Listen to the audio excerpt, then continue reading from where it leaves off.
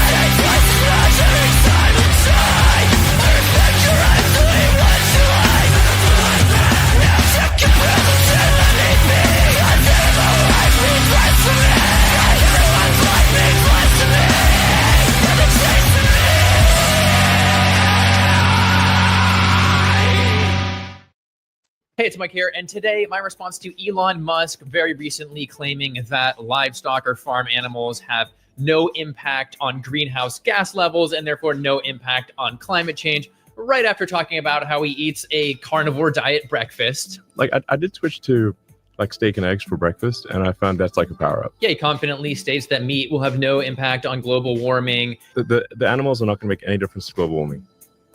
Like, none. No, it's zero.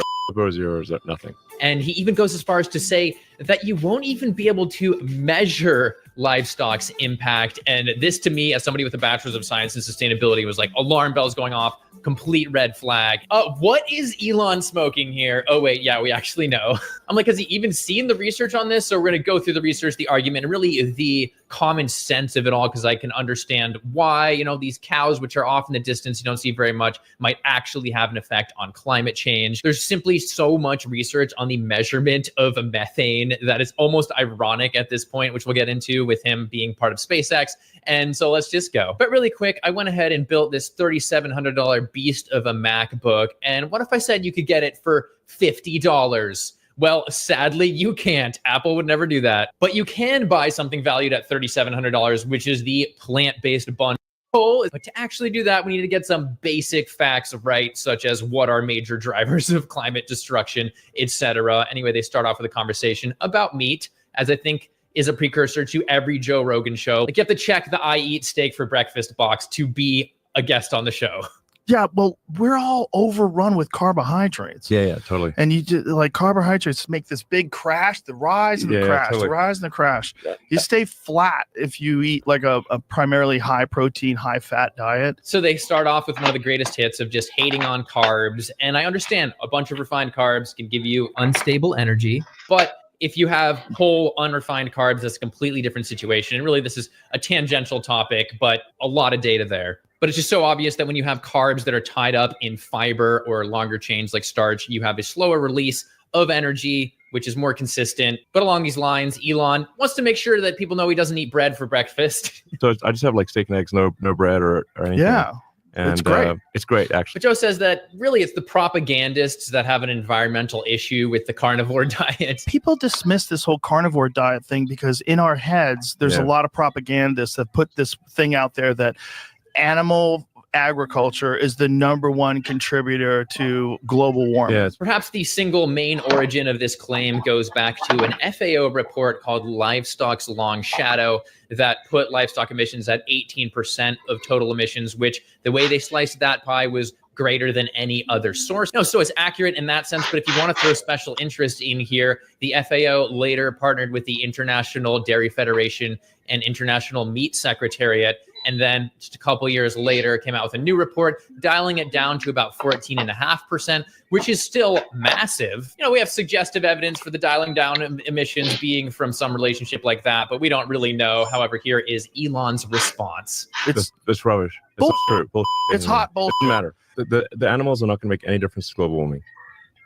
Like none. No, it's zero. horrible. Suppose zero is nothing. But it's wild to me that he so confidently states this, but it's very clear to me, at least, that he has either not looked at the research, doesn't want to look at the research, or just outright denies it. He even goes on to say again that it won't even be measurable. Like, it's just that irrelevant. It's not going to make any difference to global warming or the CO2 concentration in the atmosphere. Really, if people eat fewer steaks, it doesn't matter. It's irrelevant. Irrelevant. I want to just be super clear about that. Yeah. Will not matter. You will not even be able to measure it. Okay, that's how irrelevant it is. That's unmeasurable. And if somebody says it does make a difference, I'm like, how will you measure it? And if you can't even measure it, then it's as much as you want. It's not going to make a difference. Sing it. Do these dudes Sing look it. Tell the healthy world. to you? Yeah. They then actually cut the show and then just went and danced off into the sunset, just carrying big steaks. He says that it won't make a difference to global warming and also won't make a difference to CO2 concentrations. However, I'm sure he's aware of like CO2 equivalents as well as other greenhouse gases such as methane, which is the main concern here. For those that don't know, over 100 years, it's 32 times as powerful as CO2 and about 86 times as powerful over 20 years. But he repeats multiple times that you won't even be able to measure it, that it's immeasurable, that it's so small. And there's a couple interpretations here. First of all, that he's saying that it's just going to be such a small fraction that it's immeasurable in terms of how relevant it is. But then there's also just literally whether we can measure it or not, and whether or not that's what he meant. I feel like we need to cover that because there's a ton to learn in the area of measuring methane. First of all, we can literally see it by measuring it with devices such as this Swedish team's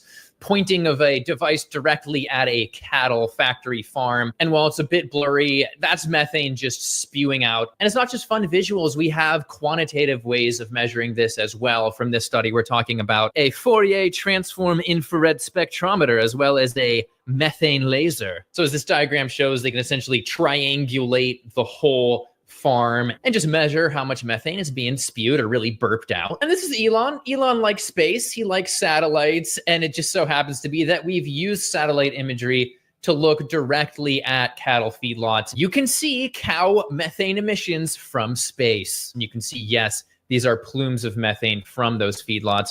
Zooming in here, you can just see it's just like one big super burp blob. But perhaps most ironically, this is from environmental data firm Greenhouse Gas Sat, GHG Sat, which can really ironically use SpaceX, Elon's space company, to launch their methane measuring satellites. And if somebody says it does make a difference, I'm like, how will you measure it? And if you can't even measure it, then it's And I don't want to get too much into like Elon's personality and volatility, etc. here, but this is what scares me about having people that are that rich is the idea that he might hear me say this, he probably won't though, and be like, oh, they're doing this, and then just not let them launch again the same way. He previously refused to let Ukraine have Starlink satellite internet because of how he felt, has since been on calls with Putin. Like, again, he's volatile. We just don't know what he's going to do. I mean, him toking up on Joe Rogan in the past led to Tesla stock taking a nosedive. But enough about that side of him for now. I will say, though, that it's not the first time I've heard, just from an intuitive aspect, that cattle or animal farming really probably doesn't affect the entire atmosphere. We have these cows here and there off in the distance on farms. Like, does that really affect the entire planet's greenhouse gas concentrations? I had a friend express this to me. And so I went and I looked at the numbers and I'll share them with you. First of all, I think cars having an effect on the planet is a lot easier for people to grasp. We see cars everywhere. We're in them. But it is the case that in terms of cattle population globally, it's at 1.55 billion and global car population is at 1.475 billion. So more cattle than cars. And then when talking about the size, yeah, your average car is a bit heavier, around 4,000 pounds, but then your average engine might only be 600 pounds, while these cattle are often slaughtered at 1,200 or 1,400 pounds. But perhaps the main difference is that cattle's metabolism is going 24 hours a day. They're eating and burping. But the average car, even in the US, is driven for less than an hour a day. The other 23 hours a day, it's just off. Let's do some quick math because I think it illustrates this really well. An often cited figure is 220 pounds of methane per bovine per year. Then multiply that by 1.5 billion cattle, and then by 32, that CO2 equivalent over 100 years Now change your units and you got about 5.5 gigatons of CO2 equivalent. And that surpasses all passenger cars on planet Earth, which land between 3 and 3.5 gigatons per year. And that's not counting any of the transportation or crops grown to feed livestock, etc. That is huge. So at this point, I hope you can see that the 1.5 billion cows alone, not counting other livestock, is clearly enough to have an impact on actual methane levels. And that brings me to the actual amount of methane in the atmosphere and our estimates from cattle. Well, we can just look to NASA here. I know NASA is a trigger word for certain conspiracy people, but NASA, we can see that the methane concentration has just hockey sticked up. And as they say, 60% of emissions, and clearly all of this change is due to human-driven emissions of methane. And yeah, just because we can measure cattle emissions doesn't mean that it really is that big of the overall slice of the pie, functionally immeasurable. But looking to the actual slice of the pie, depending on how you cut it, we can see that, yeah, livestock digestive fermentation is actually the single largest source on this chart. And just for a more illustrative version of this, from this UN article titled, quote, "Methane emissions are driving climate change. Here's how to reduce them," literally has cows as the hero image, the main background image of that. So the UN's probably just wrong. Elon's right. He has more money, probably. So if people eat fewer steaks, it doesn't matter. It's irrelevant. Irrelevant. Yeah, he just said you could eat a pure all steak diet and it would not matter. But guess what I've studied before? This. Well, from this recent Oxford study, you can very easily see that a vegan diet has like 70% lower emissions than a standard meat diet. And from that study, you can quite easily extrapolate what a carnivore diet would look like. And yeah, it's about 25 times as bad as a vegan diet for emissions. I do go more into the numbers on that in my video on that topic if you want to see it. And really quickly, there are two other points about methane that I always try to drive home, but I've never heard anybody else really mention. And that is, firstly, that methane is much more powerful over a short time period in terms of 100 years, which we're normally looking at. Again, it's 32, but you're getting up to 20. Again, it's 86. If you're going to 10 years, it's even higher at over 100. Simply put, that's a timeline that we care about. So going back to our chalkboard to get more dramatic, that 5.5 gigatons of CO2 equivalent jumps to nearly 15 gigatons of CO2 equivalent over a 20-year period in which methane is, again, relatively more powerful. Insane. But also, and perhaps even more importantly, that we're just undercounting methane when comparing it directly to CO2 because of what is called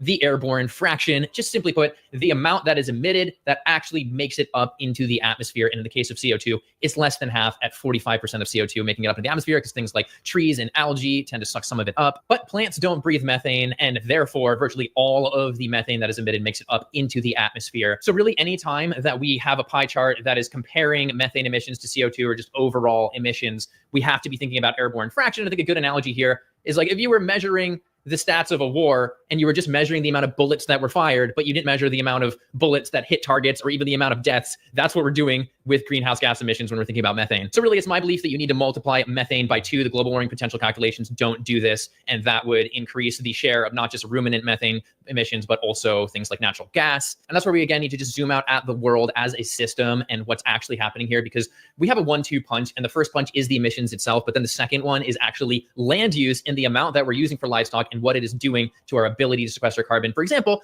30% of ice-free land on planet Earth is used for livestock, and about 75% of all of our agricultural land is used for livestock, whether it's grazing or growing crops. And so this is a major driver of desertification and deforestation. And as this paper mentions, at least 80% of Amazon destruction is from cattle ranching. You've heard it before. That's the lungs of the earth that are literally being crushed and really burnt because of cattle ranching. If people eat fewer steaks, it doesn't matter. It's irrelevant. Irrelevant. And then we can just think of what we could be doing with all of this livestock land instead. And I did a simple transparent calculation. You can look at the Google sheet here. If we just took the land in the US that is used for livestock and planted trees on them, got maybe an average carbon sequestration yield from them, we could sequester the vast majority of the US's emissions. And there's something else I want to cover here that Joe mentioned, because again, with Joe, everything has to be a conspiracy, blah, blah, blah. He recently said that veganism is a psyop. That was my last video from last week. You can watch, but here he is. Do you think that that's just propaganda because of people that have a vested interest in like plant-based meat products and things along those lines, green energy? I think it's part of it. People have a vested interest in everything. It's simply how it works. But again, it's how much is that vested interest deceiving, affecting people's lives, et cetera? How powerful is it really? And in terms of those plant-based products, well, we can just see that the meat industry is a $1.5 trillion industry. Well, the meat alternative industry is just $10 billion. So it's 150 times smaller of a vested interest. But Joe always talks about that vested interest. But then what about that green energy vested interest? Well, fossil fuels, yeah, the oil and gas industry is worth $4 trillion, roughly 4 times the size of the renewable industry. So yeah, to point a vested interest finger at clean energy and not mention fossil fuels is like just clinically insane. Like, we're talking about the fossil fuel industry. We're talking about things like Exxon, who had their own internal paper show that climate change was potentially a threat and driven by fossil fuels in the 70s, and then just hit it for decades, continuing to lobby millions of dollars each year to the government, as well as just spreading the message that climate change wasn't a threat. And I'll just say a couple more words about Elon here, because I am worried that there's a lot of people that just idolize him, think that everything that he says is correct, and he's like the best thing that has happened to planet Earth. He's going to save us all. But he's just a human, and humans can be wrong. I can be wrong. Clearly, he can be wrong and has been in the past. And I think, unfortunately, there's a lot of energy being put around marketing Elon as this amazing genius. And yeah, I think he's smart, but I think perhaps his best superpower is getting smart people to do stuff for him and really putting their nose to the grindstone, like what happened with Tesla, and then marketing it so he gets all the credit. For example, despite him not technically being a founder of Tesla, through a lawsuit and then a contract, he made it so it was okay to call himself the founder of Tesla, even though it's just not a fact. It'd be like me making a contract just saying I was one of the founding fathers of the United States. Being like, hey, put me on Mount Rushmore. It says right here, I founded all this. Yeah, why would he do this from one of the actual founders via Business Insider quote? My guess is because he tried for years to set the narrative that he was the founder, and people know that's not true now. Now, that, as well as the story of PayPal, where he was having like a failing bank and bought really what was the actual PayPal system and then sold that. Just all of these things, there's this ethos of Elon that just doesn't really add up. So in the end, I think it's unfortunate that he's gotten into this whole like, yeah, steak and eggs for breakfast mentality. And then just the denial of animal agriculture's very clear impact on the atmosphere, on climate change, on greenhouse gas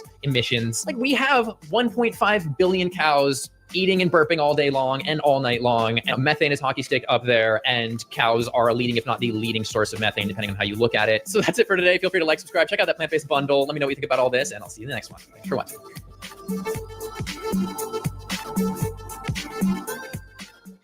VGT Live is a space for discussing morality, critiquing the enemies of natural law, and supporting its proponents, always encouraging them, our friends, and ourselves to do less harm to the world through continued use of shadow work.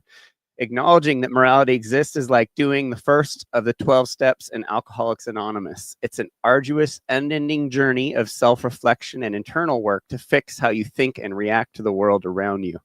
Satanism is not what they taught us it was on TV. It's not just people who worship the devil or who play in death metal bands. It's how most people live today, living an internally selfish lifestyle, ignorant of the rules of natural law. This is the reason why we are where we are today. An activist who doesn't practice their own principles to the fullest is an activist of nothing. Strict personal adherence to and the passing along of these principles is integral to bringing back balance to our sick and immoral society. As always, this show is open and live, giving anyone the ability to come on and speak or defend themselves. Please do not kill the messenger. Do not focus on me or anyone else on the show too much, as humans are fallible, but natural law is not. A lot of things said on this show may trigger you, but don't forget, getting offended is for bitches. What's up, guys? Hey. Another quiet evening on the internet. I'm just trying to like figure out my YouTube password so then I can throw that on the other screen and then kind of like and subscribe. So I was in little passcode hell there. Excuse me. And I threw some. You guys are talking about Volkswagens there just before the intro there, weren't you? I had like a 74 fuel injected Bug. Oh, cool. A super beetle? It looked like a bumblebee, and like in the Calgary winters, it didn't. Like, in I had Canada, to get the scraper and the frost on the. It was Yikes, so cold. Oh. Yeah. Anyways, not as cool as yours. Vehicle. And I've shared something for plant-based over there. There's to check out liveO2.com. It's actually a cool thing to supplement oxygen when you're doing things like cycling on the spot. Oh, yeah. Yeah, it's very cool. Anyways. Oh. Sava? Yeah. So, so not only, I mean, whether or not you believe in man-made global warming is as bad of a problem as it is, or whatever you believe in politically, the idea of not shitting where you eat is a pretty good idea to have. It's kind of necessary for survival. Mm. And like growing up in California, we drive up the 5 north, and you start hitting these factory farms, and you got to roll up the windows and turn the vents off, and it becomes intolerable, basically. And thank God you're driving quickly through it on the highway, or else, I've been nauseous driving through there before, because of how many cows they have in a small area, and the slurry pits that they have. And what Mike was saying about people like, oh, cars do the most. It really isn't. In the Central Valley, where the 5 freeway is, the cows there put more CO2, put more gas into the air than the entire transportation sector. And it's really sad having to drive by these places. When I was like an animal activist kid, when I was young, we used to go to concerts and stuff, and we drive up and down the coast and have to drive through there, and just like it was really disturbing. But also asthma. Methane is one of the leading contributors to asthma. Asthma is not something you want your kids to have. The Central Valley, everyone has asthma in the Central Valley. Basically, it's really, really bad. And it's just, if this was if this was the food we're supposed to be eating, would it have all these negative repercussions? People having the people that have to kill these animals have mental health problems over it. There's physical health problems that just leaks out of these buildings. Satanism leaks out of these buildings and infects people in the community, mentally, physically.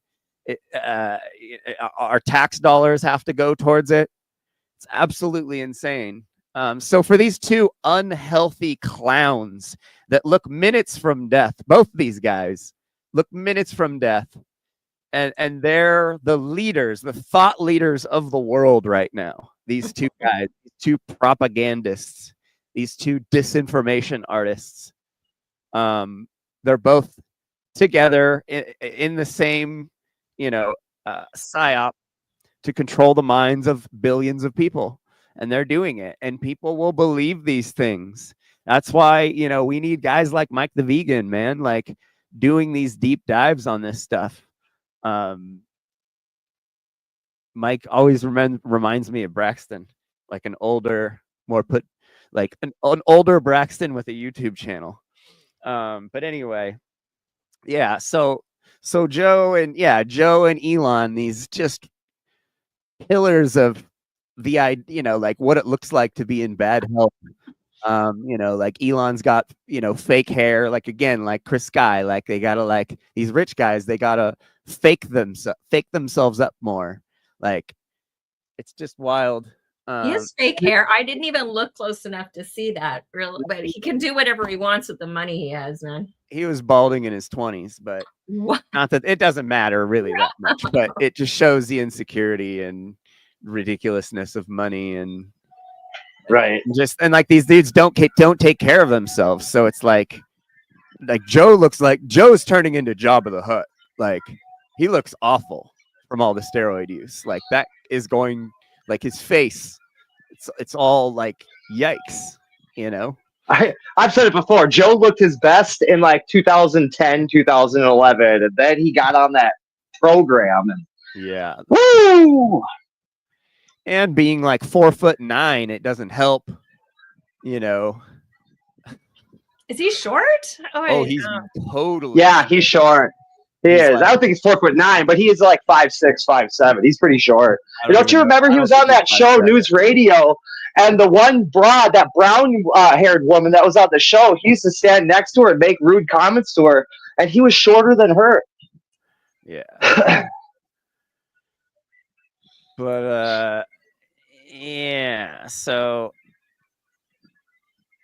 it's a little disturbing that these guys have, and we're just gonna have whenever these guys do these shows together and say these dumb things.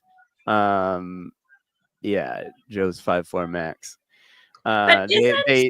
They create truth basically amongst idiots.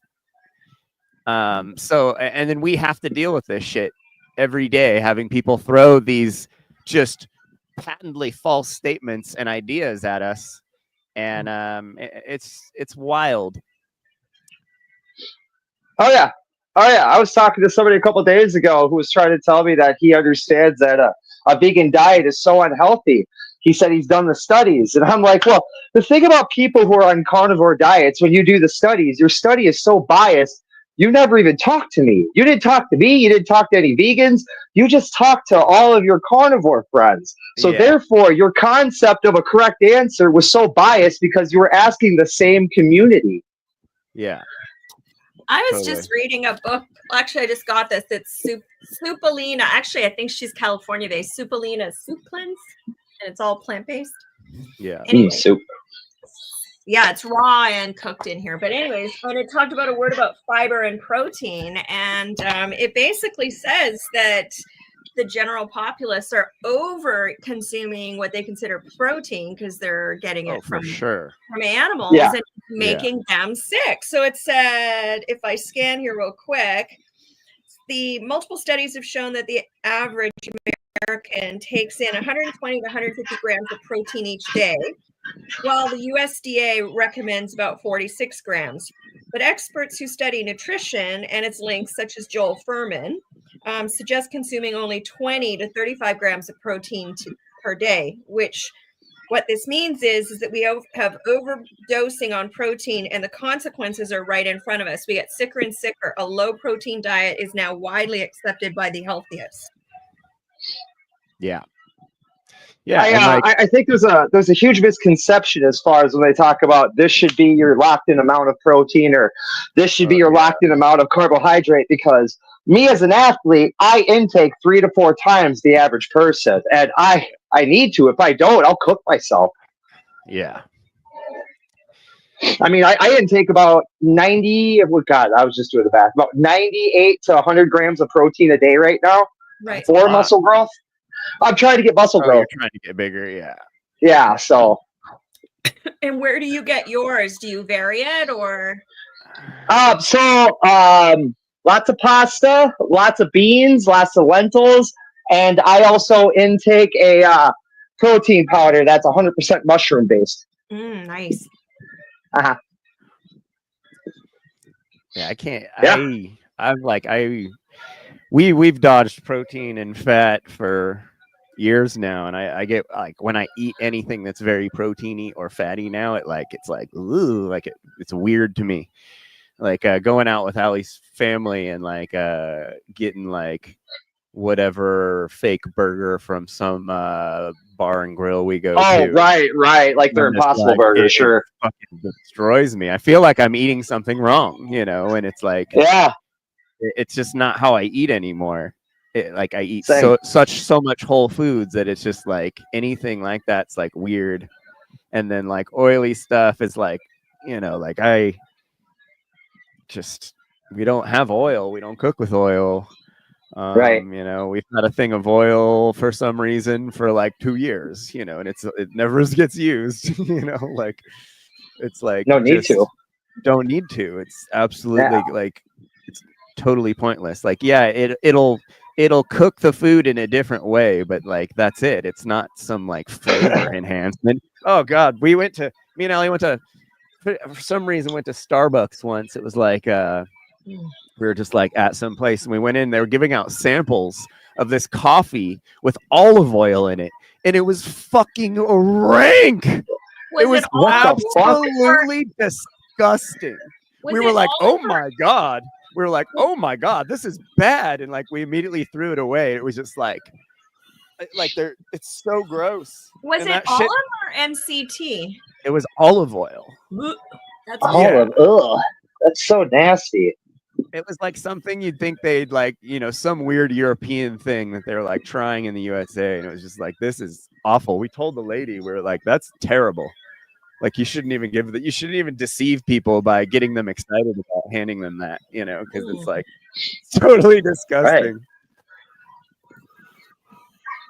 Odd. That doesn't even stop. Who walks into a Starbucks and goes, yeah, put olive oil on that shit? I mean, I Yeah. know there's a trend MCT oil or coconut oil, but Yeah. olive oil is just like bleh. That was the whole bulletproof thing that got debunked. That shit's gone. The whole Oh, thank God. Yeah, Oh, it was tasty, that- but the coffee up, where William? they put butter and MCT oil in it. yeah, and they like. Yep.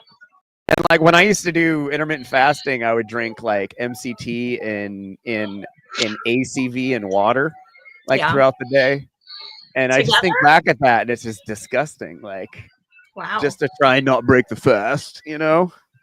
Which me and Christian were just talking about this, like as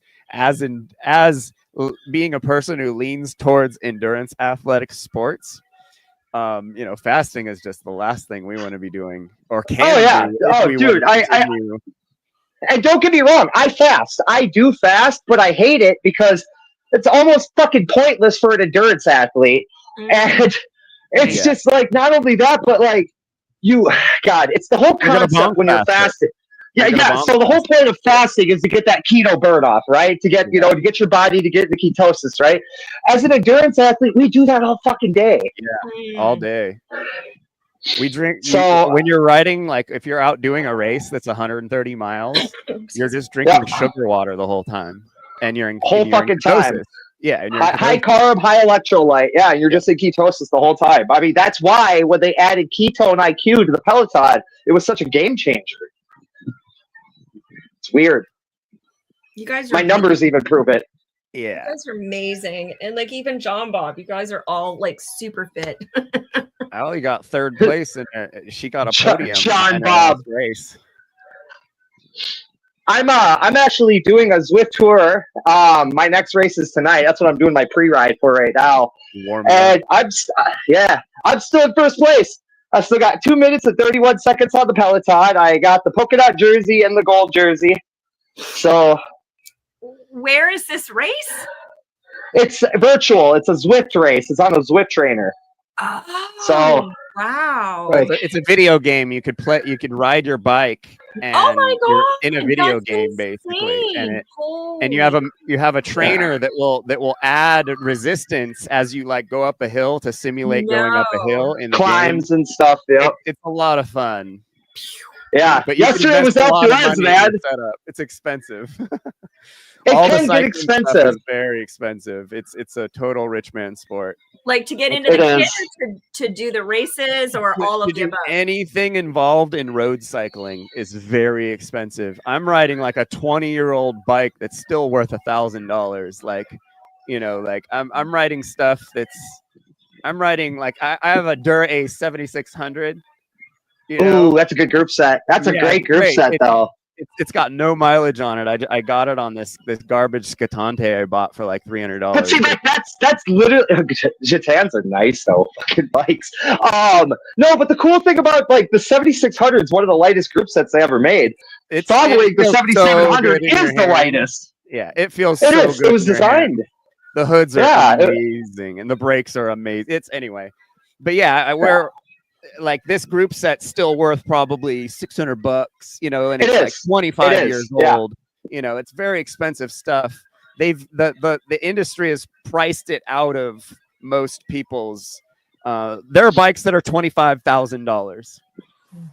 Yeah, $30,000. He's right. I've like right now. Bike. Yeah, I'm sitting on a motorcycle, a bicycle.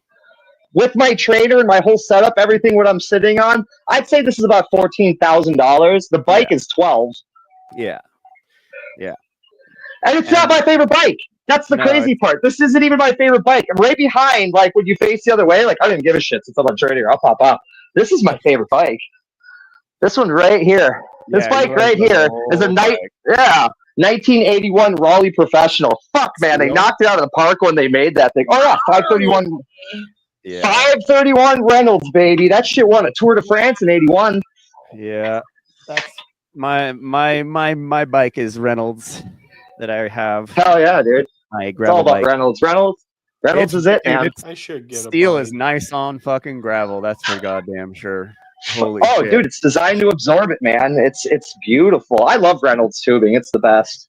But anyway, yeah, Joe Rogan and Elon Musk don't know shit about being healthy and shouldn't be giving anyone advice. They don't even. The best part is they're not carnivore.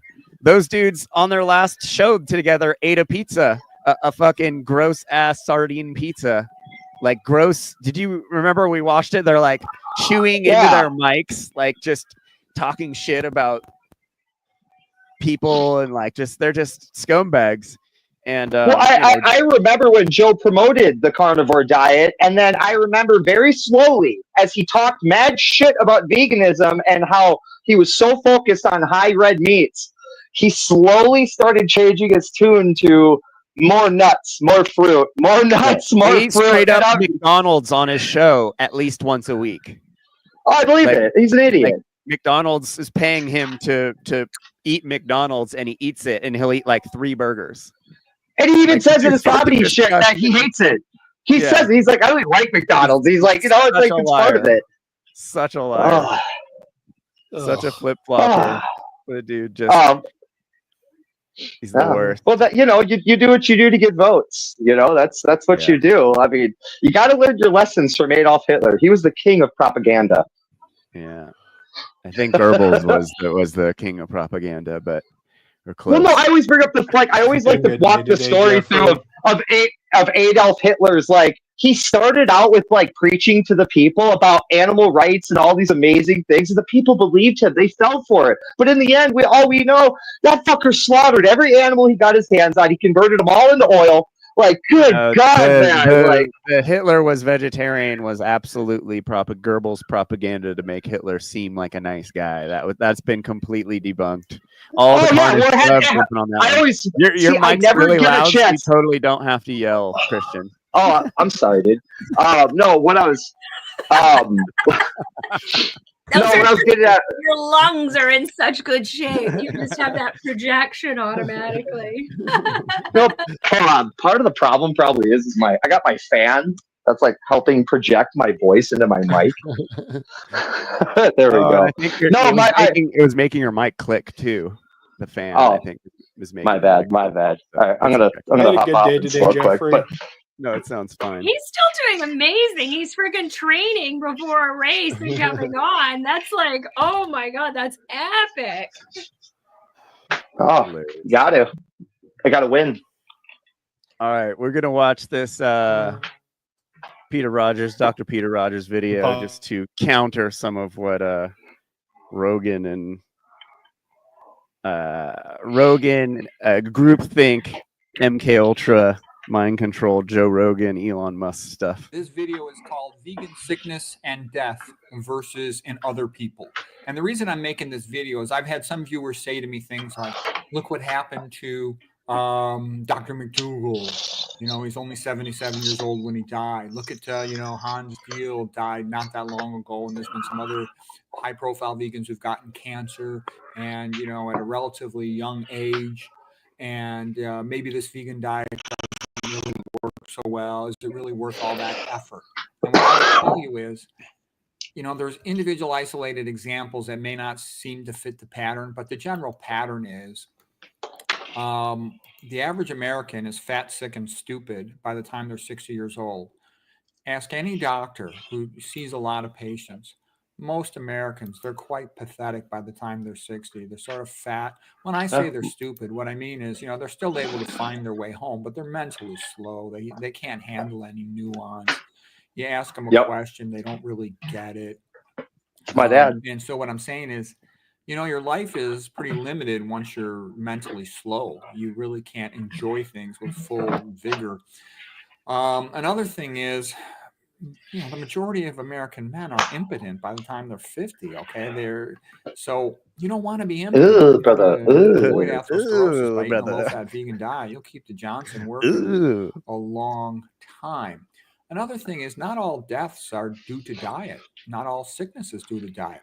People can die from trauma and cancer and some other diseases not related to diet. Genetic diseases are uncommon. Genetic vulnerabilities do happen where some people are just more vulnerable to cancer for whatever the reason.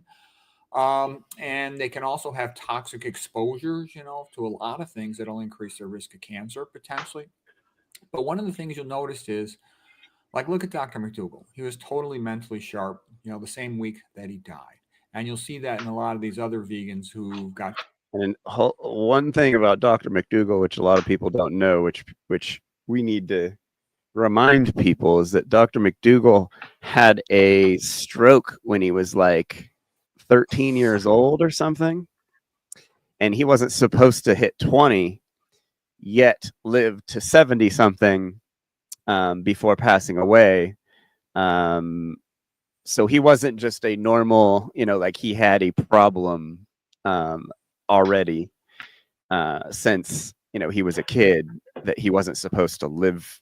He wasn't. He is a very healthy guy. And if you watch, any of his last couple of videos, it was so funny. I was watching a video with him and his wife, and I was like, I got to get McDougall on the show. I'm like his prototype number one. My mom got me on, raised me on the McDougall diet from 1978 on. And that's basically like when he introduced it was like 1977, I think. So it's like I was, a 45-year-old prototype of his diet. And I was just like, man, I got to get this guy on. And like a week later, he passed. And it was quite a bummer. But if you watch those videos of him and his wife, they're killing it.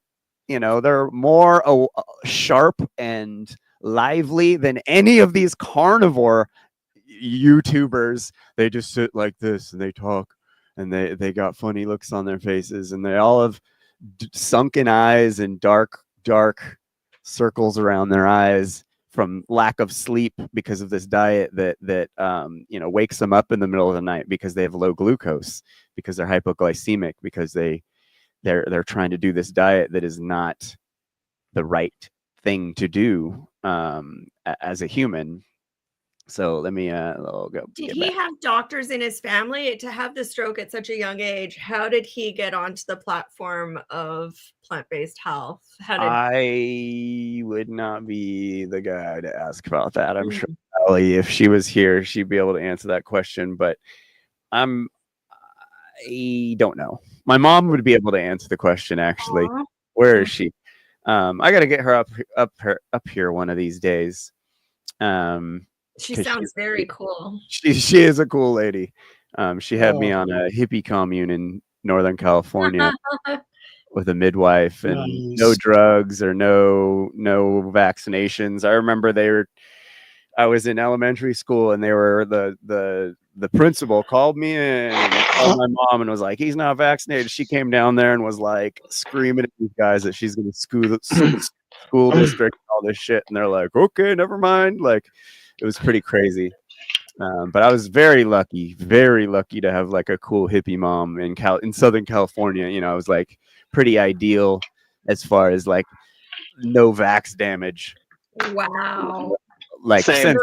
Like my mom was also an anti-vaxxer, so I was lucky enough to not get the poke ever. And it's a night or day difference when it comes to knowledge. When you talk to people, you could like just generally tell people who are fully vaccinated. I've always felt my health has always been leaps and aboves of everyone around me my whole life. Wow, that's astounding. And I can only point at that. Yeah.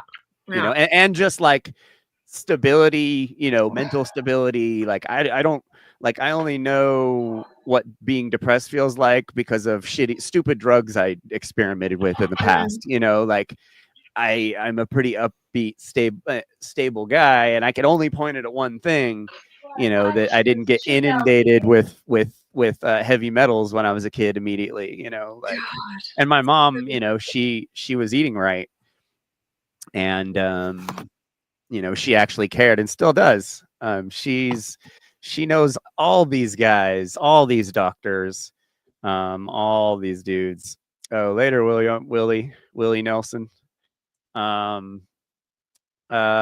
is just so amazing. I mean, that is a whole other echelon to have the eating regimen that you had to be kept safe from the jibby jabs. God, it was pretty dope. Like there's a place called Mother's Market in Orange County, Newport Beach. Shout out to Mother's Market. I grew up going to that health food store. And like I remember eating chicken a couple times, but she'd get like these super organic, free range chickens, you know, from like very rarely that would happen that we would eat meat. Like very, very rarely. Like it would be every once in a while. We weren't vegans or ultra strict, but 95% vegetarian diet growing up.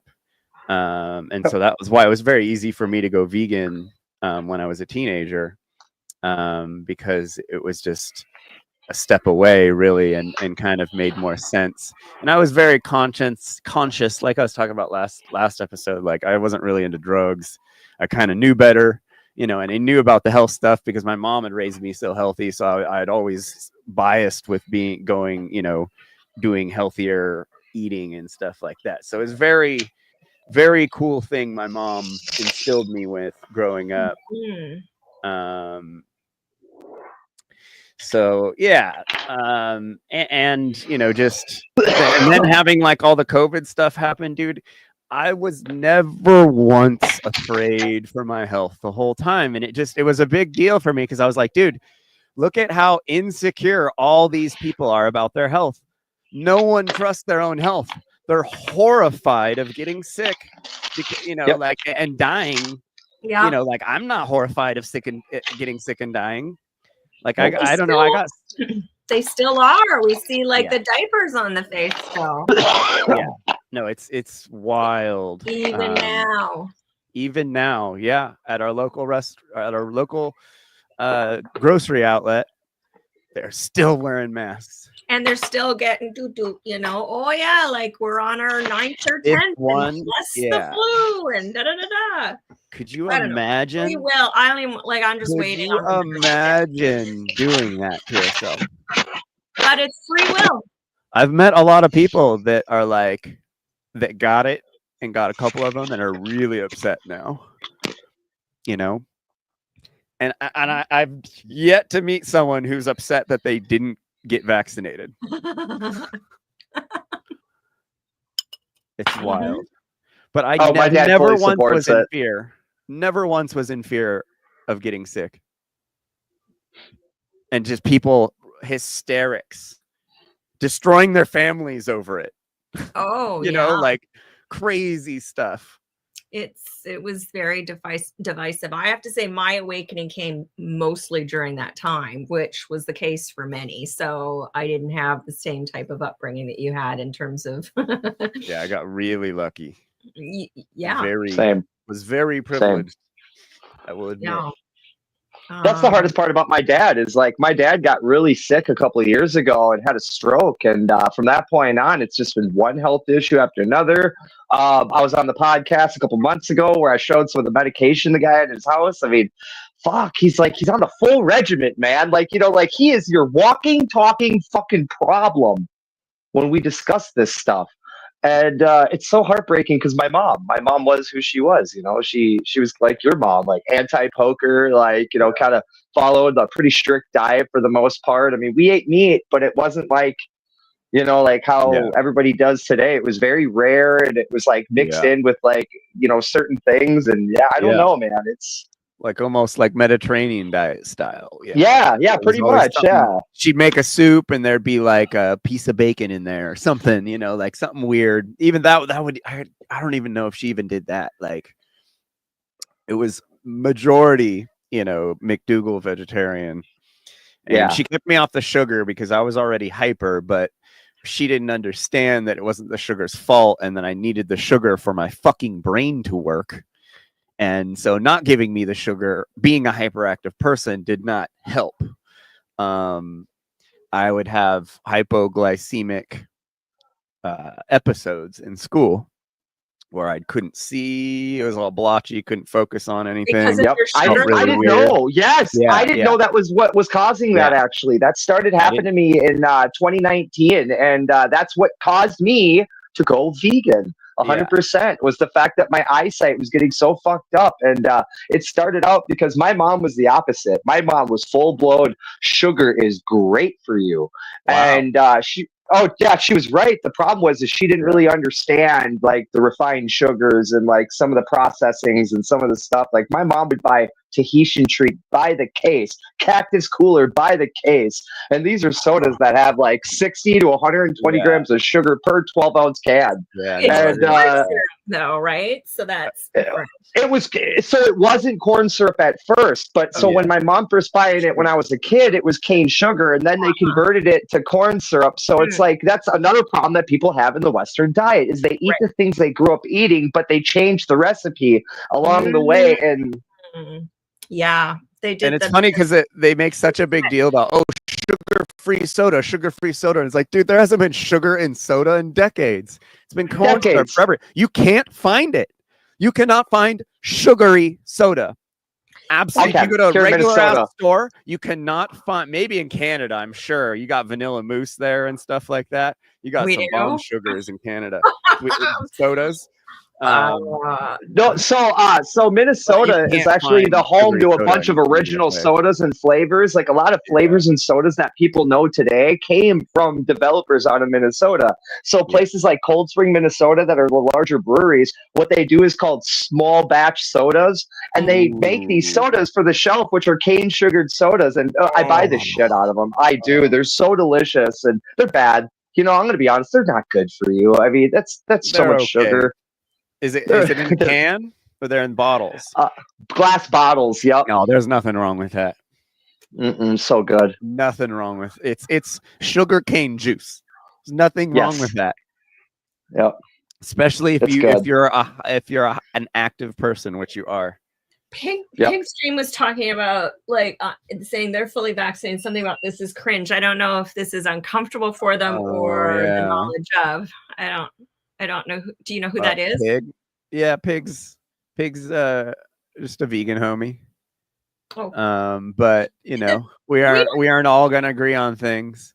I hate to say it, Pigs, but I don't have a single poke in me. My children don't have a single poke in them. I mean, I'm a pretty high performing athlete. My son, who's 7, is a very high performing athlete. He's a very high thinker like me, and I don't know. I think that's contributed to not getting heavy metals and random modified chemicals put into my system under the concept of hoping possibly in the future it might give me better health.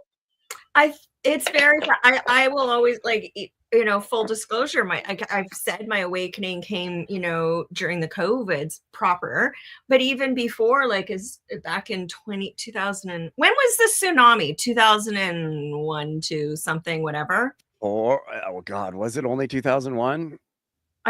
It must whatever have been 2004. Well, I went to Thailand and knowing, they're like, you need the malaria jab. So off I go and get this goddamn malaria jab. I swear to God, it did not leave my system until practically this year. That I went from doing power yoga, 3-hour bikes around Lake Geneva without even nothing. I was absolutely... the rug was pulled out from under me. That was my no more pokey dokies. That's we're done. But everybody has to have that kind of moment. What? There's just no need for it, and when you think about it, we're indoctrinated. You need to go so you don't get malaria. So I mean, when you teach people the history of vaccines, where they came from, where the center point is, and how it landed where it is today, I mean, I'm surprised why people even sit there and defend it. With animals also, they'll vaccinate their animals without even blinking an eye.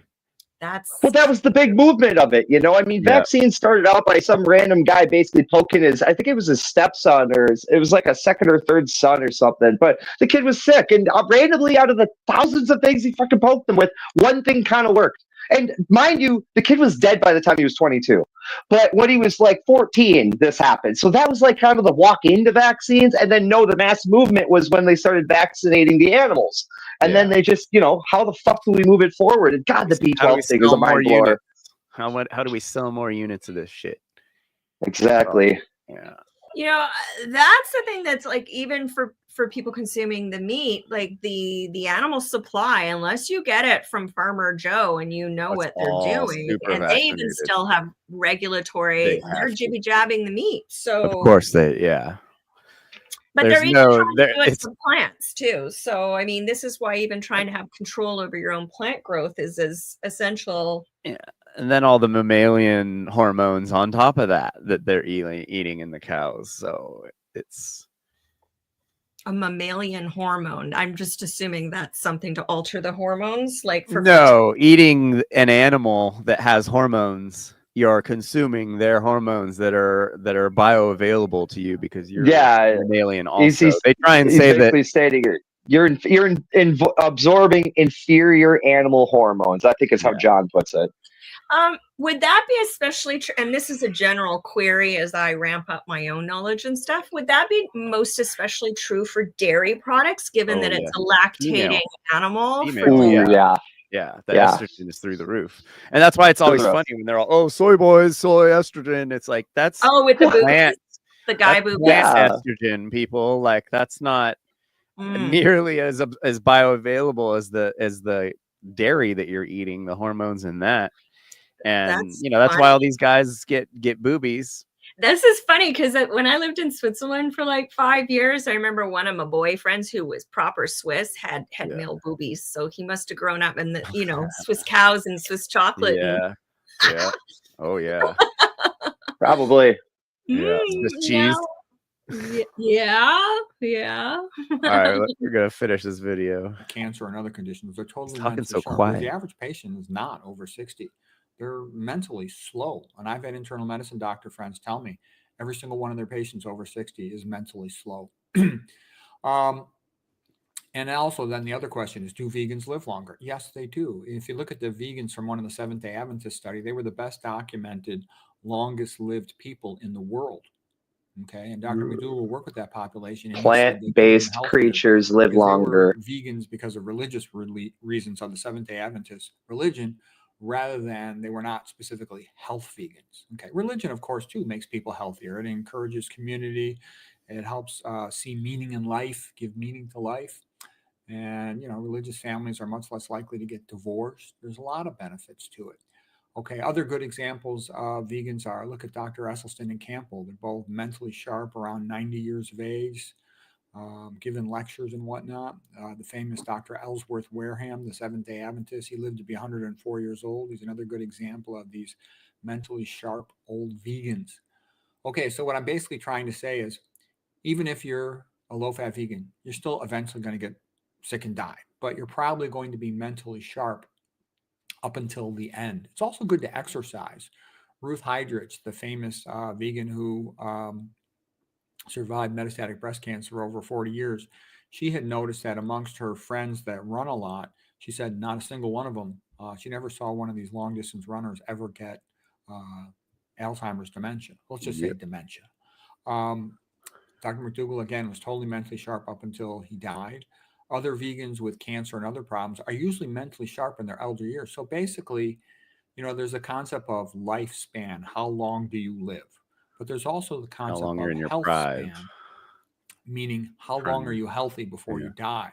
So if you have a low-fat vegan who dies at 80 years of age, and you have a regular SAD diet, Mediterranean diet type person who dies at 80 years of age, it is likely that the low-fat vegan was mentally sharp up until the time they died. Okay, versus the SAD diet eater, the high-fat Mediterranean diet with meat and all that stuff, they probably had many years of mental decline before the time of their death. So it's definitely a winner to go down this path. Okay, I see this all the time, and you'll see it lots of times. People who are fat and not doing so well, diabetic, hypertensive, coronary artery disease, they go low-fat vegan, then they're skinny, energetic, and mentally sharp. Okay, there's no other way to reverse that.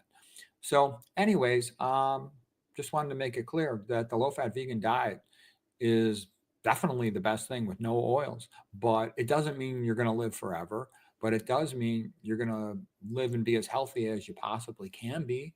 I studied this for 30 years, and this is the best I can tell you. I want to know these answers for myself, for my patients too. This is the best you could do. I really don't care about all this philosophical stuff. I just want to get to the truth about health. And as far as I can tell, low fat, low sodium, 100% vegan, even low protein, no oils, all organic, whole foods only, single ingredient foods only, none of these sweets, none of this soda pop, none of this flour, no artificial sweeteners, no alcohol, no tobacco, no medications. The only thing I take is vitamin B12 methylcobalamin. as far as I can tell from extensive study, that's the best you can do in terms of health. Also, to get your sunshine, get your exercise, get your sleep, maintain friendships, family relationships, social support system, have a religion. Religious people are a lot healthier. Do something positive, have a sense of purpose in your life, because that makes you more resilient. It gives you the energy to withstand all the inevitable disappointment, sadness, and suffering that's part of life. Yep. But you can cope with it better because you also have something that makes it worthwhile to endure all that. So I hope that was helpful.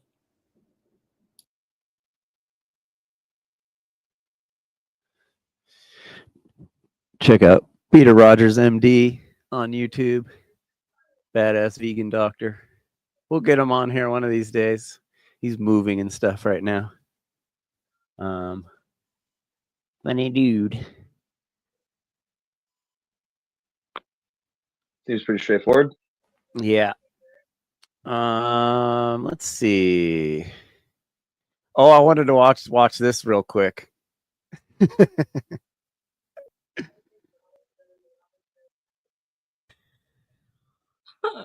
Okay.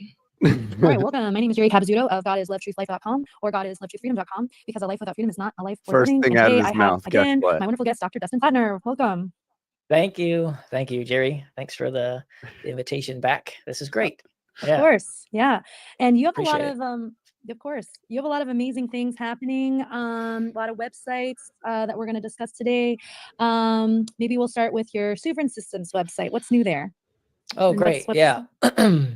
Yeah, it's kind of interesting to sort of explain what I do in my activist work.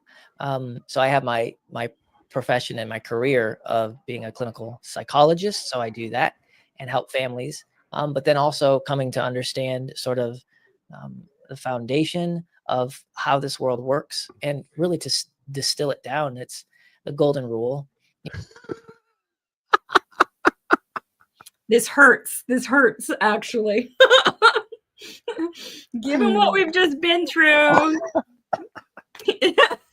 I'm so confused. What am I watching right now? Nothing important is what I can say.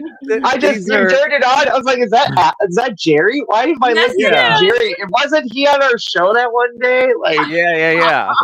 These are two defects from the show. Defectors from the show.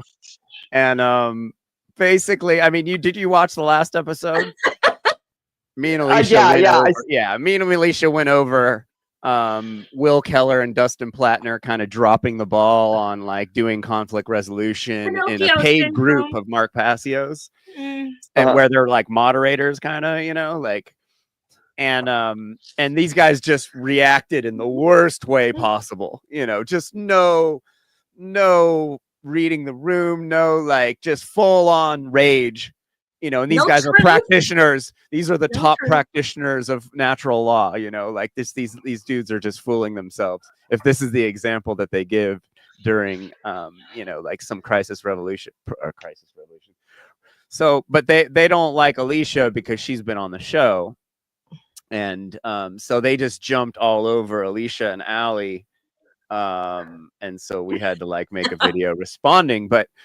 The first thing this dude says is it's like he's always talking about the golden rule, but like he just showed us an example of him not doing unto others what he would want done to him, and so the like gall to go and like make a video, the hypocrisy immediately afterwards, when you just fumbled the fucking ball so hard, and you let your ego and your little like sensitive ego with you and your buddies and your social group, you let that cloud your judgment and make yourself look ridiculous. Especially this dude calls himself a doctor, and says he helps. This dude just this whole show he's just talking about himself and all this stuff, but then the stuff he's explaining that he's doing, he's not explaining it really very well. There's some app, I don't know, but it's not all like this video here.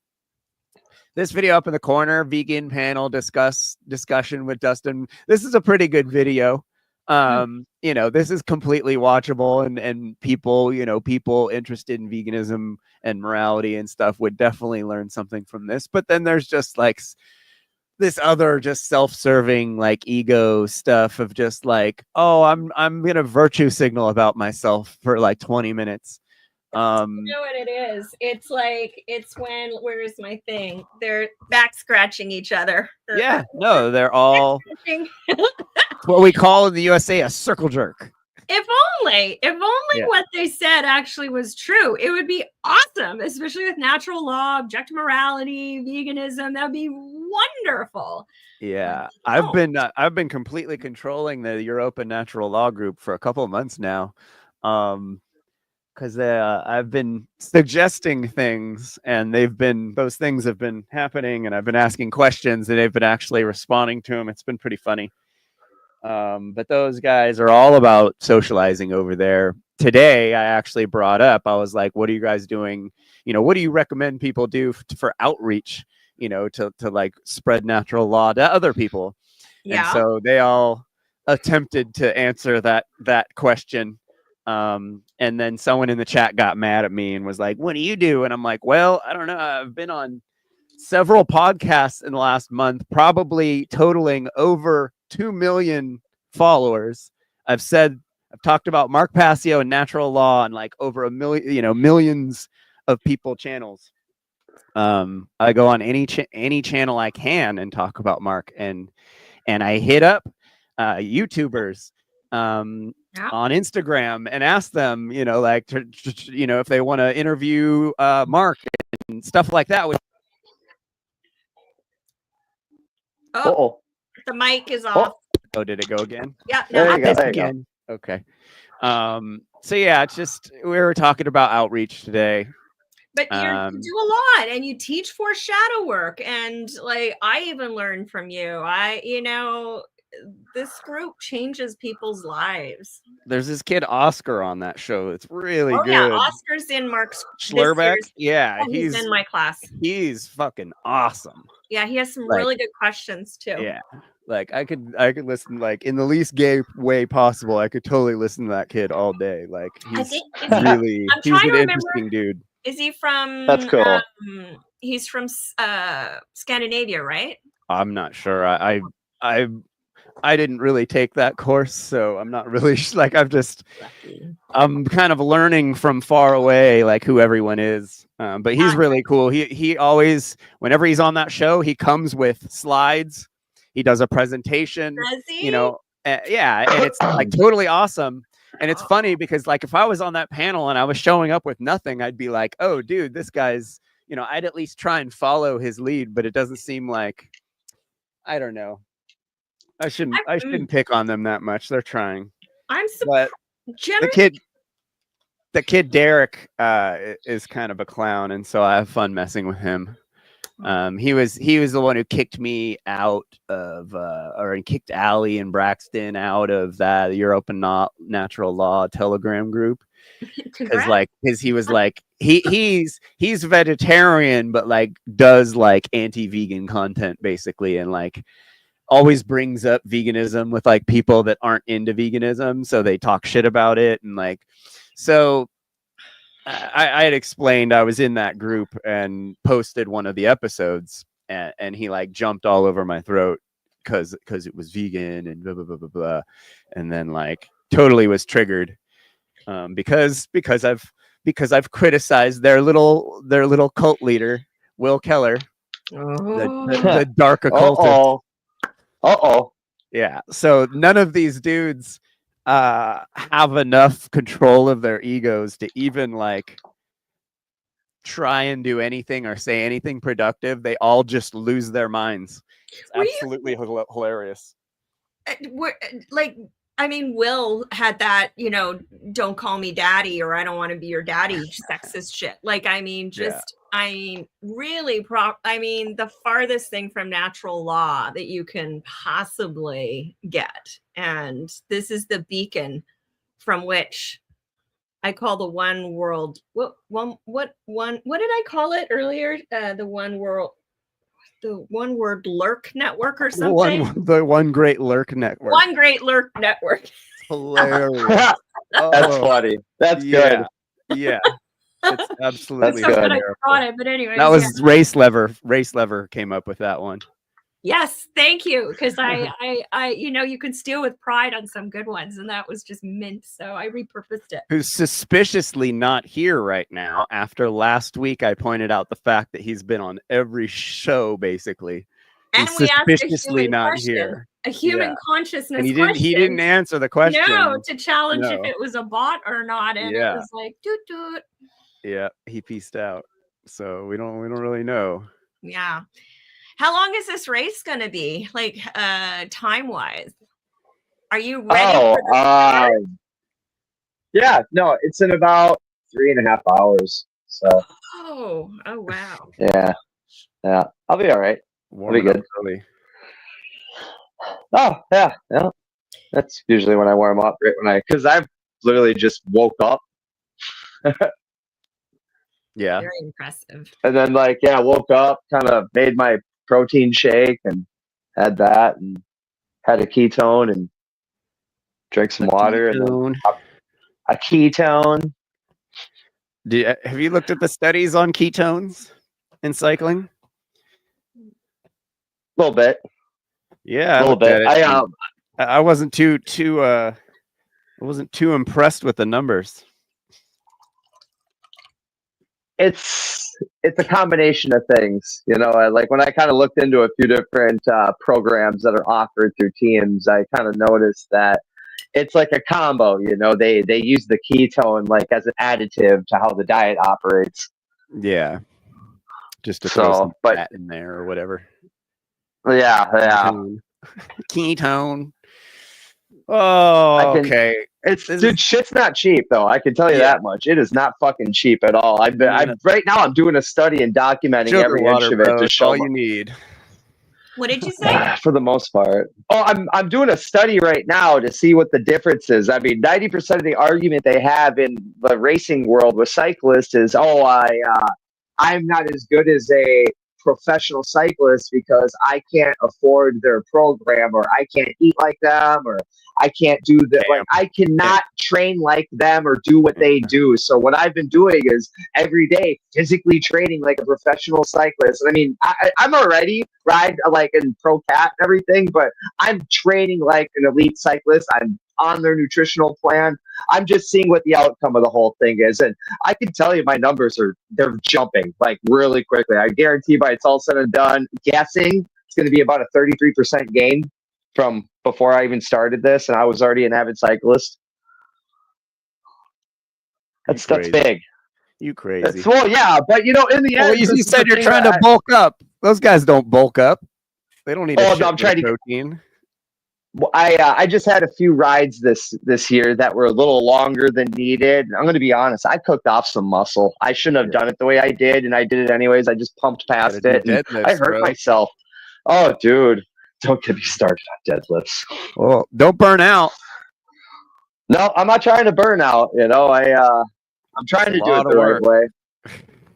I tell you this much. When I'm all said and done with this study, I'm going to tell people, you can be a professional riding a pro peloton with elite cyclists. The problem is it's going to cost you a minimal of $320 to $700 a month just within like a professional.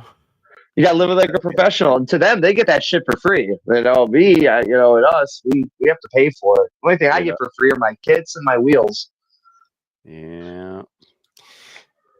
Well, we've covered Charlie Kirk before. This guy's a conservative clown show YouTuber who's got like some really weak ass arguments. He really gets people riled up, though. He gets people so upset. Yeah, this kind of stuff is funny. So I want to ask you, what do you think about veganism? That's not vegetarian. I am not a fan of vegan, but you have a right to be vegan, obviously. So let me clarify. Yeah. You on abortion, you support pretty much banning abortion in most situations. Yes, but humans are not rabbits. Yes, so humans are not deer and humans are not cows. Okay, so I want to ask you, do you think it's a little bit hypocritical that you oppose abortion, but you also oppose veganism? Most animals, most adult like cows, pigs, chickens, they're more intelligent than fetuses and little children, small infants. Hey, everybody, hit that smash the like button.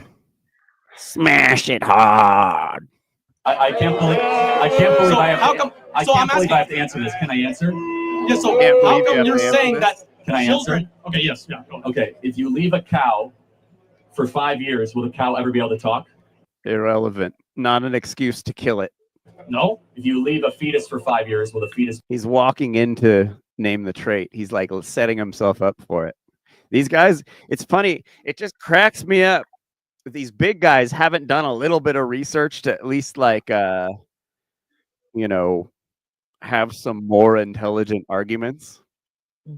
That are like actually like, hey, that guy actually came up with something new and intelligent.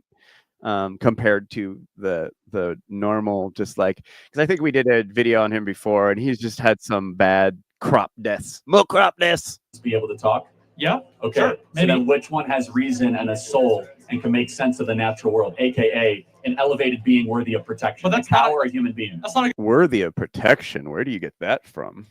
good argument. That's like saying mute humans that are born that are without the ability to speak can't have rights. It's not just about speaking, it's about reason. It's about having a soul. It's about being not an animal. What is a human being to you? A human being is someone who He's mad. You could hear in his voice he's irritated because he doesn't have the greatest arguments. I think he knows that. He's not, these guys don't want to, they want to talk shit about veganism and that's it. They don't want to actually engage in discussion about it, unless they're dumb shits like Garland Farms, that are just ego drives them too much. But these guys don't want to, like, if they were smart, like I said, they do a little bit of research and at least like know our arguments and know to like, like have statements that don't fall right into our traps that we have to lead people in to name the trait, but this dude's setting himself up for name the trait. I believe there's only one good return argument, and it's not good. It's the only solid argument that any omnivore, carnivore, or any political return to veganism is, and it's the simplicity of I don't fucking care. Yeah, no, that's it. It's that. Yeah, they'll never do that. And I mean, if they did, it would kill the argument. I mean, it's like very rare that you have someone that's like, no, I know it's wrong. I just don't care right now. It's like fucking whenever I hear that, I'm like, thank you for at least fucking not making up a bunch of bullshit, that is not true. Not embarrassing yourself and insulting my intelligence by saying macropdes or something, like it's wild. But it is for wild. People, they don't think about it because they have been habituated otherwise. Yes, no.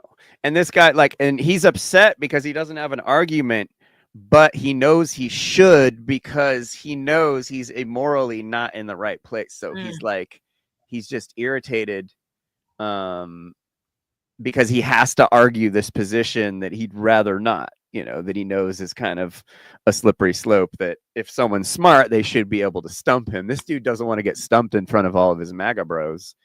So, I watched my wife hold an argument up on somebody the other day that pretty much explained why people, because they're like, I'm an animal lover, and I've seen people and vegans use oh no, you're a pet lover, not an animal lover. My wife held an argument at that. She's like, well, no, you're a controlling animal lover. You only love animals that you have the ability to control. Yeah. And I was like, that's a solid argument because it's true. I mean, most people only love animals they have the ability to control or do something about. If it's bigger or out of their control, and animals that they get something from. Like if they didn't get something out of it, they'd be like, fucking let that animal die. Yep. Whether it's like, looking at their cat and having this feeling on the inside, of like, oh, I love this thing. It's like it's definitely what's the word? Southern cyborg. You're right, though. Conditional. It's exactly what I was looking for. It's conditional. Yeah, I mean, there's control and there's ownership, which possession. Yeah. I don't know. One thing I've learned in my life from being young and making just terrible mistakes one after another to becoming an adult, having children, and learning to make mistakes for more than one person is that the biggest mistake everybody makes is the lack of accountability and the understanding of how to take accountability for it. And they don't realize how important it is to take that accountability. I mean, people will live a lie their whole life because they think it's going to make them live easier by not realizing that admitting that wrongdoing, looking yourself in the mirror and just saying, hey, I fucked up and I did this mistake, and owning it up, it's going to fucking hurt. It's going to tear you to pieces, but it's easier to move forward because I've learned that when you hit rock bottom, it's easier to stand. You have ground to stand on when you hit rock bottom, and you can work your way up from there. Other than that, you're just floating in the air and lying to yourself. Yeah. It can be challenging and painful and freeing, no matter whatever the subject is. Oh, it's all the way around, you know. I mean, I'm a veteran, so people always want to talk to me about my service and how it impacted me. And I say, you know, it's a full spectrum thing because people want to bring up my service, and I'm like, you know, I worked a fucking chicken farm for 2 years when I was a teenager. You have any idea how many lives I took? You guys are always so worried about these handfuls here and handfuls there. Yeah, this was wrong. But imagine being but imagine being like a part of a Holocaust. You know what I mean? Like working the Holocaust. Like there you are working the concentration.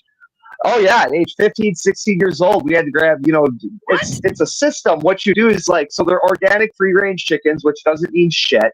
All right. Free range chickens are actually more disgusting than a fucking cage chicken. Because a cage chicken, you actually know what the fuck they're eating and where they come from. A free range chicken is pretty much still in cage, but allowed to eat their own shit, whatever cigarette butts the fucking workers throw on the ground. But you pretty much scoop them by their feet, flip them upside down. When you have a chicken upside down, they cannot control any muscle or anything. They won't flap away or nothing. They just lay there completely limp, upside down with their wings. You just take their feet, nightly hook them in nooses. You line up 10 to 15 chickens at once, and then you walk around with bolt cutters and snip, snip, snip, snip, snip all the way down and let them bleed out. Yeah, that's how organic chicken farms are ran. You know, and we just do them bundle by bundle. And, you know, so if you ever walk in the back of our chicken farm and it looks like there's a bunch of like clothing, you know, like lines and everything. Oh no, those are for the chickens, man. That's to lace the chickens up. And last week I went into YouTube Live and there was this show. And I was just like, for some reason I'm gonna jump on this show. And they had a live panel, and it was this kind of based occultist, this Australian kid, pretty cool kid, pretty young, like really young, but he's like really pretty well read in the occult.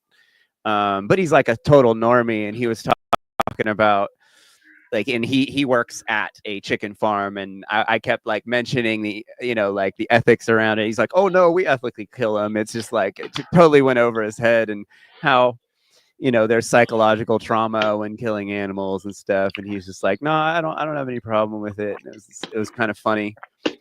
That's really it's fascinating, because I'm wondering if that is a part of the indoctrination of killing and death and normalizing it, even if it starts out with a chicken and then later it could become a human. It doesn't. I can tell you right now, coming from a family that kills and coming from a family that hunts, it starts out as a little boy, and pretty much your family is explaining to you that the greatest responsibility you can ever have in life is taking another life. And then from that point on, they try to teach you, you know, that you have to, you know, be very cherishing and precious. And, you know, God gave us dominion over these animals for a reason. And it starts there. And then from there, it indoctrinates into you believing that you are contributing to a food source. And then you're led to believe that. And then when it moves on to a teenage years, you're just kind of adjusted from the animal portion to understanding that this adapts now over to war. This adapts over to protection of nation and, you know, nationalism. And then you're led to believe that the Bible is adaptable to war. And that's not true. Oh my God, that is not true. I can tell you the one thing I've learned through fucking all my college and history studies is that at no time does religion ever justify the ethics of war. That was Peter Rogers, MD, had a video where he was talking about the church and how if the church takes tax exemption, that the church isn't allowed to have opinions about political opinions. Mm-hmm. That's why we don't have, you know, pastors telling people that war is bad by the millions. Huh. It's absolutely insane how that loophole just keeps them quiet, and they're not allowed to say. They're just allowed to. All they're allowed to do is support the country, basically, and be patriots and whatever, blind patriotism. It's nuts. And like, yeah, I mean, even Boy Scouts, you know, like that's indoctrination for the military. All the video games. It was. You start out as a Cub Scout, you go to Boy Scout, Boy Scout, you go to Eagle Scout, and from Eagle Scout, you go to same. Worked my way all the way up, and then I went to JROTC in school, and then joined the military. Jesus Christ! Wow. I'm glad I didn't do that. I did brownies and Girl Guides, no Scouts, and I didn't have that inclination. No, but you know what? This is the crazy thing: is that Girl Scouts is more of an indoctrination than Boy Scouts because they pretty much taught girls how to work hard and be adaptable and how to sell, how to cook and sell. Yep. Yeah, it was. It was getting those stupid badges, and cooking and badges. selling. I was put at the big store because I had my red hair and my goddamn little, I don't know, hippie long stocking braid things to sell a lot of cookies. Oh yeah, no, Boy Scouts is total indoctrination. I think about it and I'm like, that was a total payout. It cost so much money to just have us. We cut trees Eagle down. Scout We did dumb camp, shit. Oh my god. So I remember there was I was at Eagle Scout I was at Jamboree. It was when I got my Eagle badge. Wow. And they were like, we were all around the fire. They were like showing us, they were bouncing a laser off the fucking moon. And then we were doing these like almost like sea shanties. But the fucking one of the guys goes up in front of everybody, starts singing the sea shanty, and he's all kill the commie, kill the mommy, better dead than red. Over and over and over and over and over and over and over again. And all the adults started singing different iterations of this weird anti-communist fucking crazy shit. And they're molesting all of us too at the same time. So wow, this is fascinating. Kill the commie, kill for mommy, better dead than red. They had teenage kids singing this shit around a campfire. That's crazy. Like I remember it like it was yesterday, and I was like, "What the fuck does that even mean?" And it stuck in my head. And I figured it out. I think I even remembered it on a Molly trip, but remembered it, and I was like, "What the fuck were they telling us? Like, what were they?" And it was repeated. So that's like brainwashing 101 to repeat a statement like that provocative statement like that over and over again to kids. They're gonna be like, "What the fuck is that?" So I gotta kill the commie, kill for mommy, better dead than red. Kill the commie, kill for mommy, better dead than red. Kill the commie, bad. Like, what the fuck? And they're indoctrinating us with bullshit space travel shit, saying that they're bouncing a fucking laser off of some reflectors on the moon that the fucking someone put up there fucking when we were in the 60s or some bullshit story. Totally wild. Like I don't know. Like growing up, I love space knowledge. I love space history. I love arguing with you because when you talk to a boomer, the lie is so thick. It's so thick. It's not even funny. And then when you explain, it's like your program was such a fucking dud that Gus hung a lemon outside of the goddamn craft and they killed him for it. Like, dude, that is such a fucked up system. And like, even trying to argue that, well, we made it to the moon. I'm like, look, I'll give you this. Okay. I'm going to give you this much. Let's just say for some reason, the Americans landed on the moon in 1969. Yeah. That was fucking with the Russians. In a space race against the Russians. And let's just say that did happen. The footage that we see is not real. That was faked. I'm just saying. Like, all I'm saying is no matter how you turn it, like, let's just say you can prove to me that we did land on the moon, but I will tell you, Stanley Kubrick knocked that shit out of the park. You literally went to a guy who figured out weightlessness. This guy figured out weightlessness on film. Who else would you go to?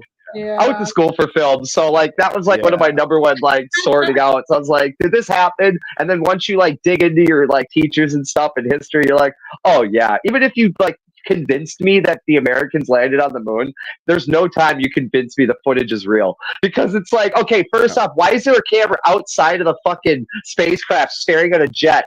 Oh, I don't know. Maybe that was Stanley Kubrick's idea, going, oh, people just want perception. Well, what about the Challenger? I mean, they live stream that. Like, they're all alive. All those people are alive still. Yeah. I mean, I remember being in junior high and sitting in the gymnasium, you know, and that all. I went to Christine McCullough Elementary. What? Like, I literally went to Christine McCullough Elementary, the school named after her. And when you walked in the front door, they had like bits and pieces of her training program and like her training suit and stuff, like in the glass cage. I remember that shit like it was yesterday. Oh yeah, and like as you get older, you just think about it like, you motherfuckers, you fucking motherfuckers, how dare you? Right? It's just far. Now here's a question, because like, whether or not it's for the guys or the girls, with the Scouts and the Brownies and all that. So that was British, or like it was a British origin, right? And then, well, I'm trying to Baden-Powell, Lord Baden-Powell, were they Freemasons and stuff? Like, what were we being primed with? Maybe nobody knows. No, that's a good question. You know, sometimes, you know, you'll come up with a question in your head and go, huh, I think I have an answer to this. And like I think Jeffrey's mic isn't working because we don't hear him again. There we go. Happened organic. Yeah. It's all yeah. No, it's all I would. It definitely is. It definitely is. Me and John were talking the other day, and I'm like, you know, I've been doing research on this for a while, and I like don't know how to like give out my research. And John's like, here, I'll post it for you. I was like, please don't post my research. I was like, I don't know how to lay it out because I pretty much use my military AKO to get about 2/3 of the information. So I'm like, I don't know how to like release this, but I pretty much right now can prove that pretty much companies like DuPont and stuff are basically selling off chemicals to airliners and fuel companies. And why? Why are you selling mass amounts of these certain chemicals that have no appliance to the airliner industry? The only thing I can come up with is this is how they're burning off chemicals. This is literally what they're doing. They're just putting chemicals in with the fuel and just burning it off over us. And it's just happening. And, you know, this is part of the reason why certain towns and neighborhoods within Flight Path have like lung issues and stuff. And I just like, I can connect a lot of health issues to this. And John's like, well, we should get this out. I'm like, to be honest with you, John, I'm kind of worried how you get information like this out, you know? I was like, God, I got 2/3 of it from like a government site that, you know, only people within the military. And the only reason I know how to do this is because of a loophole that I learned when I was in basic training. They taught you how to get like, careful what you share here. Oh yeah, no, it's a secret. No, that's why I don't share my information, because right now I'm just talking. The second you put it out, it's out there. But I'm like, you know, they teach in the military that, you know, the government documents everything and keeps it on file within system. Everything right down to the goddamn owner's manual of a car.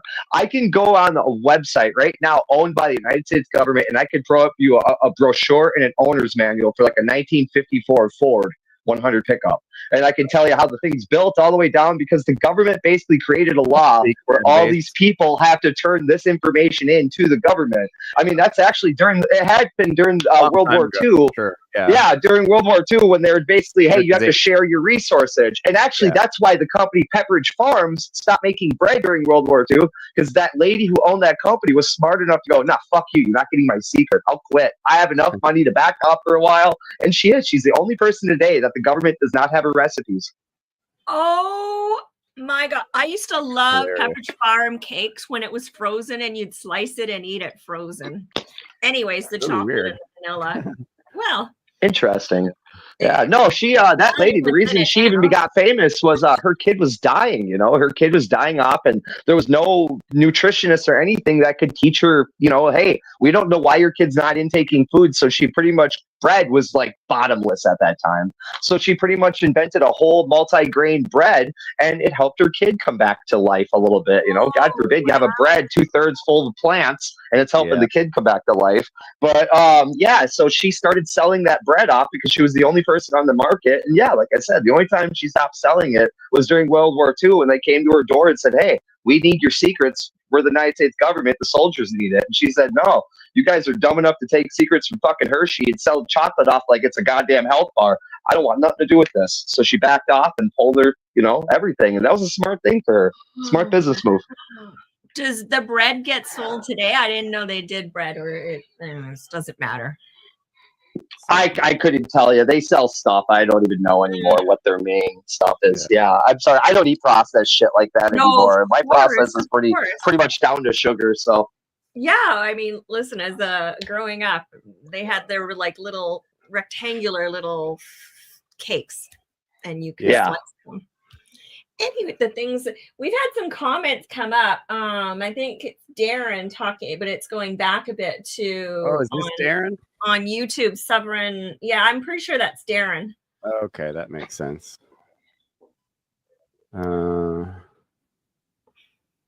It's backtracking a little bit on pets and ownership of pets, which is, it's.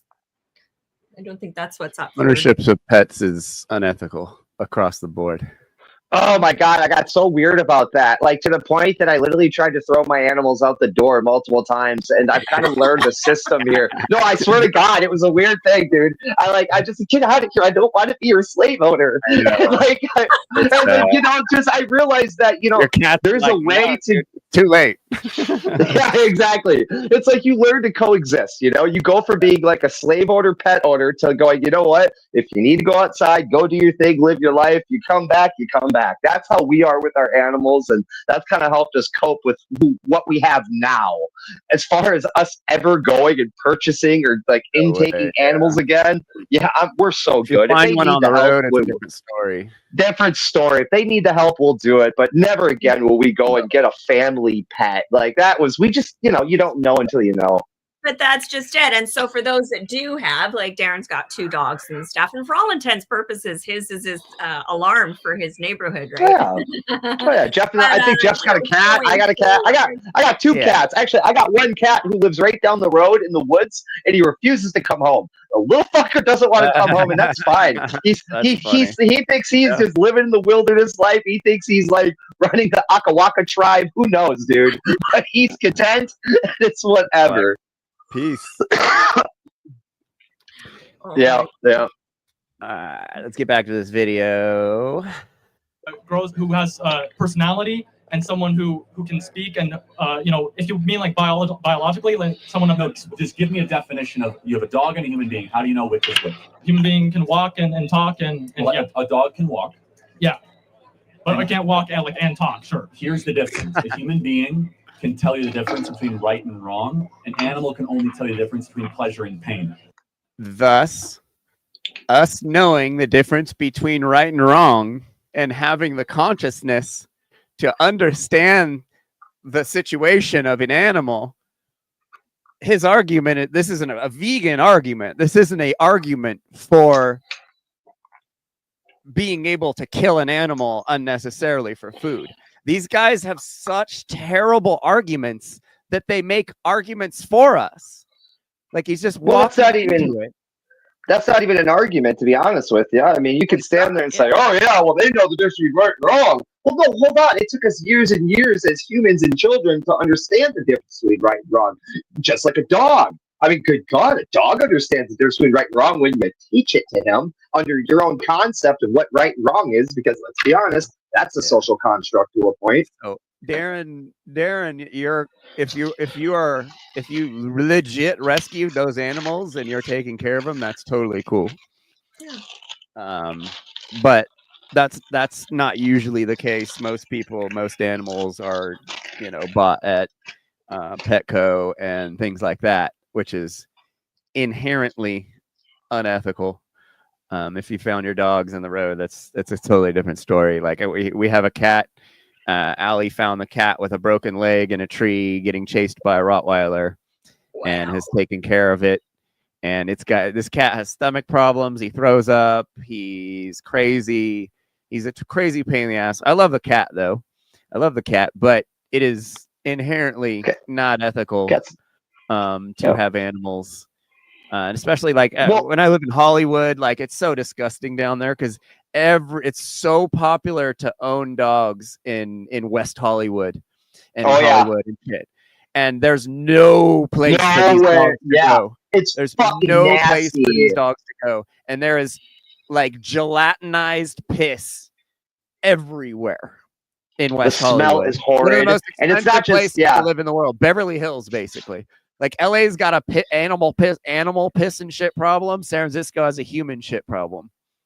But it's disgusting. And in the hot, and when it gets hot, it's gross in the summer, and then it'll rain once and then get hot again. And it's just, you can't walk the streets. It's so disgusting because all these people they're all coping because they live in a big city. It's where we're not supposed to be living. So they're having to cope by getting these animals to make themselves feel better, more in touch with nature or whatever. But it's not, they're not rescuing most of these animals. They're buying them. And then these are the same people that will just let the dogs go. They'll drive out the desert and dump them, you know?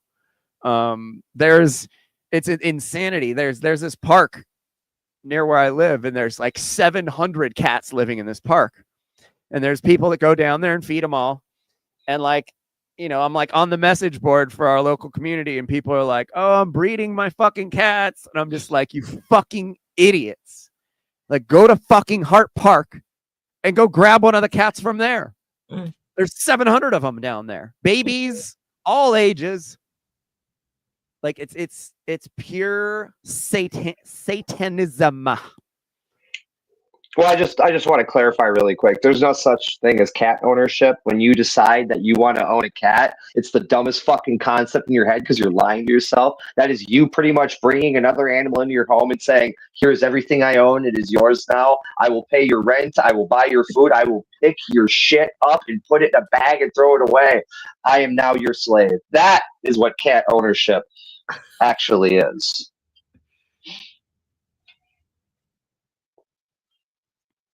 Yeah. So yeah, but animals still suffer like human beings. But again, the moral worth of a human being is objectively different because we are able to make moral contentions, not just contentions based on how we feel. Again, an argument for veganism, for us being more conscious and understanding of the animal situation. This is an argument for veganism, not an argument as an excuse to unnecessarily kill animals for food out of tradition, which is why this guy's doing it and why he's so irritated that he has to answer this question because he doesn't have a good argument. That's why he's mad. Normally, you see, he doesn't get mad, but he's getting mad with the vegan because he knows his arguments are garbage because they don't excuse the behavior in the least bit. Animals can only feel. They cannot reason. Yeah, but irrelevant.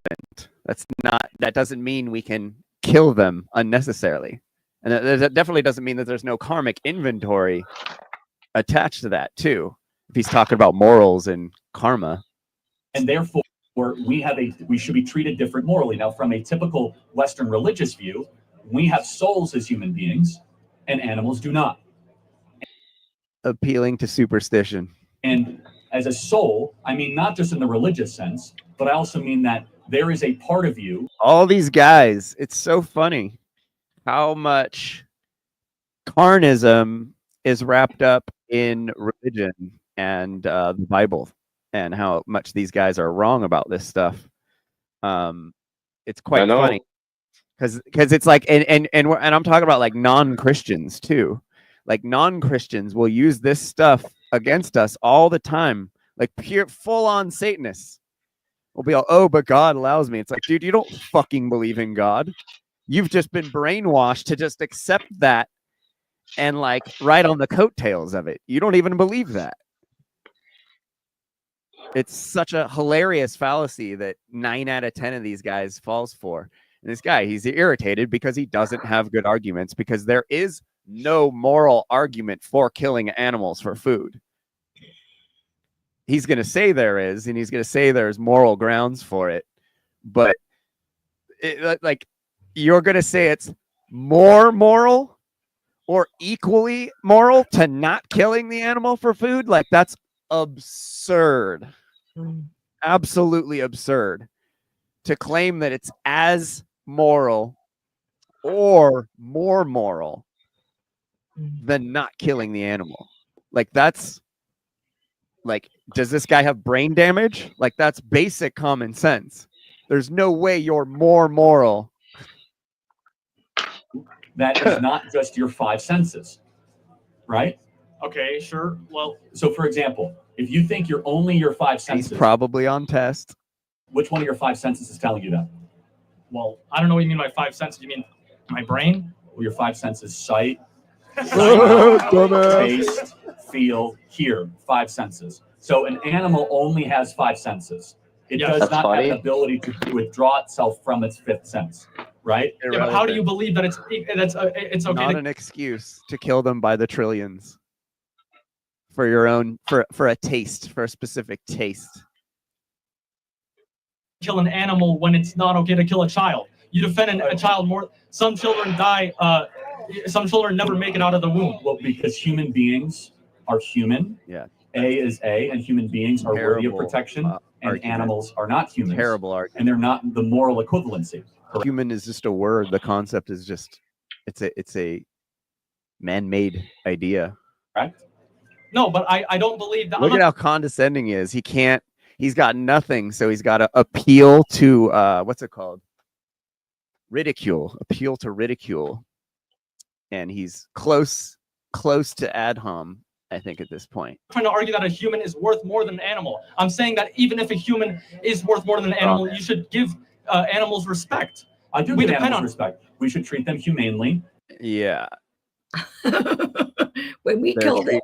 Because all the animals he eats are humanely kept from a factory farm. I came to the understanding a while ago. There is only one humane way to kill an animal, and that is if you are minding your own business, just living your life, and you roll up and here is an animal dying and suffering on the side of the road. I mean, literally in suffering pain.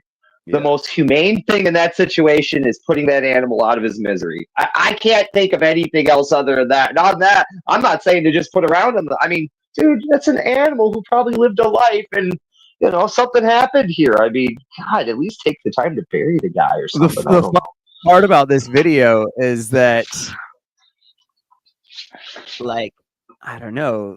These guys, like, they think their arguments are so good that they put it up anyway, even if they get smoked. If you are to eat them, you should kill them in a way that does not have unjust suffering. What about milk? Ridiculous. There's no such thing as an animal not suffering during its death. Unjust suffering? What? There's no justice behind killing. Where's the justice behind killing? The whole statement he made is just nonsense. Animals are raped all the time. Cows are raped to produce milk. What? He's right. Oh my God! Are you shocked by that? Absolute brain dead. Have no idea what's going on in reality. Dudes stick their arms into cows fully up to the fucking armpits to cows. You don't think that's like a similar infraction as no, but if you didn't know, that's part of John's argument to Justin. Whenever Justin gets all fucking winky at him, John always points out the bestiality argument, and then Justin's always like, "What are you talking about?" He's like, "You literally pay people to stick their arm in cows' asses and play with cows' titties all day, and play with their titties all day." That's bestiality. Where is he right now? He would like this. Talking to his wife. To produce milk, a cow has to be impregnated, and it's not like these farmers are waiting for the animal to get pregnant naturally. They have to be forcibly inseminated. These guys are completely baffled by all this information. They're all, what? What are you even saying? They artificially inseminate the cows. These guys think that all these cows are just naturally working along the schedule of the meat and dairy industry. These cows just go out to pasture and like they have this idea of this home farm where like, oh, we got to put the bull out with the cow, and and that's just the farthest thing from reality. But these guys are such a part of the cult of the brainwashing in the USA, the Joe Rogan and all these guys, Trump, all this stuff, just spewing false information endlessly, that they're completely baffled by what this guy's saying. And he's absolutely saying the truth. Look at what a form of rape. I actually think it's a great thing that we have dairy.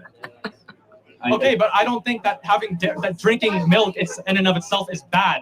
But saying that animals can be raped is okay. That's beyond me. Yeah. You think that cows are being raped? I got to be honest. Yes. I've been doing this for 12 years. I've never heard that before. Yes, but cows because they're not referred to as being raped. They're said to be forcibly inseminated. How come that's okay? But raping... Look at this guy. He's baffled. He has no argument for this, but just to make faces and be condescending. Like, I feel bad for the guy. I feel bad for him. He's standing here with a solid argument. He's trying to explain it, but he's so worked up. Yeah, I know he's very nervous. Very. But like, I know he's right though. Yeah. And that's the thing is that like this guy put this up and thinks that he destroyed this guy, and it's like, no, dude, you just gave us all, like, we can fact check all this shit, bro. You know, like you shouldn't even engage in the fucking argument if you're just going to spread misinformation. Just be like, he started off, he's all, I have nothing, or he's all, I'm not a fan of veganism, but you're allowed to do whatever you want. He should have just ended it right there. But no, he wanted to talk shit because he's got all his MAGA homies up here, and he needs clips of him poning destroying vegans, even though every clip I've ever seen him post, the vegan absolutely hands his ass to him.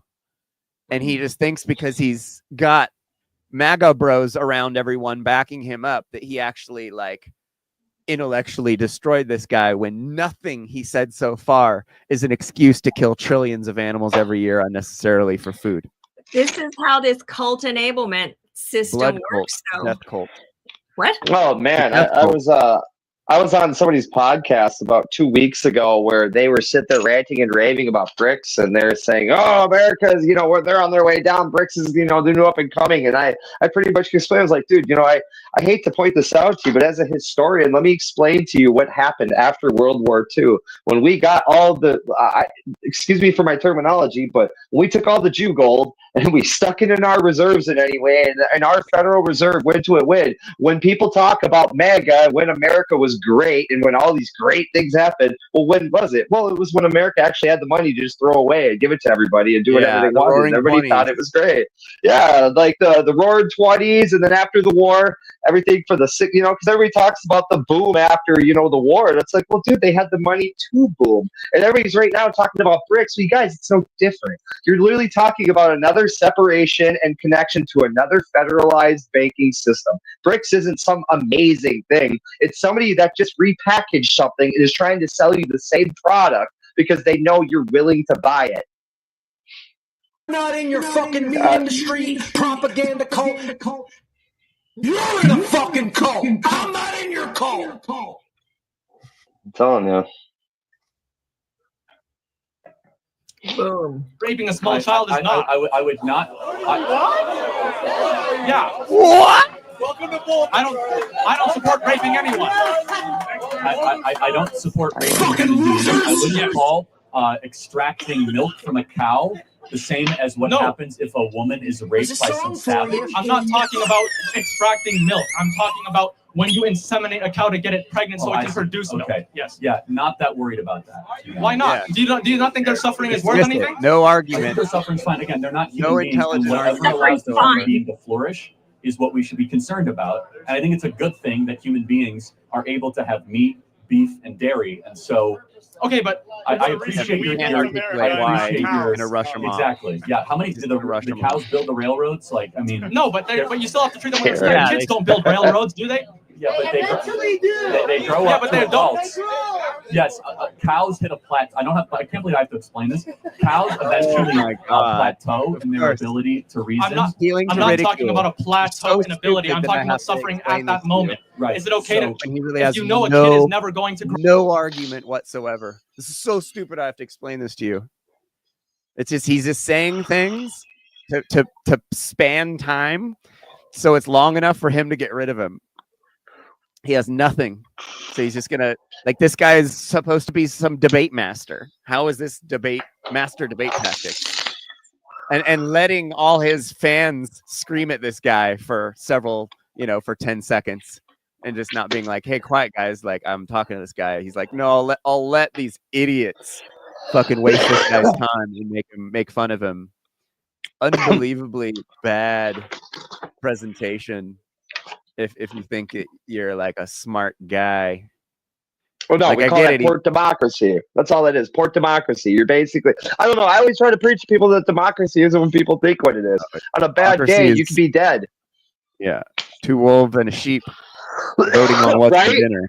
Exactly. On a bad day, you might not be alive at the end of the day. All it takes is one bad day. You could be the best person in the world. Yep. It may be a good day. I do wonder if the other side is that much better and easier. But yeah, not beckoning it, but yeah. If you had like a crystal ball or something, is that okay to kill them and rape them then? Of course not, because it's still a human being with a soul and a cow is not. But I just want to make sure we are consistent, just so we're consistent. So because of the Christian soul. Do you believe that we should limit the unjust suffering of insects? Well, and I don't believe that. I don't believe in intentionally killing insects either. Now he's resorting to a straw man. To get off the subject he has no answer to.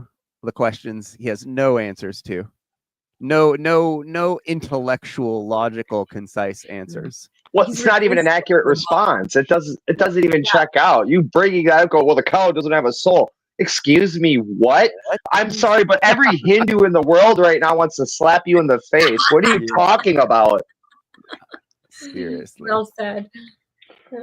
So you don't believe that we should spray for mosquitoes even if they're carrying straw man, another straw man diseases that well, if they're so we need to eat meat because we need to spray mosquitoes. What? Threatening me, then it's self-defense. Oh, okay, got but it. a cow didn't do anything. A cow is innocent. But what if the cow is feeding me, a human being? But you can get nutrients. The World Health Organization has already said that a vegan diet is completely healthy for all ages. And the World Health Organization has never lied about anything the last couple of years. No, but they stand by that. Dismiss the whole. So throw the baby out with the bathwater. How many logical fallacies is this guy gonna do in one session with this guy? Throwing the baby out with the bathwater. They have a perfect record when it came to COVID and masks and the vaccine and all. I still don't think that was ever a thing. Very clear. The push for veganism is a push. No push for veganism. No one's pushing. People are becoming conscious. People are becoming aware. And there has always been vegans. I was vegan in the 90s. There's always been vegans. So there's not a push. There's just simply vegans. For the androgenization of the American man. Oh, so Christian, you and I are androgynous. We're not men. Makes sense. Because the powers that be want us to be. This is literally Justin Padini's argument, and this guy's supposed to be a logical debate master.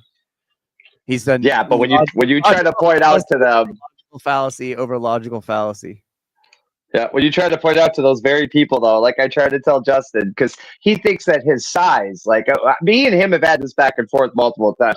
Well, I'm a big guy. I was like, Justin, I don't care how big you are. I will run circles around you, slap you in the face. You won't be able to grab me. I will fuck your fat ass up. I don't care how big you think you are compared to me. And he's like, well, he has this stupid argument that because we're vegan, that we are a beta creature to him. And I don't know. Did you see that video he posted of himself as a comedy at the comedy house? Like, yeah, God, he's really big. Really bad. Oh, he's huge. He's big. He's huge. So 2 things. I need to keep them in my brain. So,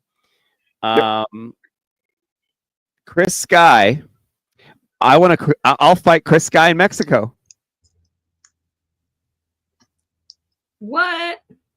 So, Chris Sky. You and me, MMA fight in Mexico. Since you can't get into the USA, you're in Canada, you're going to use that excuse. You're moving to Mexico. Actually, no, let's do Nicaragua because I know a gym that'll host me. You'll like Nicaragua too. You'll actually see a smart move in Central America. So yeah, that will be a fun one. Chris Sky Wow. Did he see Plus last man. week? Does he know about last week? I don't know, but I'll edit it. I haven't edited it yet. I'll edit it. I'll put a better proposition on there. But yeah, there's this yeah. So Mexico, or we'll do it in South America or Central America. Because you were like, oh, he can't get in the US, and I was like, oh shit, how can I get around that? And I was like, wait, he's trying to get everyone to move to Mexico. I'll choke that guy out in Mexico. Oh my God. And then Christspiracy. Christspiracy, I'm gonna mention it again. Christspiracy copyright struck the show, which is something you have to really do. That's not just something that happens. They ask you, it takes work. Do you want us to strike this guy?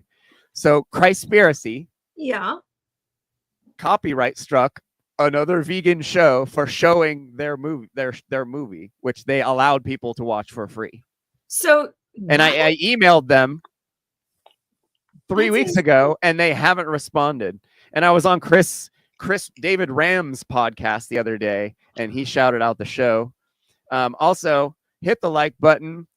You guys got to help me promote this channel. I've been on giant podcasts this week, and I've been mentioned on like David Rams and shit, and I'm getting 0 followers somehow. 0. My number is not moving right now for the first time in history, and I'm getting more exposure than I've ever had. I put you on the Mark Passio Tech Group's whole thing twice now. Yeah, no, and those that does help, because there are a bunch of dramatic ass fools over there that will watch that video. And it's funny because when I was on Europe and Natural Law, there was someone in there like, yeah, I've been watching your show, dude, it's great. And it's like, oh shit. No one likes seeing those comments. Oh boy. So yeah, Christspiracy, that's pretty fucked up. It's definitely some Hollywood bullshit. Like, that's a copyright strike. If that means if I get 2 more, my channel gets taken down. That is. Did you have like the show information though, like in the information of the episode, right? Like, yeah, but I can't even understand why they didn't even try. I mean, they aired for free for them. Well, it was a watch party. It was a watch party. Like, unreal. And they do offer it for free. Yes. Yeah. Like, pay That's it forward. illogical. Someone paid them a bunch of money to allow people to watch it, or something they said. I don't know. And they wanted you to do the same? I'm confused. I mean, free is free. So publicity is publicity. This is bad publicity for them. How any vegan would do something like that to another vegan blows my mind. Not good for the animals, assholes. We were gonna do a crazy deep dive on the movie and validate everything they said in the movie. Yeah. Deep dive fucking, and like, I don't even want to do it anymore. Like, wow, thanks a lot, assholes. Are you gonna copyright strike me again if I fucking do another thing about your show? Like, wow, I haven't been copyright struck by anyone ever, and a vegan did it. It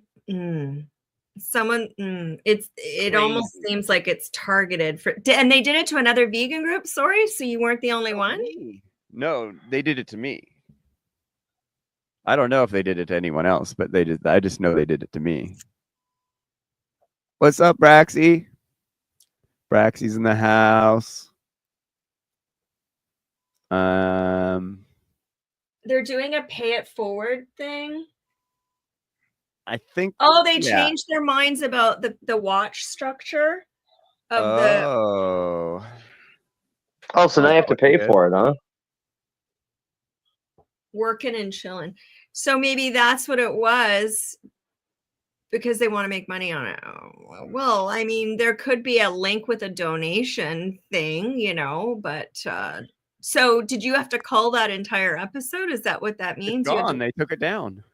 It was a good episode. I know. I It mean, was a good episode.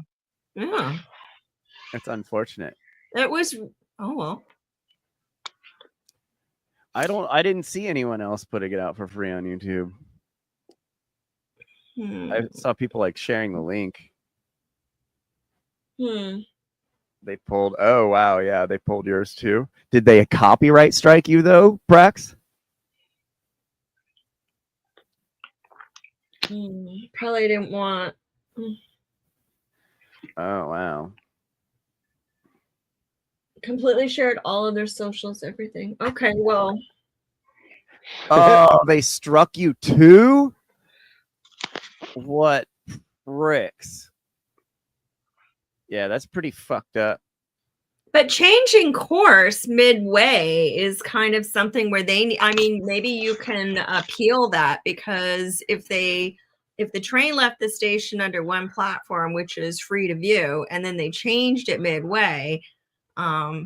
Yeah. Anyways. Pretty lame. I don't know. Not really. It always comes down to money, doesn't it? You know, like it's everyone comes down to money. Everyone gets compromised by money. Wow.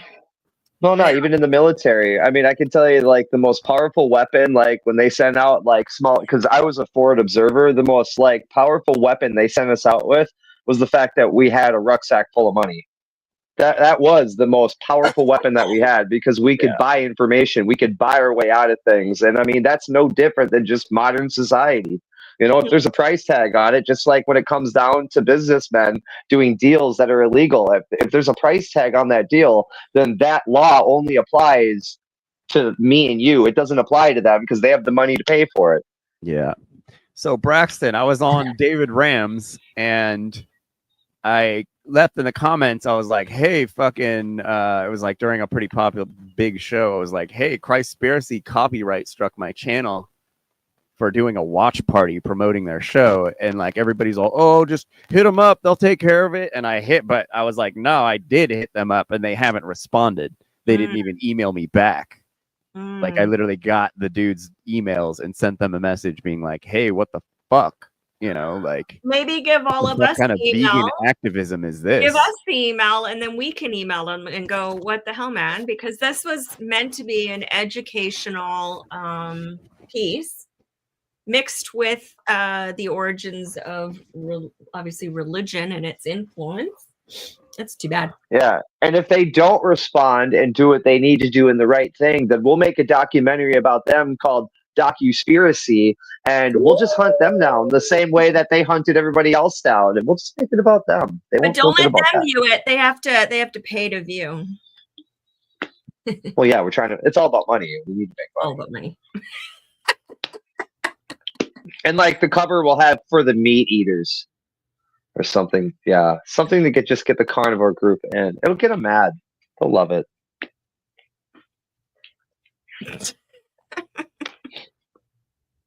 We need to get testosterone rates up, not down. And you do that by eating. Whoa. Bro here that obviously hasn't read a study about testosterone. Can't hear. Because across the board, vegans have higher testosterone than carnists. So this is patently false. Also, he would likely say that the study saying that vegans had high testosterone is propaganda or something. But again, it would be you have to actually go into a study and point out what's wrong with it and show using the scientific method that that's not true. You can't just dispel a study simply because you say conspiracy. So these are all god awful arguments for a master intellectual debate guy to be using because they're just not true at all. Oh shit! I am all of your protein. You can get nutrients all from a plant-based diet. Yes, you can. Look it up. Let me just say one final thing. They don't want to look it up. Do you consider yourself a liberal or I can. Well, it depends on the issue, but like say abortion, like I'd say I'm moderate. Okay, so because you believe in human choice. Yeah, well, generally, like I don't believe in my body, my choice. Generally speaking, but it depends. Okay, can I depends have on each individual. Can I have the right to eat a steak? You have the right to eat a steak? No, because that involves the suffering of an animal, Yep. of an innocent life. Right. Yeah, and they want Simple. the American left No wonders right. why they're losing young men. Thank you, my friend. I appreciate it very much. Thank you. No, but Yeah, just thank you. Just dismiss it. That was it. That was garbage. That was really something. That was garbage. What a prick. Appealing to ridicule. So many logical fallacies. I feel this sorry guy's for that young guy, and he was like, No, someone he's needs awesome. to teach him some body posture, you know, like because he was just back, you know, it's like, oh, poor guy.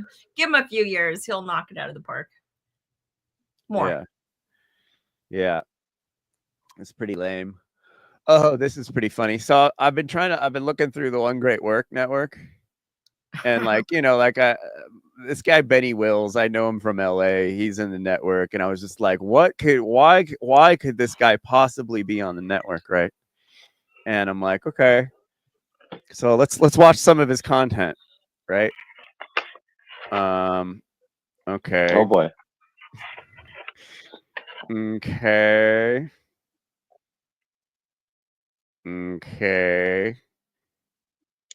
Okay. So none of his content is up on the One Great Work network.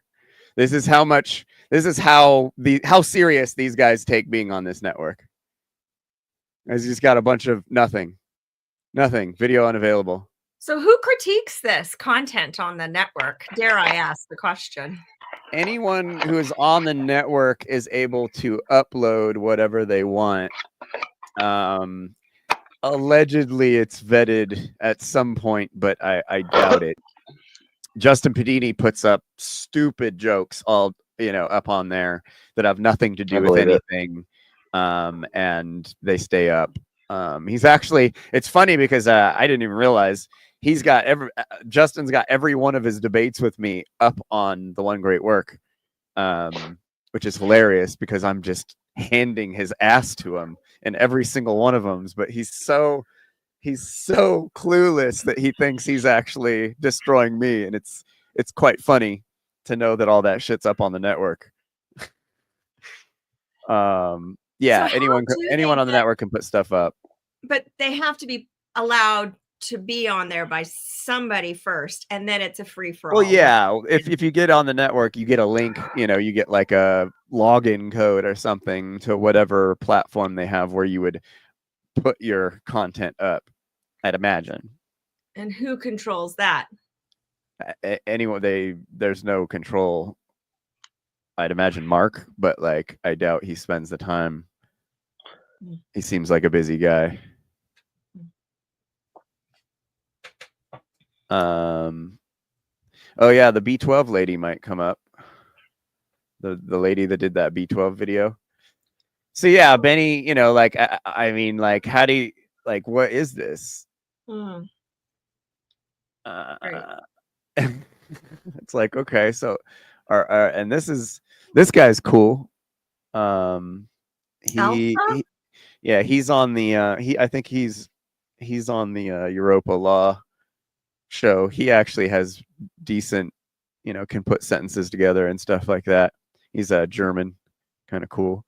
So yeah, this is just really I mean, is this the whole network not? Is it glitching out? No. Okay, so yeah, it's just Benny, I guess. But like Benny's shit is all over this channel. So it's like, is he posting them wrong? It's weird. I don't know. This is something I thought was funny that I saw earlier. It's like, these guys just don't give a shit enough to even have their stuff put up correctly, to present themselves in a professional manner on a network. Hysterical.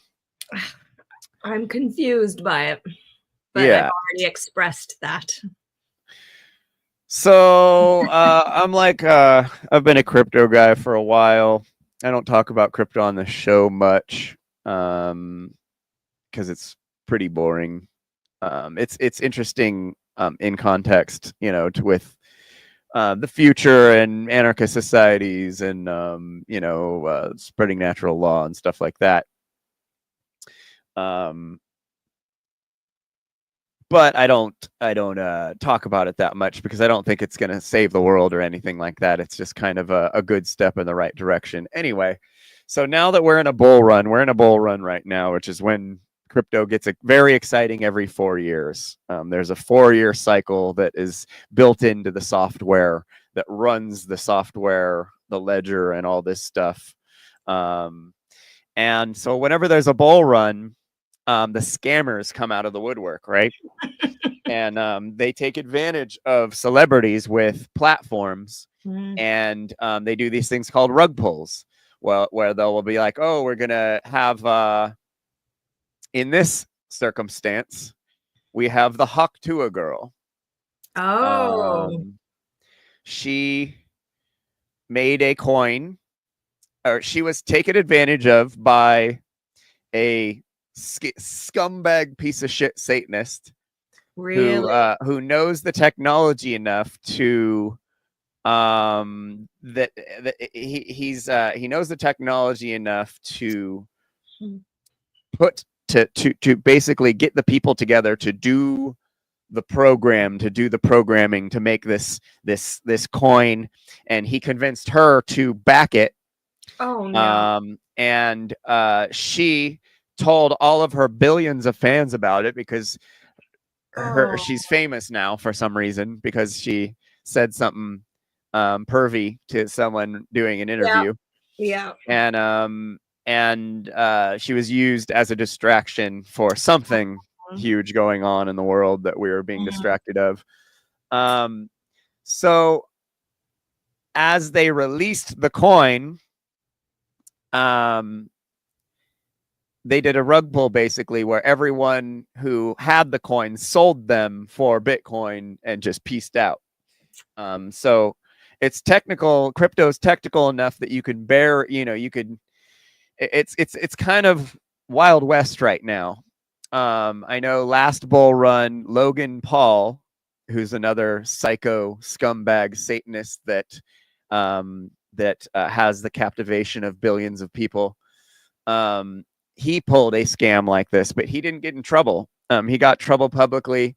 There's a guy, a YouTuber named CoffeeZilla that actually does exposés. He's fucking badass. This dude's awesome. He does exposés on YouTubers who run scams on their fans. It's very tempting if you have billion fans, several million fans, to not want to figure out ways to get money from them and maybe not do the most legal ways of getting money from them. And cryptocurrency is so legit, people think, oh, this isn't something that's illegal.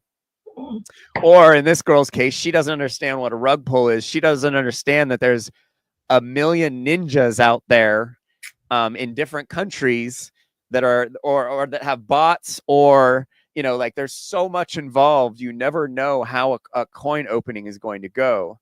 So this we'll watch this video. This is kind of just a funny compilation of what has happened, but I'm here to warn everybody about crypto scams. It is crypto scam season right now, as you did last week with Chris Sky. Yeah, it is crypto scam season. Yes, Chris Sky is another person doing a rug pull pump and dump, just like Jeff Berwick. These with are people $100,000 minimum. With a minimum. So Chris Sky's pulling a scam where you have to have a minimum of 100 grand, because that means he's going to get 20 or 30 of that. When he sells out from underneath you, when he tells you keep buying more and he sells, which is what this man's going to do, which is something he criticized Jeff Berwick for, because you can't kid a kidder. He's like, oh, that's a good idea. I'm going to criticize him for that, and I'm going to go do it. I'm shocked that he's even fucking the gall to criticize someone and then go do the same goddamn thing. Anyway, this is another circumstance of a crypto scam, someone innocent enough being used. I don't know how innocent she is being the blowjob girl, but it's sad because I mean she's if you were gonna start, but like this is her 15 minutes of money making for her life, and now she's fucked. She is, yeah. Like There, that was, I've never seen backlash for a crypto scam like this girl's getting right now. It's beautiful. It's amazing because usually it's completely ignored. right. This Well, is maybe, you know, karma. amazing how much backlash she's getting. And I did when it first was happening. I watched the CoffeeZilla. I watched the X chat where she was in there with the scumbag. I think his name's Don Hollywood or something like that. And this guy is so No sound. Your sound went off. the double speak this guy uses, and they directly set this coin up and this whole campaign, the whole marketing campaign for this coin with this girl. They set it up to bring in new crypto people. Yeah. Because they know that people that know crypto will see the scam. So anyway, we'll watch this. Pretty now, what do you appalling. do when you scam your community with millions of dollars? Do you give the money back and beg for forgiveness? Nope. You go to sleep and pretend like nothing happened. In terms of the fact that there's fees that are being generated, there's an actual Hey guys, I hate to interrupt you, Nick. Hello there. But anywho, I'm gonna go to bed and I'll see you guys tomorrow. So, in the middle of her whole scam being exposed, that's what she does. Because she's like, I thought this was going to be cool. I'm being accused. People are telling me I'm going to prison. I'm out of here. Like, holy shit. Yeah, she just pieces out in the middle of her stream about the first day of the crypto release. It's unbelievably funny. Doc Holliday. Doc Holliday. Doc Holliday is the scumbag's name. It's not his real name. But the thing is, this Doc Holliday guy is the son of a famous person. So he's an actual, like in the crypto space, you'll have a crypto coin company and they'll have all these CEOs and they could just be AI. You don't know who the fuck they are. They have fake names, fake pictures, and that's how a lot of these cryptos scam people.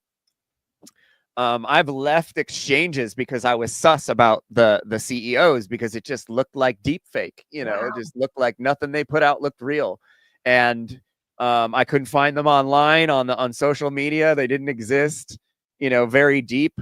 When you start researching these things, you're like, oh shit. So this guy, this Doc Holliday guy, his real name is out there and his dad is an actual famous person. So this might be kind of a monumental thing where like someone's going to get their ass handed to them, end up in prison probably. Everyone's saying Haley Welch is going to get in prison, but she's not going to be thrown in prison over this. She will be fined, most likely. She'll get a ticket.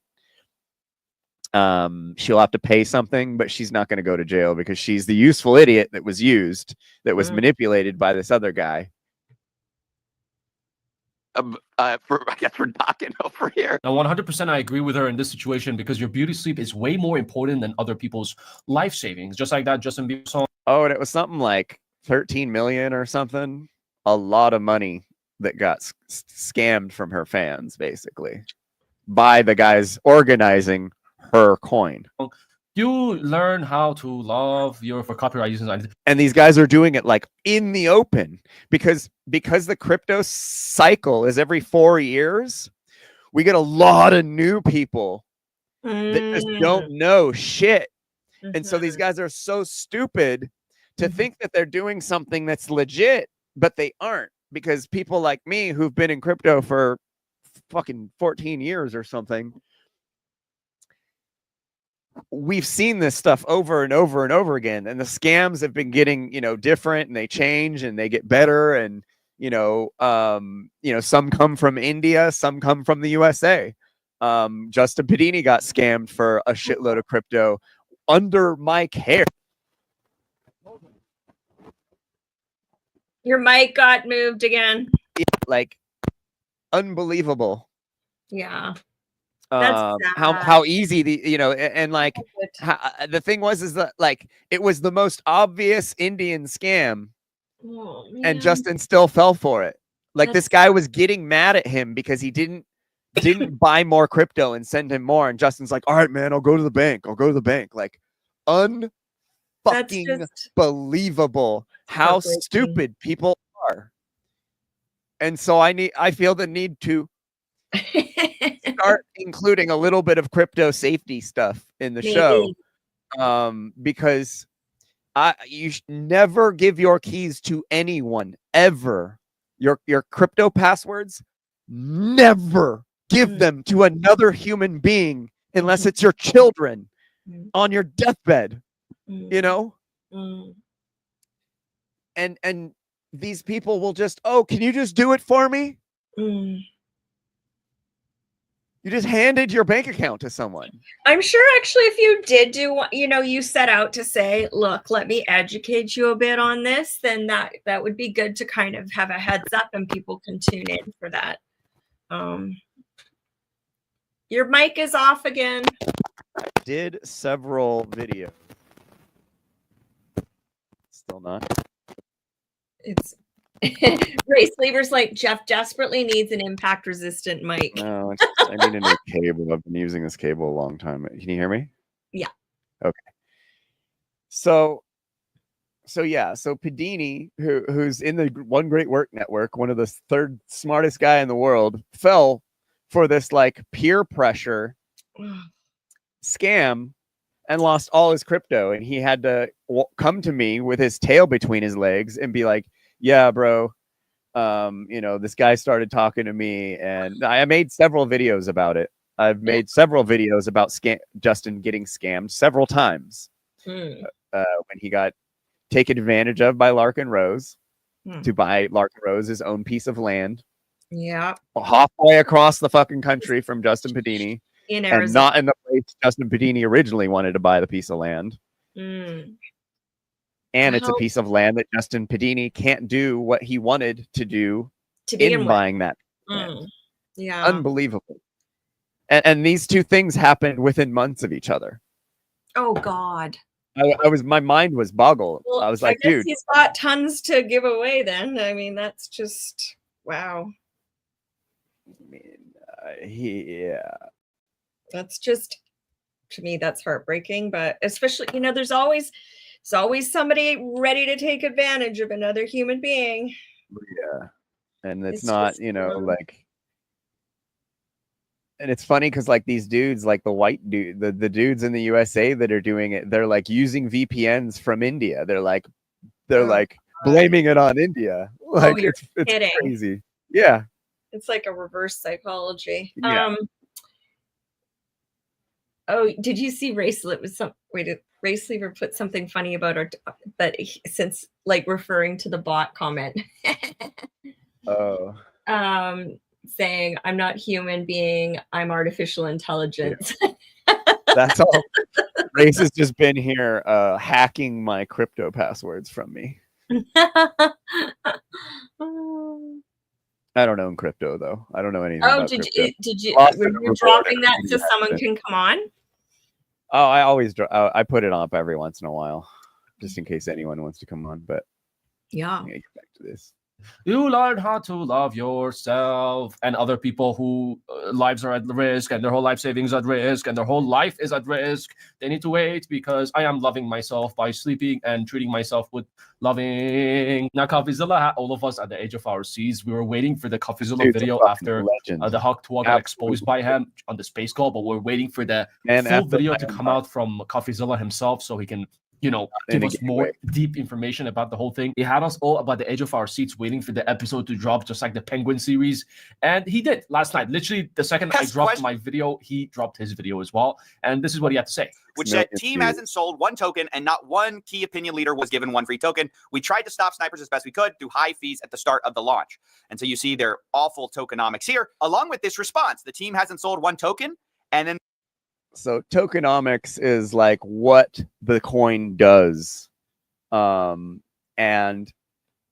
there are the quality of a coin is dependent on its tokenomics and its development team and what they can do with the software.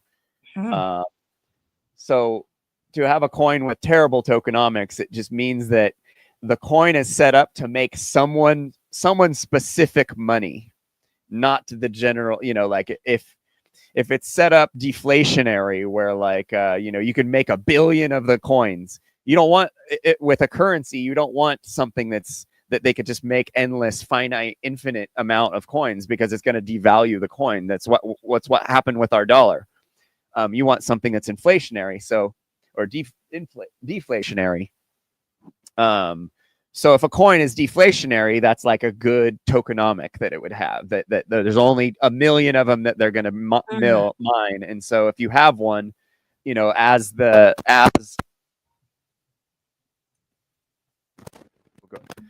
as supply goes down, the price will naturally go up. That's what you have when you have a healthy currency that's actually good for the people. Where we have, they could just print them all day, so they're worthless. So her coin is obviously one of these inflationary, or garbage tokenomics is what he's saying basically.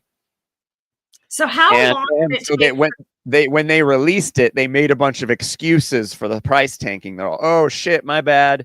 Like we tried to do these things in order to keep the price up, but it didn't happen. Sorry, guys. And meanwhile, they just stole $35 million from Haley Welch's fans. Oof.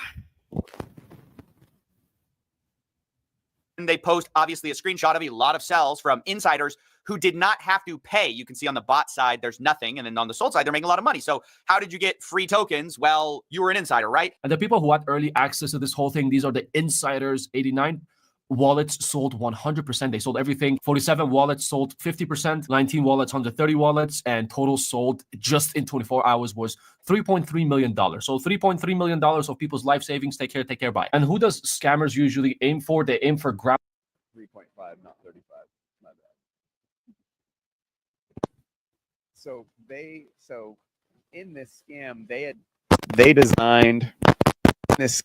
designed the exchange where they sold the coin to, and they charged a 15% fee to sell the coin to these people. So $3.5 million went into this coin by her fans, and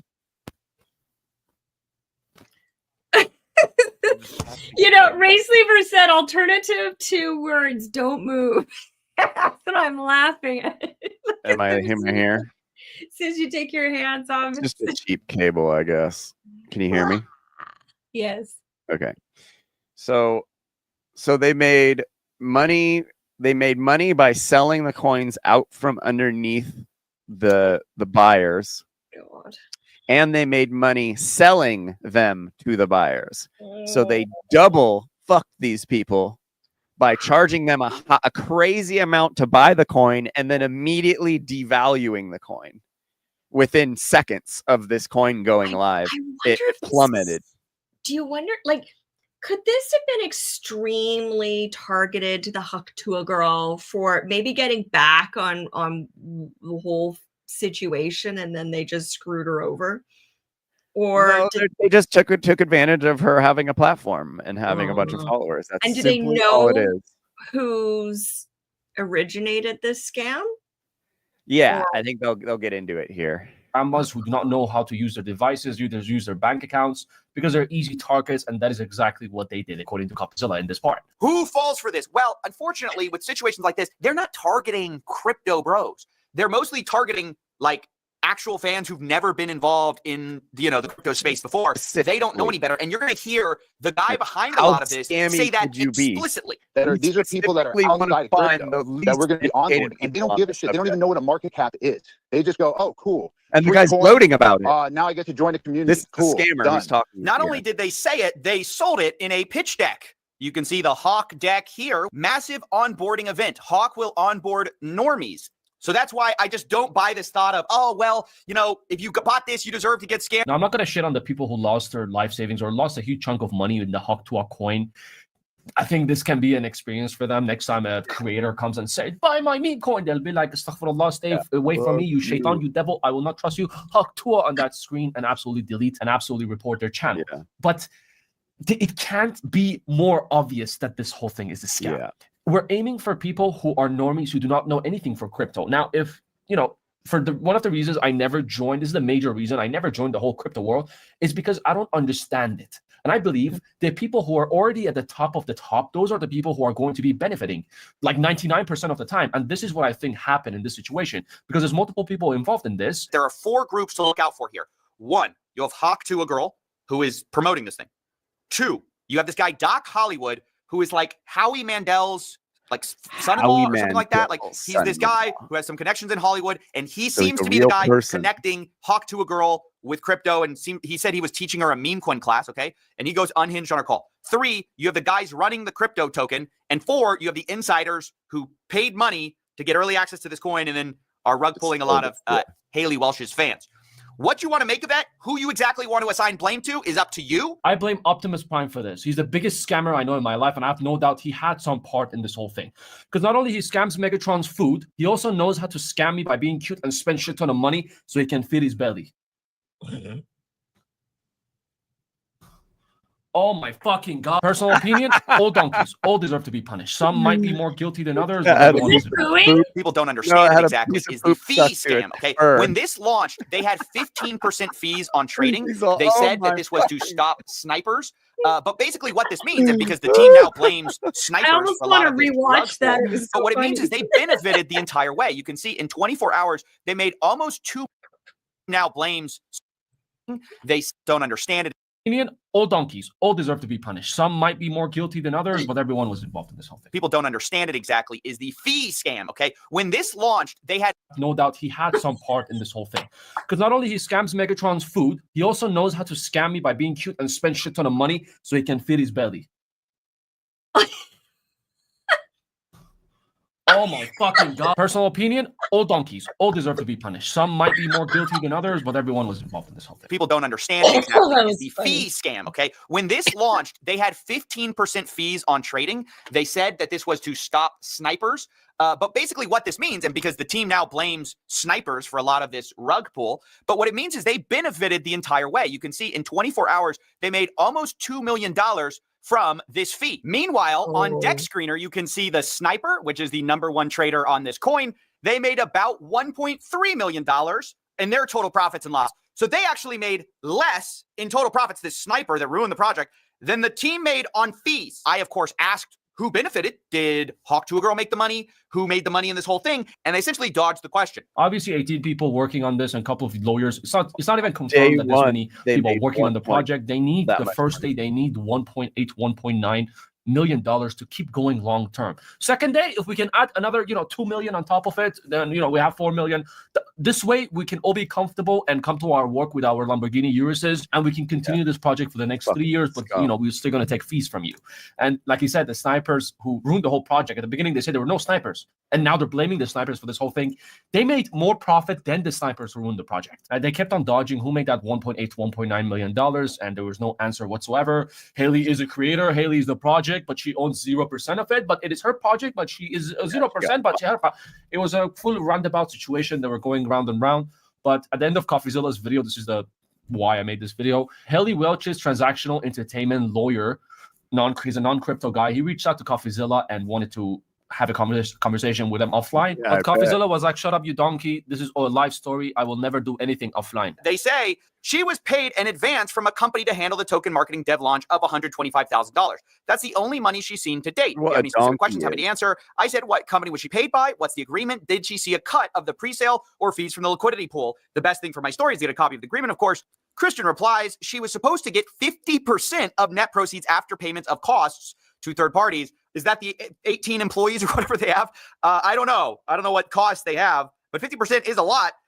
They were supposed to be mutually approved between her and the company. All decisions regarding to allocation were supposed to be mutually approved. Those decisions haven't been made at this point. The goal would be to salvage the token for the holders and her true fans and do right by the community. That's not going to happen. Nope. I can't provide the actual contract, as you can imagine, but I'm happy to continue to be responsive. Your spaces and comments have been helpful, blah, blah, blah. I appreciate what you... Okay. She was paid $125,000 to promote this whole thing. And she was promised 50% of the net proceeds after payment of costs to third parties. Meaning, the employees who were paid the $1.8, $1.9 million. And, they say that this is is the cost of running the business, and 50% of that money is going to go in Haley Welch's pocket. He's saying it's supposed to be, so apparently it hasn't yet. Maybe the company screwed her, but if it is true and if it goes in Haley Welch's pocket, that means there was no payments to be made. It was pure profit only. I honestly expected this to happen. I didn't expect it to crash this bad. I expected the downfall, but I didn't expect a full speed talk to the ground. This is like next level crashing. Because, I mean, end of the day, whoever promotes gambling and all this shit, it's not going to end well, especially after like watching a couple of her videos. You can tell she's a full planted robot. The only time she was actually her true self, I think, is when she said "Hawk Tuah" in front of that camera before all the fame. Everything else, fake smiles, fake personality. And when you're on social media and when you do social media full time as well, when you see these type of people from far away from the screen, you can tell, okay, this guy's like, or this girl is like just faking it the whole way and just cares about money, nothing else. And this just proves that she only cares about money. Community, sorry, you guys have to wait. I'm about to go take my beauty sleep. We'll talk tomorrow. Is there tomorrow? Yeah. Crazy. So yeah, look out for these scams. Do not get involved in celebrity coins. Just get involved in crypto, like learn, watch some videos on YouTube, basics of Bitcoin, like if you want to get involved in crypto, I have a crypto group on YouTube, on Facebook. You can hit me up if you want to get in there. Where we mostly just talk about how much crypto I've lost in my 15 years, 14 years, 13 years of being into crypto. Lost millions and millions of dollars making mistakes. Wow. And I tell people about the mistakes I made in hopes that they don't make them. But as we saw with Padini, some people just don't listen. Scam coin. Scam coin. Race coin. Mm. Can you tell on Haley's token who like the amounts lost by single people? Yes, like everything with any cryptocurrency, the ledger is completely public and you can see every transaction that went down. So one I saw was $364,000. Would someone have been foolish enough to have put that much into it? Yes. Whoa. Oh. Because crypto's all about, it's all a gamble, and even with goofy coins like that, you can make money off them the right way. I wonder who would have done that. That's a crap ton of money. Well, a lot of coins start with zero support, though. Most coins start with zero support, with no celebrity backing them with a platform. So, and to that end, I wonder if Howie Mandel's, it can come back on him, being that it's a son-in-law, because he's obviously very rich and he might be held accountable. He's in trouble. Could be.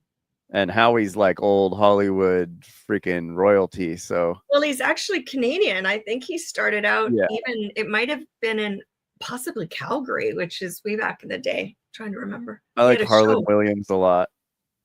Hmm? Harlan Williams, he's from Canada. He's really funny. I think Harlan and Howie were like buddies together. We're talking 80s. I think. Yeah, back in the day. He put a balloon on his head and would blow it up, and then it would go boing, and that was like and music videos when they first started to come out. I can't remember the name of the show. That's funny. Yeah. So let's see what else we got to look at. Let's see. How much have you that's a dumb, but if you've lost millions, have you made a reasonable amount to have made it worthwhile or enough to scare you off? No, I'm definitely up. I've just lost, like right now a Bitcoin is $100,000. I lost like 17 Bitcoin in one transaction once. Wow. Yeah. Unfortunately, a long time ago, but that's how crypto is. It continues to be more valuable over time. So the best thing to do is just buy some and not think about it for 8 years. Really. Or a lot of people do crypto because they want to get rich, and that's a really bad idea of having that mindset going in there. What you should do is get into crypto to have some supplemental money to last the 4-year cycle until you can do it over again, and not try and sell your house to make $1 bazillion where you're risking everything, your life savings. Crypto, the gains are so high that you don't have to spend a lot of money getting involved, because you're guaranteed a giant surge once every 4 years. So you could kind of schedule you can schedule, your investments, your portfolio and all that, to not have to like make huge risks.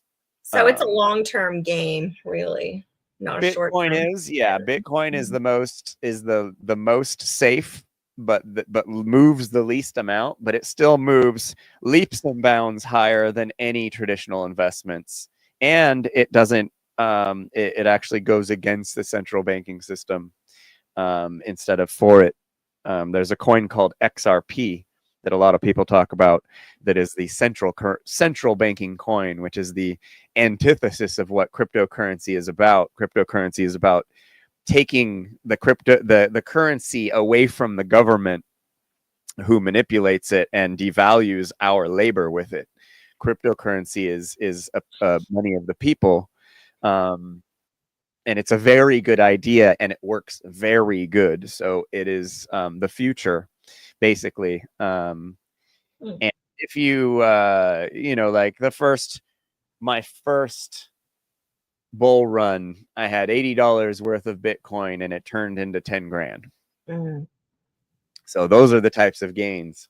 So a lot of people will not get involved because they're like, oh, I don't have the capital, but it's like $20 a week, or whatever, $50 a month, like over 4 years, that builds up a little bit. And then once it comes up, then all of a sudden you got 10 grand that you didn't have before, that you just, threw a little bit of change, your coffee money in a crypto account. So, and I'm not like a big money guy in the least bit. I was in I've had money and I saw the pitfalls. Having money almost ruined my life. I had to do a lot of work to fix myself from being a rock star with money and having, a little bit of fame. I didn't even have that much, but it was enough to me to have to deal with a lot of shit after I didn't anymore. But anyway, not that much of a money guy, but having a little bit of wealth or a little bit of extra money allows us to do more agorism and involve ourselves with the government and involve ourselves with the station system less. So, having a little bit of money to be comfortable and not having to be desperate is definitely a good thing for your health and for your freedom and all that, because the more you're working, the less free you are. Kind of like by definition, you're a slave to someone else. Or you're selling your labor and your time on this planet for the lowest amount of money when you involve yourself in their system.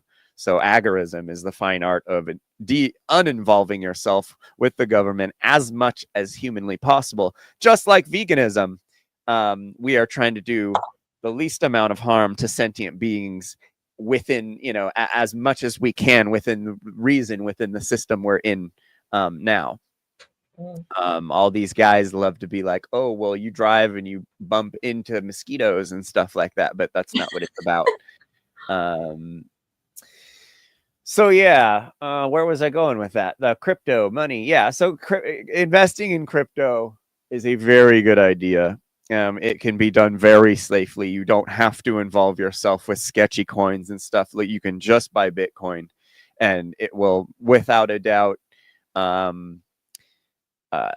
grow over the years. And Bitcoin, there is a finite amount of it. I think it's 10 million or something. Actually, I really should know that. That's weird that I don't know that. But there's a lot of Bitcoin, but they're already, most of them are getting gobbled up. And once there are no more available to be sold, there'll be $1 million a piece, a couple $1 million a piece, millions of dollars a piece.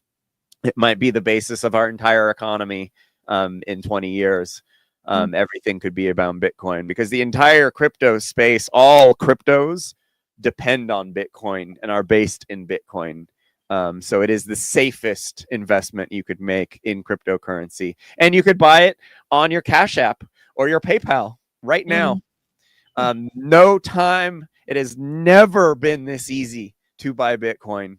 I don't recommend buying it on those unless any large amounts that you're going to be wanting to take out of the system and hide, because you can have a wallet where you take your crypto and you put it in your wallet, and no human has access to it. No human knows you have it.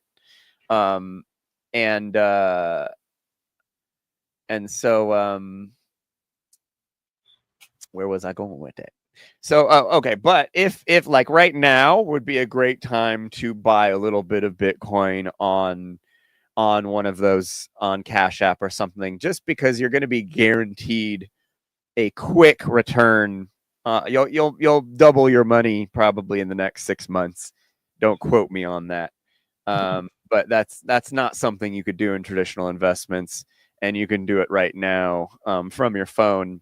There will be taxes if you buy on one of these more mainstream exchanges. So there are ways of buying crypto out of the spotlight of the IRS or whoever, your government. That's why it's kind of popular, is because the government has no idea you have it. You are supposed to pay capital gains on it in the United States, and you're supposed to honor system, tell the IRS, whenever you do your taxes, you have to say you have this much crypto and all that stuff. And if you don't take any out, you don't have to pay taxes. It's only when you take it out you have to pay taxes. So it's not that bad. But there are ways of doing it sneaky, and there are ways of not doing it sneaky. And but it's a very smart thing to do, because our dollar is just terrible. I know Canadian, you guys' dollar is pretty just as bad, not just as bad, but pretty bad too. You guys' economy is a little bit better than ours, or your dollar's worth a little bit more than ours, but I don't know. All currencies have like a 50. Is it? I haven't been watching it, but it's usually not. So if that's is it not? I think that's what it was when I was a kid, when I was hanging out in Canada. No, it's less. No. Yeah. There's been little moments, but typically no. Not the case. It's like it's monopoly money. It takes a lot to, yeah. No, I haven't watched the other Jeffrey Phillips. I know there's dozens of Jeffrey Phillips on YouTube, though. I'm the Jeffrey Phillips. It's funny. I think today when I was trying to get the link of something, and then I put just Jeffrey Phillips, and there were others today. I did see that. Yeah. There was a professional skateboarder named Jeffrey Phillips when I was growing up. I might be. Yeah. But yeah, there's a lot of this. So I'm like, me and Ellie do like gold prospecting, and like in the circles of gold prospectors we've met, like every other guy is named Jeffrey. It's really weird. We're like, I've rarely met many Jeffs, but then all of a sudden this scene has tons of Jeffs in it. I watched a reality show. It was several years back, and they did gold prospecting, and it was it's fun. Gold or for a long time. Sort of minerals or all kinds of stuff, precious metals, crystals, all kinds of shit. Yeah. What else do you got? I have to go off camera for a moment. I'll be back, but I'm the only one on here with you. So what have you got? I'm gonna run a video that's kind of long and take a break. Okay, so cool. That works.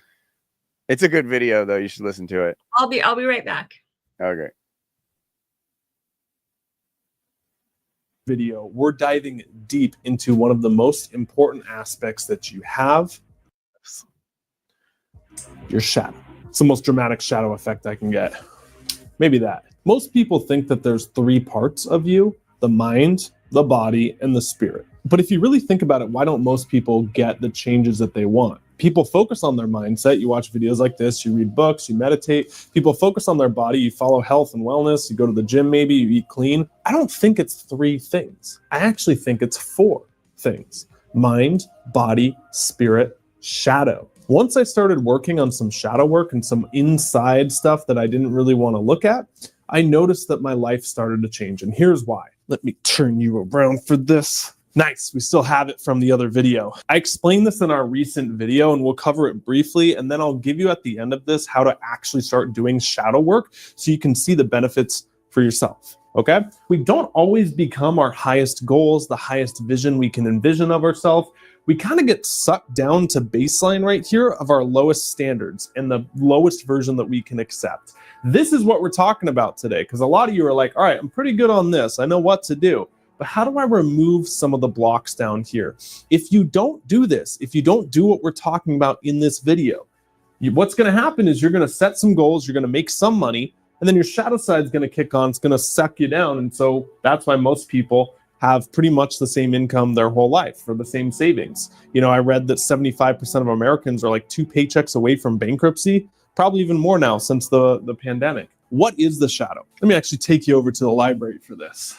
This book right here, the red book, it's not a Bible. It's actually C.G. Jung. And I've read all of 5 pages in it. Probably, I don't know. This thing is so dense. Jung, if I'm correct, studied under Freud. Sigmund Freud, who's like, you know, the most well-known psychologist of all time. They said that the parts that don't get resolved in us, you had a bad experience, you had a bad relationship, you had things from childhood, they still affect you until you resolve them. Think about it. If you had parents growing up that fought a lot about money, maybe they even got divorced, you're going to have security issues moving forward. Or if you had even recently like a bad relationship, a bad breakup, you got cheated on, well, you're going to have abandonment issues moving forward if you don't resolve it. So my point is that normally it's as a child, but it can be recent as a young adult or even as recent as like last week. These things that we don't deal with, we suppress down. And just like you're doing a trash compactor, right? When you put trash in there or a trash can, those things don't go away by shoving that trash down if it's getting full. It just pushes it down deeper and it still affects it, right? And so that's what shadow work is it's looking at some of the stuff that we don't even realize we have, that we've shoved down deep and that we're still carrying around. And by definition, we're still affected by. It's important to also say that every intention that we have, okay, and you might be saying like, oh, shadow, that sounds kind of negative. Well, every shadow side has a positive intent. Okay, just like if you weren't included, so you have abandonment issues, the positive intent of the abandonment issue is so that that doesn't happen again, so that you are part of the group, so that you are included, right? So behind every negative action, there is a positive intent. And the goal of the shadow work is to look for that positive intent, reframe it to yourself as an adult, really heal it, acknowledge it, so you can move forward. It is amazing how well this stuff works. I just completed a 6-week coaching program where I was teaching a small group of like 10 people. And in week 3, we did all these shadow work process, and I hired a coach to bring in who's really skilled, almost like a therapist, and had them do shadow work. And the results people were getting at the end of it is just astounding stuff. Okay, people are getting new jobs, people are getting new relationships, people are doubling their income. I'm not even kidding. Now we're getting into the how of this video. This is kind of the gold standard, and this is more of a play on Ken Wilber's 3-2-1 shadow technique. Again, you can do this out loud, right? Just talking to yourself if you're in a place where you feel comfortable doing that, or you can do this in your journal as well. You can do it in written form, okay? Now there's 5 steps to this technique that I want you to try to deal with that shadow side. The first step is think of something you want to work with. This could be very obvious to you, like pain of a past relationship, a feeling of unworthiness that comes up, a feeling of that you need validation from others, a feeling of like a lack of confidence, okay? Or it could take a day of just sitting on what you want to work with. There's no rush here. The point is choose something that you want to work with that you know is kind of holding you back. Once you have that, you're ready for step number 2. We're going to get kind of metaphysical here, all right? But if you're willing to play ball, this stuff is really powerful, so stay with me. I want you to think of that thing or that former version of you, right? And invite it in to have a conversation, okay? So you're going to invite that need for validation in to have a conversation with you. Again, written form, speaking out loud. You can even envision like an imaginary chair that it takes a seat in, okay? Step number 3 is you're going to begin a dialogue with it. You're literally just going to start talking to it. Have questions like, why are you doing this? What do you want from me? What is the positive intent you're trying to keep me from? It's important to note here that there's no real script to it. And you're going to be surprised on how much is in there. So pause on step 3 right there. And let's briefly talk about this inner child. A lot of people refer to the shadow self as the inner child. Basically, the person, your version of you as a kid whose needs didn't get met, even if you had the best parents in the world or you had terrible parents, right? We all lack some needs. Maybe you're at school, maybe you're in a friend group, and all your needs aren't getting met. And so you kind of have these scars, again, that you push down, you suppress, and it affects you as an adult. It never gets resolved. So if you ever hear the terminology inner child, right? Inner child healing, that's a form of shadow work in a nutshell. But I like to think of it as your former self. Okay, the inner child lingo doesn't always resonate with me because I don't believe that every single thing to this day is because of your childhood. Like some extreme psychology people think, they're like, everything you are today is an effect of your childhood. And I'm like, I don't know if I necessarily buy that, because there's very recent things that you can pick up along the way, say pain from relationships, pain from jobs, all this stuff that can affect you just as much, I think. So I like to call it your former self. Okay, we all have different versions of ourselves. And right now, the version that you're in is very different.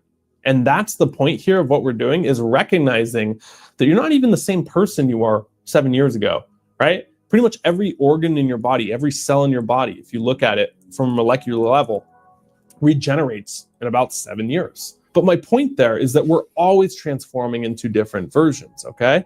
And so I kind of like that idea that you are different today than you were 7 years ago. And so that's just a version of your former self. Now, step number 4 is to really acknowledge it. Now, here's the thing. You don't judge it when you're talking to this former version of yourself. Okay, you're not judging it. You're not trying to explain it rationally like, oh, well, you're wrong. Can't you see it? You're weak. All this stuff, like suck it up. That is not what you do. Okay, that can make it way worse, because now you feel even worse about this thing that you have, this guilt around relationships, this guilt around not feeling good enough, and you're judging yourself. And so you push it down deeper, and it feels like it's not even safe to come out even more. Okay, so you're just hearing it out. Okay, and acknowledging it. To recap, you chose something to work with, you invite it in to have a conversation, you picture it and you talk to it, you acknowledge it. Now, the next step is to integrate it. When we talk about integration with the shadow, okay, one thing that I found very powerful is to almost picture yourself going back in timelines. Okay, and this, again, is very powerful, dense stuff, right? That time is really an illusion, because when you experience it, when you experience the present, future, and the now, it's all in the now, okay, right? So if you look at it dimensionally, instead of it being this like 2D where it's like past over here, present, future, and you go this way, it's more like stacked like this, right? And you can kind of jump from here to here to here to here, because this is all in the now, right? It's a very, very brief explanation of the timeline right there. And so knowing that it's like this, it's not like this, what you can do is imagine yourself in your present state going back through to that event, okay, or to the thing that you want to resolve, and resolving it and seeing it go the way you want. Let's just say it was a time where you got cheated on and broken up with, right? Well, can you see yourself going back to that event and all the pain that you had when that happened, the conversation you had, and really comforting yourself and giving you the validation, giving yourself the support that you need, that maybe your friends didn't give you at the time, that maybe you didn't have any coping skills to deal with at the time, and literally giving yourself all the resources that you have now to deal with that and heal and walk yourself from that past self to the current self and basically say it's okay. Not easier done than said, I know, But if you're willing to sit with yourself and do the inner work, right, and not just make this another video where you see it and you're like, oh, that's good, I intellectually understand it. No, if you're ready to get off the sidelines and into the game, pick up the journal, write down those steps, and really try this. And a couple more points here that are very important. There's no right or wrong way to do this, okay? There's more efficient ways to do it, and there's faster ways to do it, I guess. But even if you don't know all the steps, you don't have to go through like 15 YouTube videos and read like 20 books to understand this stuff, to make it work. Okay, you just don't. If you want to, that's fine. But I find that people who intellectualize things to a certain level, it kind of overwhelms them to even take any action because they have all these rules now. So if this is your first time doing it, get excited because you have the benefit of not having all these different rules that you got to follow to make it work and make it this big complex process so you don't do it, right? So congrats, now you're ready to do some shadow work. Let's recap. Again, you don't become the highest standards, you become the lowest habits that you fall to. And if you don't resolve this, most people just stay at a baseline there. There's the shadow side of us, which is pretty much all the stuff that we throw in the trash, that we repress down and we shove it down deeper and deeper, but it doesn't get rid of it. So it comes up, we project it onto others, or we don't deal with it and we need to escape. Or we carry it around with us and it weighs us down. It lowers our vibration. So shadow work, although it sounds kind of heavy and, you know, in a sense negative, why would I look at the negative aspects of me? It frees you up to go higher, okay? It makes you take the weights off so you can lift up. That's the power of it. That, in a nutshell, is what we covered. And thank you so much. Let me know if you want some more videos on shadow work or any other topics. Post it in the comments down below, and I'll. Wow.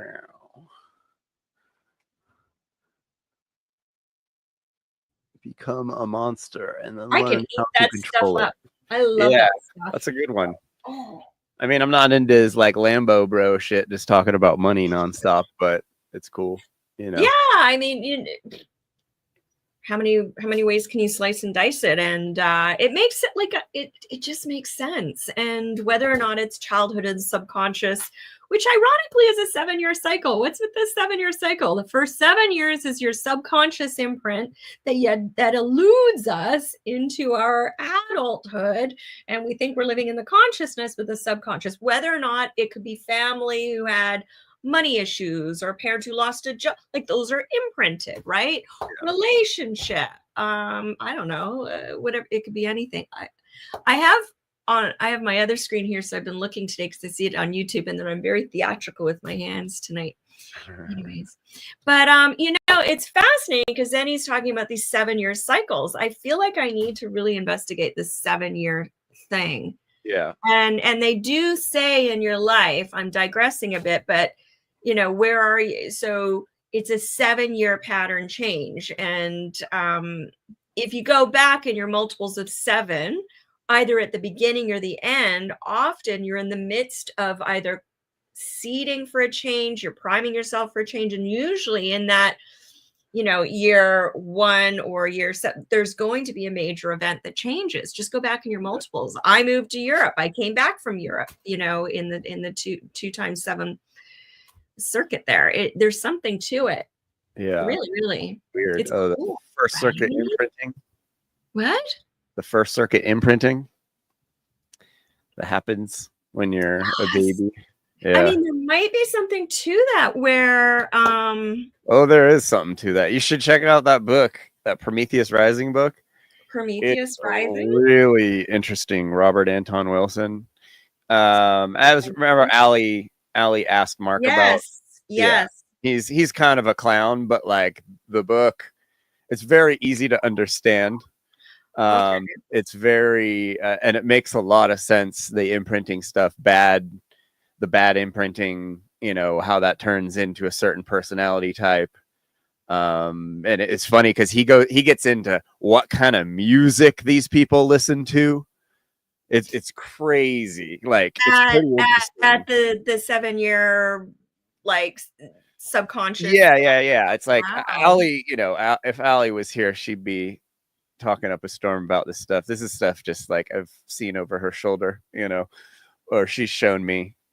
And she's her her podcast, she's mainly has Prometheus Rising in her hand and is talking about that kind of stuff because, you know, we're all fascinated with why we are the way we are and why, you know, how to fix our shortcomings. Traumas. Yeah, our How trauma. to free from them. And intergenerational trauma. Ancestral. Yeah. How much do you bring through? And there's Stuff a difference. happened to your great grandma that for some reason is stunted your whole family. Yeah, and there's a difference as well. I mean, fact or fiction, but this is what I heard, and it kind of makes sense. Where with men, obviously the sperm, it doesn't. It's not. It's created in that moment, and with females, biological females, you've got the eggs and the ovaries at time of birth. So who is that? LALCA Crow. It's just someone that liked the band I used to be in. Oh, that's awesome. That's so cool. Yeah, it's cool having it's always been cool having a bunch of open-minded kids to talk to about all of the stuff I've learned over the years. Right. Libertarianism, when Ron Paul ran for president in the United States in 2012, I got better responses from my fans than I did my friends and family, you know, to the principles of libertarianism and stuff like that. The kids are cool. They're hilarious. It's been 20 something years since I've been in that band and they still hang out. It's pretty rad. And like I make every once in a while I make videos about the music days and you know, these kids, thousands of the kids watch it. It's pretty rad. It's the reason why my YouTube's so messed up with the algorithm is because when I was doing just stuff for the band stuff, the page was just, I was getting like 50 followers a week, you know, but the second I start doing the podcast, it just, well, that's because it goes into, I mean, it's holding the soul and the self responsible to something. And it's yeah, I mean, it's about being accountable. That's a whole different, it's like, wait a minute, stop. You want me to be accountable? But that's not to say you've lost them. It just requires effort, doesn't it? No. It's not, well, it's not, no, it's the algorithm. It's actually YouTube software that does it. I should be getting more than 50 because I started doing more content on top of that original content. But instead, it sees the two things I'm doing and is like, those don't go together. No, these people aren't going to want to see that. So we're not going to even show it to anybody. So it's not actually, I mean, not that like the Hollywood Undead fans don't watch most like the podcast usually, you know, like they're not supporting like my political stuff or like the other stuff. They want to see the stuff about the band. And I understand that. But it's they not evolved. I mean, time has passed, right? So yeah. No, it's crazy because it's still like it's always teenage kids.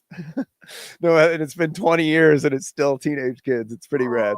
Because it was like it's a pretty goofy band. It was like you know, we like wore masks and it was really like kind of it was a funny thing that happened in the MySpace days back in the early 2000s. Right. Oddly enough, like the small scene I was in Hollywood made a lot of impact on on trends that happened in the rest of the world. Well, it's core to mass tipping point. I mean, this is, and it was at a time when you were creating that, right? And that's a thing. And those are really indelible things. And the touch point would be fashion, music, appearance. What else would be there? Well, it could be sports. So I was a part of, I've mentioned it before, the like vegan straight edge movement, which was something that happened. It started in the 80s, but kind of hit its like peak of underground in the 90s. And there was a certain aesthetic to it. And there was a certain music to it and style and attitude. And when I moved to Hollywood, I brought all that into a band that was commercial. So you brought And an indie factor into Yes. a commercial platform correct. about And self-expression, which was accepted Mm. so there, do you know the artist Kesha is? Yeah. Kesha would not exist without Hollywood Undead, the band I used to be in. Wow. So there's a band. What other bands? I bet Crow could tell me. What bands you think started? Well, obviously Broken Side. There were several. Well, the link is there. Tell Crow to come on. 303. There were several commercial huge groups that were started by record labels trying to dive into the market that my band started. So I brought this aesthetic and attitude, and and we kind of we made it very commercial by putting masks on, and very gimmicky. And it was during the MySpace era, which is entry level social media, right? And every kid was on it in the United States, and that was where everything was happening before they knew how much they'd be able to take advantage of social media. And marketing on the internet at all. Right. So Tom from MySpace hits me up and is like, "Hey, we thought you hacked MySpace. Your band is blowing up bigger than any channel we've ever had on MySpace." And so he took me on he signed us to MySpace Records and then iTunes, and this is all. Wow. We were the first band to exist solely on the internet. Never played a show, didn't rehearse once, and we had a major label record deal. Yeah. We were the last and the first. We were the last big major label deal and the first internet deal, because we got bounced around a bunch. I mean, so anyway, the image of my band, the band image, started something called there are a lot of different names for it, but it was mainly scene kids. And so scene kids were hardcore scene kids. I was a hardcore kid. I was from the hardcore vegan straight edge thing. It's a bunch of dumb names, but the scene kid is short for hardcore scene kid. And the guys that I was in a band with a bunch of Scientologists. They knew nothing about anything that I was about. Yeah. So they knew nothing. They just knew to copy me. That's all they knew. They were told by the label. They were told by everyone, do what Shady Jeff is doing. Look like him, talk like him, because they were all just kind of dorky. Shady Scientologist Jeff? nerve. Was that my stage name? Shady Jeff. Shady Jeff. Oh, Jeff. Okay. Yeah. Okay. I thought you said Deaf, and I'm like, oh. So no. So I eventually leave the band because of Scientology reasons, basically. Wow. And the music went in a different direction. The first like 8 songs we did are actually really fucking good and really are genre changing and genre inspiring music. There's 1,000 bands right now that are doing the genre that we started.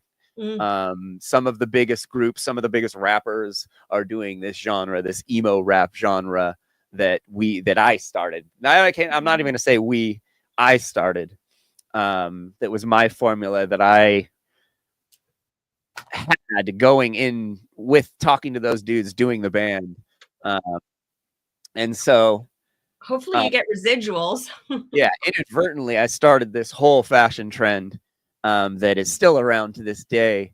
And it was always funny because I always knew that kind of happened, but I didn't ever have any evidence for it. And then this really big YouTuber did like a whole mini documentary and like went back and connected it to me and like 2 other bands, basically me and 2 other bands invented this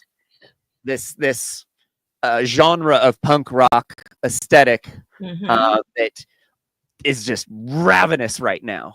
And it's ravenous right now because it's a throwback now. Because I did it 15, 20 years ago. Right, retro. And so they've the pattern of the trend has gone. You know, And we've had a kinda- full cycle, and now it's throwback to that. And now hardcore is one of the biggest genres of music right now, which is just fucking crazy. Well, could you do a reunion with your band? No, I'm not interested in doing You're not anything with them. They're terrible. No, I mean, they're not. It's just they went in a complete. Once I was gone, the originality was gone, and they've just kind of beaten a dead horse the whole time. And like there was a lot of really like my original ideas for the band, the leaving the masks on all the time, like all this kind of stuff created a lot of mystique, and they kind of blew it all off after I left. But and then they didn't, you know, they're just slaves to the touring, and that was not everything. I've been on before. It's not that fun, you know, and like doing it for a job with a bunch of people that you no longer get along with. Like That's it's pretty. Yeah, I wasn't really interested in pursuing that project. But the band kept going, and they did gold records, and the first the first album that had a lot of me influence on it did very well. None of their albums since then have done very well. They're kind of just playing the same 3 songs over and over and over and over and over and over and over and over again, and they didn't really develop as artists at all because it kind of I dropped that in their lap, you know, like they didn't have much creative input to it, so they weren't able to keep it going creativity wise outside of just kind of duplicating what we had done in the beginning and then duplicating and then ripping off other bands that were popular. They're very much a clone of Linkin Park. They became a clone of Linkin Park, even though that's not how we started. We started like an emo rap thing, and they turned into just like this heavy metal rap thing. But you know, the fans like it. I do reviews of the videos, and I'm kind of painfully honest about it. And it's a little cringe to me, you know. It's a weird thing that happened. I don't know why I just got on that tangent. Well, no, because one, it was a passion point. Well, because you're done marketing, and you kind of understand. I did youth marketing, and I did it like, you know, certainly, that was kind of a bit of my jam. But what's interesting as well is when you had this merging of what would have been MySpace, where it was an opportunity for people to be individuals and to express their individuality. And that was the beginning of that individual brand platform and stuff. So of course it's memorable, and it's yeah. And it was funny because what I was mentioning earlier about Hollywood, like, do you know who Jeffree Star is? No. Okay. Jeffree Star's how do I explain him? He's a trans dressing, he's not trans, but he's a boy that dresses like a girl. Okay. Who goes into the boys' room. As at least back in the day when I used to hang out with him. Anyway, he was a socialite in Hollywood, basically. And he helped boost my band's. He was very big on MySpace. And so we did I had the idea of getting him to do a song with us. And so that kind of helped explode how big that band got. And just like the one club I hung out with, there were like 10 trend-setting famous people that came out of that one club. Looking back in hindsight, that everything that happened out of like this one club called Club 82 that was like an 80s electro clash club that was Saturdays and Sundays in Hollywood. There was Club Beat It and Club Bang. One was like electro clash, one was 80s. And those two clubs, like there were so many bands and like cultural icons, Tila Tequila, Jeffree Star, the whole Hollywood Undead thing. Lots and so much more, like so many more. And it's just strange, like looking back and just kind of looking at it and being like, how crazy that just like one club, you know, had that much, like Hollywood is taking advantage of the people that go to Hollywood that much, you know, that like at any time you could go to a club in Hollywood and there's like loads of future influencers on the world, you know, being ready to be taken advantage of, you know, and by giant corporations. And you know, like it was a very wild experience. You know, they gave us $500,000 and we spent it in 3 months. We did all the stuff that you would do. You know, I bought a sports car and spent all the money on partying and girls and stuff and did all that stuff. It was pretty crazy, but you know, like 20 something years later, you know, these kids still come around. It's pretty cool. I shouldn't call them kids because most of them are adults, and it's just, I would have thought that how I looked at it while I was a little embarrassed about it because I was in like cool heavy metal bands and stuff. And so to be in kind of like a goofy novelty band was a little embarrassing for me. And so I didn't take it very serious, and I didn't understand how much of an impact it is. And like, I'll meet people, I don't talk about it that often. And like people will know me for years and they'll be like, wait, what? You know, and like everyone, whenever it comes up, people get this funny smile on their face because they're like, oh man, that was high school in 2012, you know, and it's just like, it was such a part of that generation. And it's just really wild. Isn't it funny how to you it felt kind of going into an uncool place and the commercialization and all of that, but actually if you look at it now, it was really something very special and very influential. It took a while to see, like, and it took, like I said, it took that YouTuber doing that little documentary on it and being like, no, Hollywood Undead did this, and I know that there was no other influence aesthetically. Can you drop the link? Yeah, no, he actually did cool. He did 2 episodes on it even. And because like I said, I'd always kind of like, I started emo, you know, like I joked with people about it because I kind of knew in the back of my head, it's kind of true. But then this dude just like was all, no, basically 18 Visions, The Locust, and Hollywood Undead like influenced how every kid dresses these days. Like it's absolutely insane.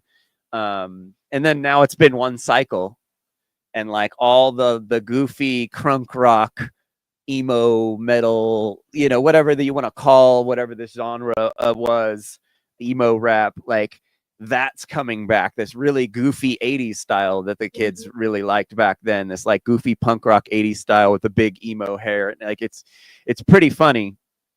And it's just it was a wild story. And like I had a pretty crazy life up until that point too. Like I was raging. I was the king of Hollywood before I was in that band. And I had, you know, like it was pretty fun. Like, but it wasn't activism. And I was an activist. And so I eventually had to leave.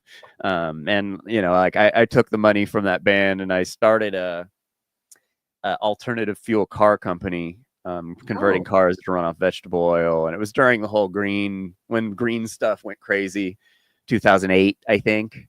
The economy, I started a business with the money I had left over from the band. The economy tanked.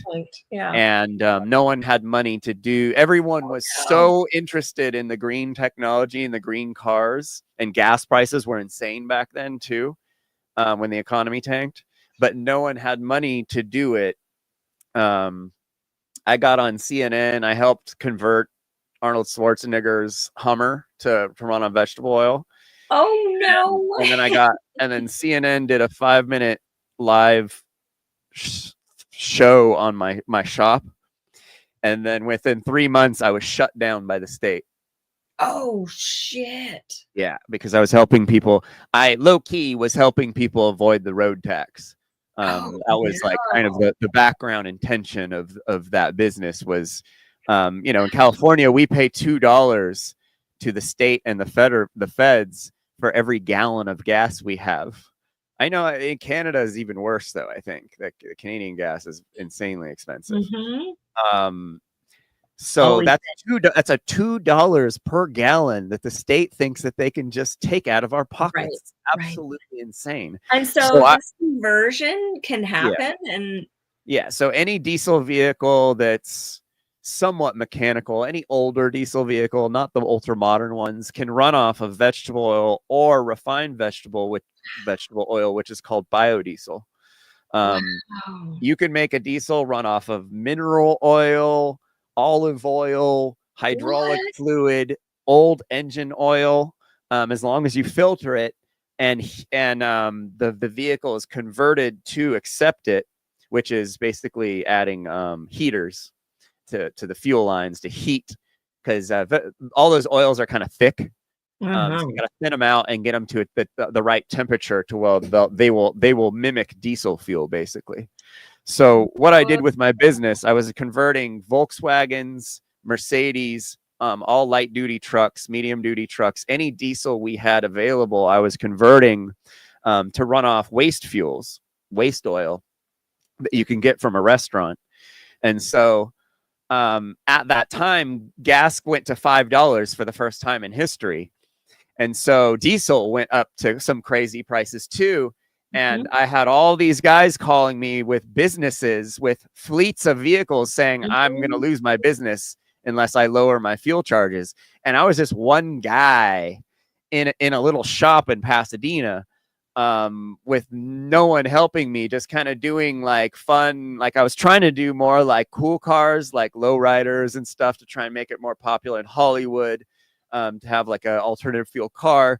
But the economy tanked, and so no one had money to do that stuff. So I just had to end up converting massive amounts of cars, as many as possible. And therefore, you know, the Department of Transportation starts taking a hit because of that, because the taxes, they're losing $2 a gallon for every car. They're losing a lot of money. So once I got a little publicity, they shut you down. They shut me down. And, so what was the governor, who I had just converted, the governor's car, he shut me down.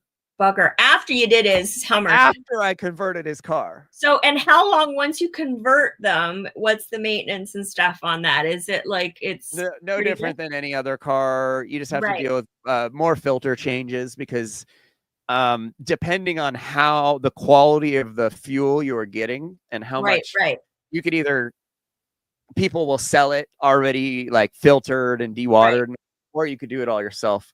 So if you filter it really well, it's going to be no different than your regular intervals of that you change your vehicle. But the oil is worth, because of this, the oil has gone up in price. So back in the day, I used to be able to go to restaurants and get 20 gallons for free.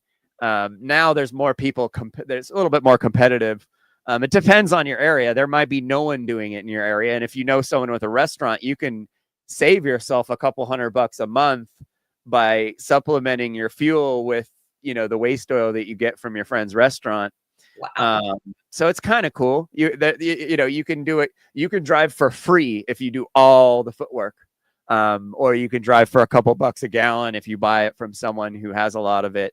But it was a lot of fun, but I got overwhelmed, and then I got shut down. And then, you know, just if you do things the right way, if you get all the permits and you beg the government to start a business and all that, they just bend you over. They take everything you make from you in California. And how much was it the cost to convert at the time? It depends on the vehicle, but we had, so there was like if you had an older Volkswagen or like an older Mercedes, you know, those cool, cute 80s Mercedes, the diesel ones that you still see on the freeway these days because they're super reliable. Yeah. If you have one of those, it's like $800. That's nothing. Yeah. Newer cars, it gets like up to like 2,500 just because you got to do more stuff. It's self-liquidating what you're going to be saving. Yeah. It pays itself off. What's interesting quickly. I remember recently reading, because I read European news and stuff, just having lived there, whatever. And it's nothing highbrow. It's dailymail.co.uk and .com, which is a wide breadth of things. But they are buying back for people to put in the old diesel cars. They're trying to buy them back. And like hearing this kind of information, maybe it's because they want to get these convertible vehicles out of circulation. Like, that's amazing. By the way, how long has Race Lever been commenting? Do you know how long? I have a question. Forever. We picked him up on a different panel show, and he followed us over from a different panel show that me and Allie used to be on. Oh wow, because he's talking he, she, they, it, them about he knows everything about anything I talk about immediately. It's because Brown's gas, and I'm like, Brown's gas. That's interesting. That's like Brown's gas is cool. Also, what's really cool is what's it called? Gasification. Do you know what gasification is? So, any gas engine. So, if you light a bunch of leaves on fire and you smother it after it's been burning, you know what? It'll get like white smoke, right? Really rich white smoke. That is as combustible as gasoline. Wow. You can literally run a vehicle by burning wood in the back of it, and it makes any type of biomass you burn.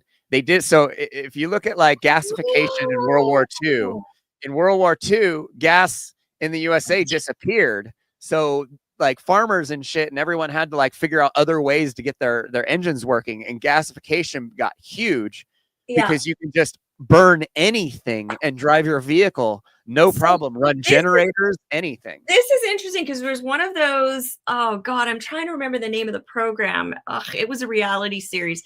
And one of these guys he was a redneck, and he did everything, but he converted his truck to be like a burner, and he would put things in, and like that must be what it is. It didn't go very fast. It was like, but it moved. For free for the leaves you have on the ground. It was, and I was like, shit, he's burning. It's occulted technology. Yes, and that's flashed in my gasification. Looks interesting, Braxton.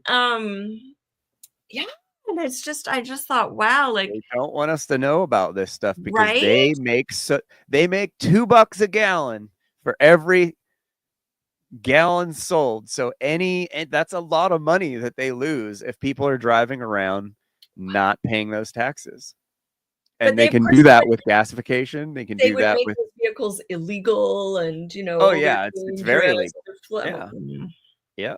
That's why they shut me down. What you're doing is illegal. You're modifying vehicles beyond off-road. You're modifying them into off-road capability.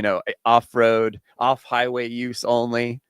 Well, really, you were modifying them outside of their tax range. That's what it ultimately was. So out farther the clutches of their taxation. And they didn't want that. And I got bombarded with inspectors. Schwarzenegger doing he's such a clown. Wow. That just shows that they're puppets, really, because he bought into the platform, but then someone said, you can't fly with this. What do the comments say? Magnets and gas? No joke. No juggalo joke, guys. No juggalo jokes. Magnets, how do they work? Come on, hyperlink. This local resident juggalo. Oh, Braxton, I've been hanging out on this Australian panel. They're based Australian juggalos. They're hilarious. You should come on sometime. Yeah, Arnold was. The challenge would be the time difference. So, how many hours difference is there with that? I don't. He's. It's. I think it's like late night in the morning here. Like when I get up in the morning, he's doing like a late night one. It seems to get close, and because one of these, I have Durian Rider back up here. He's extremely hard to arrange with because of the time change, though, because it's like at night here, it's like 8, 9 in the morning there, and it's like, who wants to wake up first thing and do a podcast? You know, like I don't usually want to do podcasts in the morning. I did. Do you know Coast to Coast AM? I do not. Oh, it's kind of like a staple of conspiracy radio station that's been around for a while, but I went on that show at like 4 in the morning or something. I had to wake up at I had to go to sleep and then wake up way too early and do that show, and it was really hard. I was asleep. Especially with the subject matter first thing. Yeah, Some really people are into night owls subject and matter. stuff. It's tough. Yeah. But anyway, That's yeah, we went off on a tangent.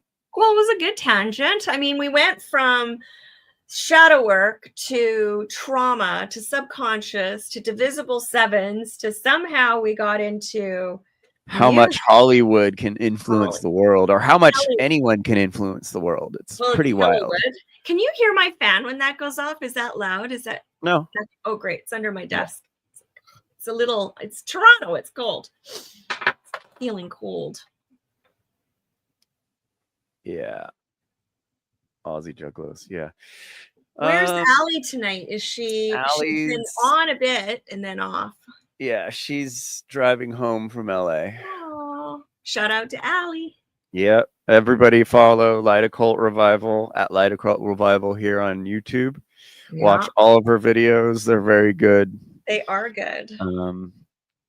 She's a sweetie. Yep. But yeah, she's been gone for almost 2 weeks. I was down there a little bit, but it's like LA sucks. I don't really like going back there, and it's a lot of work going back there. We're out in the sticks now, and so going back in the city, it's just more traumatizing every time we go. But happy to have her notice the coming difference back. in the skies from like the city and the chemtrails and the pollution and the smog and where you are? Like, can you? Yeah. Pretty much Especially like I noticed that a lot when I moved to Central America. I was just like, Really? man, everything, the sky looks so different here, and like the moon moves around really weird in the night in the sky down there, and just like and you're in the tropics, when you look straight up, it's like black. If it's like a really blue day, a really clear day in the tropics, you look up, it's black. It's weird. I think there was a difference back in, when were you there? The 90s or? Oh, no. Jesus, I'm not that old. I mean, I was a teenager in the 90s. Well, if you're into music in the 90s. Nicaragua, I lived in 2014. Oh. No, 2016, 2017. I lived in Nicaragua. Recent. Yeah. Yeah. God, I moved to Spain to have some time off and explore in like 99 to 2000. Ooh, To me, that's older. Spain's beautiful. When that whole clock thing and like, are the computers going to self-destruct when they turn to? Oh, 2000. Yeah, that was hilarious. Y2K. I lived through that. That was fun. That's what Y2K was what taught everyone about prepping. Right. Like, or at least planted the seed for preppers. Therefore, by 2012, when the Mayan calendar thing happened, everybody was going nuts on prepping. And then that was a bunk too. And then Obama mania. Everyone thought that everyone was going to have a civil war when Obama, like, it's the same agenda. All these people fall for this shit, man. I can't believe the smart people, the truthers, that still fall for all this brainwashing religious bullshit. Like the cult of the state. They still believe in the state in so many ways. It's mind-boggling. I know. I had a conversation yesterday or day before, and it was a random person, and then we ended up having a tea or whatever, coffee.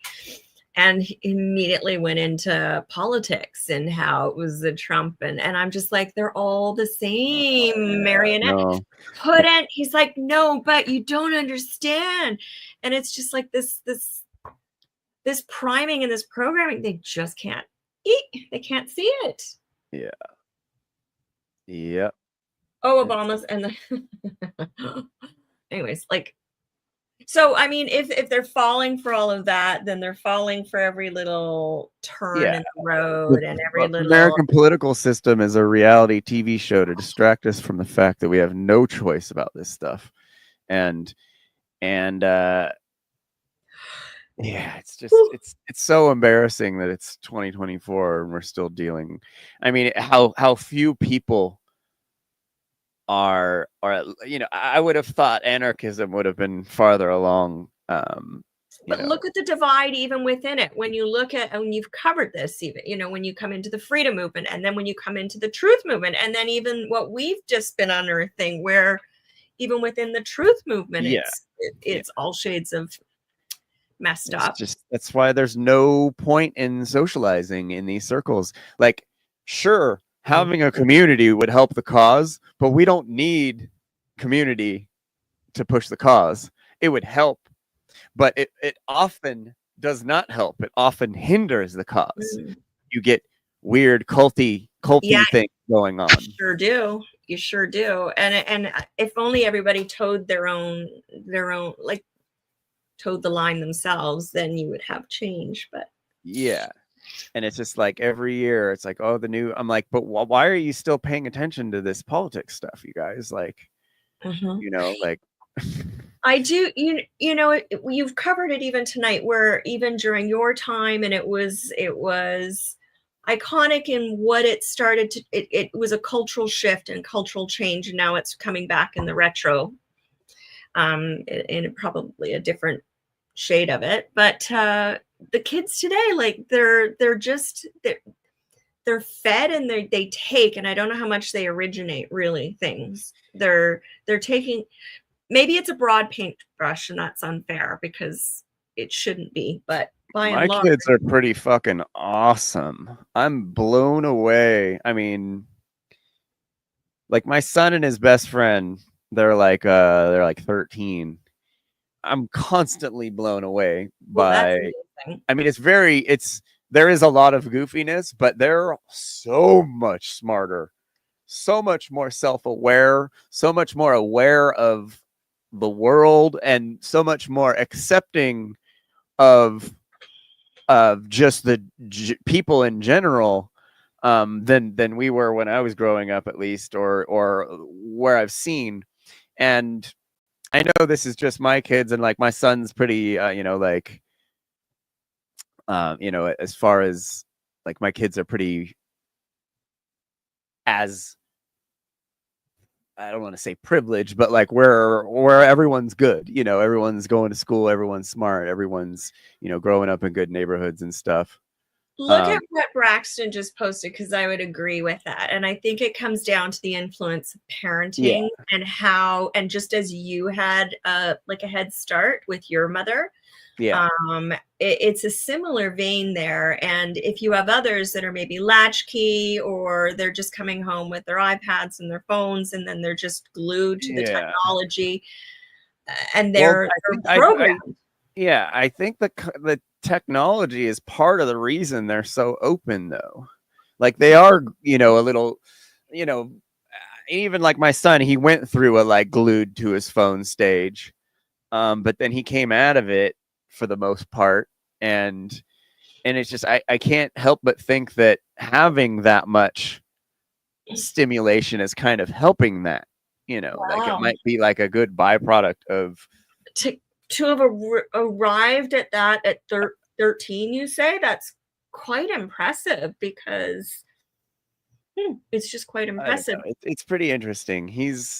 I'm always shocked by how based these kids are, and I know it's just two kids and they go to good schools and shit like that, and they have a good family around them. They've always had love, so they definitely have a head start on a lot of people. But I can't see like it's just I'm just always very surprised.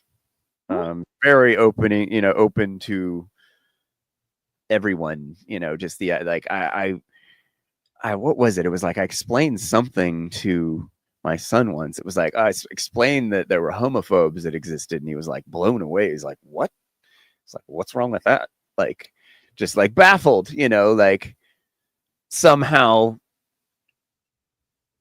it's like the whole thing. Like, we don't know what racism is. We don't know about racism until someone tells us about it. Kind of like, so it's like kind of weird how society kind of like puts names on things, and it's like a psychological propaganda. It's weird. I don't know. But yeah, I know obviously the technology can be abused, and it's just like the nature of the internet. If we allow them to spy on us with it, like if we don't take advantage of it also, that's what the whole crypto thing, like if we don't take advantage of the technology to better our lives, they're going to use it, they're going to be using it against us. We might as well be using it to make up for how they're using it against us. It could be used for really bad things, but good things at the same time, as long as we go out and do that, as long as we do the activism and actually go out and do the work. But if we just stay complacent and expect someone else to do it, we're fucked, like. Yeah. That's why it's like CoffeeZilla, dude. Like, that guy's badass. We watched the guy. He's the guy who exposed the crypto scammers. Like, dude is badass. These comments are just a gas. Braxton and Race get going. It's that is funny, and the racism is disagreeing with me since my name is like, actually they're giggle inducing. These are funny. Braxton, you should remember when I challenged Justin Padini to a comedy off? You should do it. Yep. No, because I honestly could write a 5 times funnier set than Justin Patini. So I challenged him, but he didn't want anything to do with it because I think he knows he's not that funny. But Braxton could smoke him easily. Braxton's actually really funny. But these two together are too much. Like, they're too much for sure. Not to distract here, but sometimes, like, I'm just I don't normally have the other screen here, and tonight I have, and I'm just like, because I have the StreamYard one up, right? And so seeing the YouTube comments. Oh, are you streaming on your StreamYard? Yeah. Oh, cool. This one now I'm on. Well, no, I'm not. No, I'm on it though. I'm on that as the but I'm. You can stream. You can stream this to yours. I know. And just put up your own thumbnail and shit. You could totally do that if you want. Yeah. And you could go back and you could totally rip the. I mean, because you've been on a lot. You might as well get some clips going. Put that stuff. Could. But anyway, let's see. What time is it? Yeah, we're getting near 4 hours. Pumpkin time, Cinderella's pumpkin. What? The show's been getting longer progressively because I used to do like 2 hours, and then it's been 3, and now it's been like 4 and 5. And I still feel like they're too short. Well, we've had different we've had different parts in this one. What a dick. What? I think Alicia is a bot. Oh! What an asshole.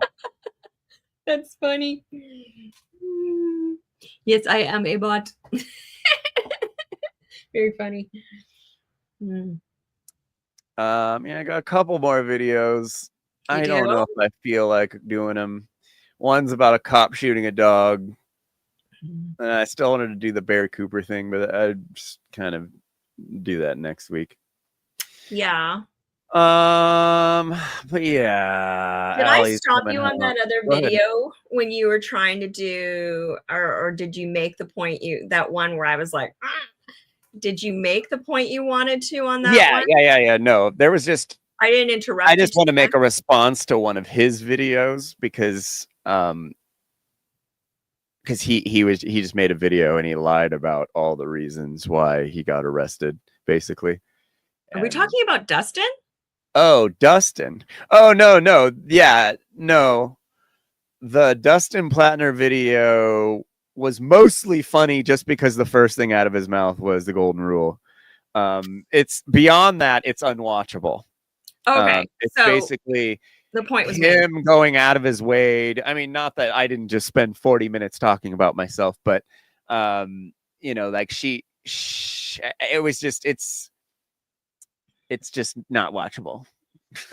No, But you know, that other video, the vegan video they did is totally watchable. You know, like it's the mutual. it's just that one was especially society. funny. It was especially funny just because he was talking about the golden rule, and then it was just really boring. Like it was just, we'd just go to sleep if we were watching it. He's talking about some app he made that's, but then he didn't explain what it did. Like explain the app and the name and like how it works, but he didn't explain what it did, or it's something about it like hides your identity somehow, but it's like I don't know. But he's just talking about, you know, his app and his how much he helps kids and how much he understands the golden rule and all this garbage. And it's like, you know, and that's where I just they need to get their base station fixed, which is themselves and their actions. And then so maybe in that family unit that he's doing therapy with, if the daughter in the family was getting picked on by the son and brought it up in group when what they were would he do? Therapy session, He'd say, "No, this isn't important. We need to get along. This isn't productive.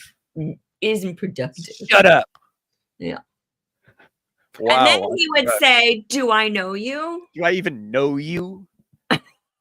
Have It's just we like ever even the video we were just watching of the guy with the crowd talking to the vegan kid. It's just fallacy after fallacy after fallacy. No concise statements whatsoever. No logical arguments whatsoever. Just full on rage. The group is against you, therefore I'm just going to rage on you. Hilarious. No, this is embarrassing. It was funny though, because I saw I watched this video of Will kissing the ass of this YouTuber that's just a complete scumbag. And it's just, these guys just, they're so obvious about it. It's so wild. Authenticity is a thing. Yeah, it's too much. But yeah, these guys need to humble themselves. They need to chill with the ego.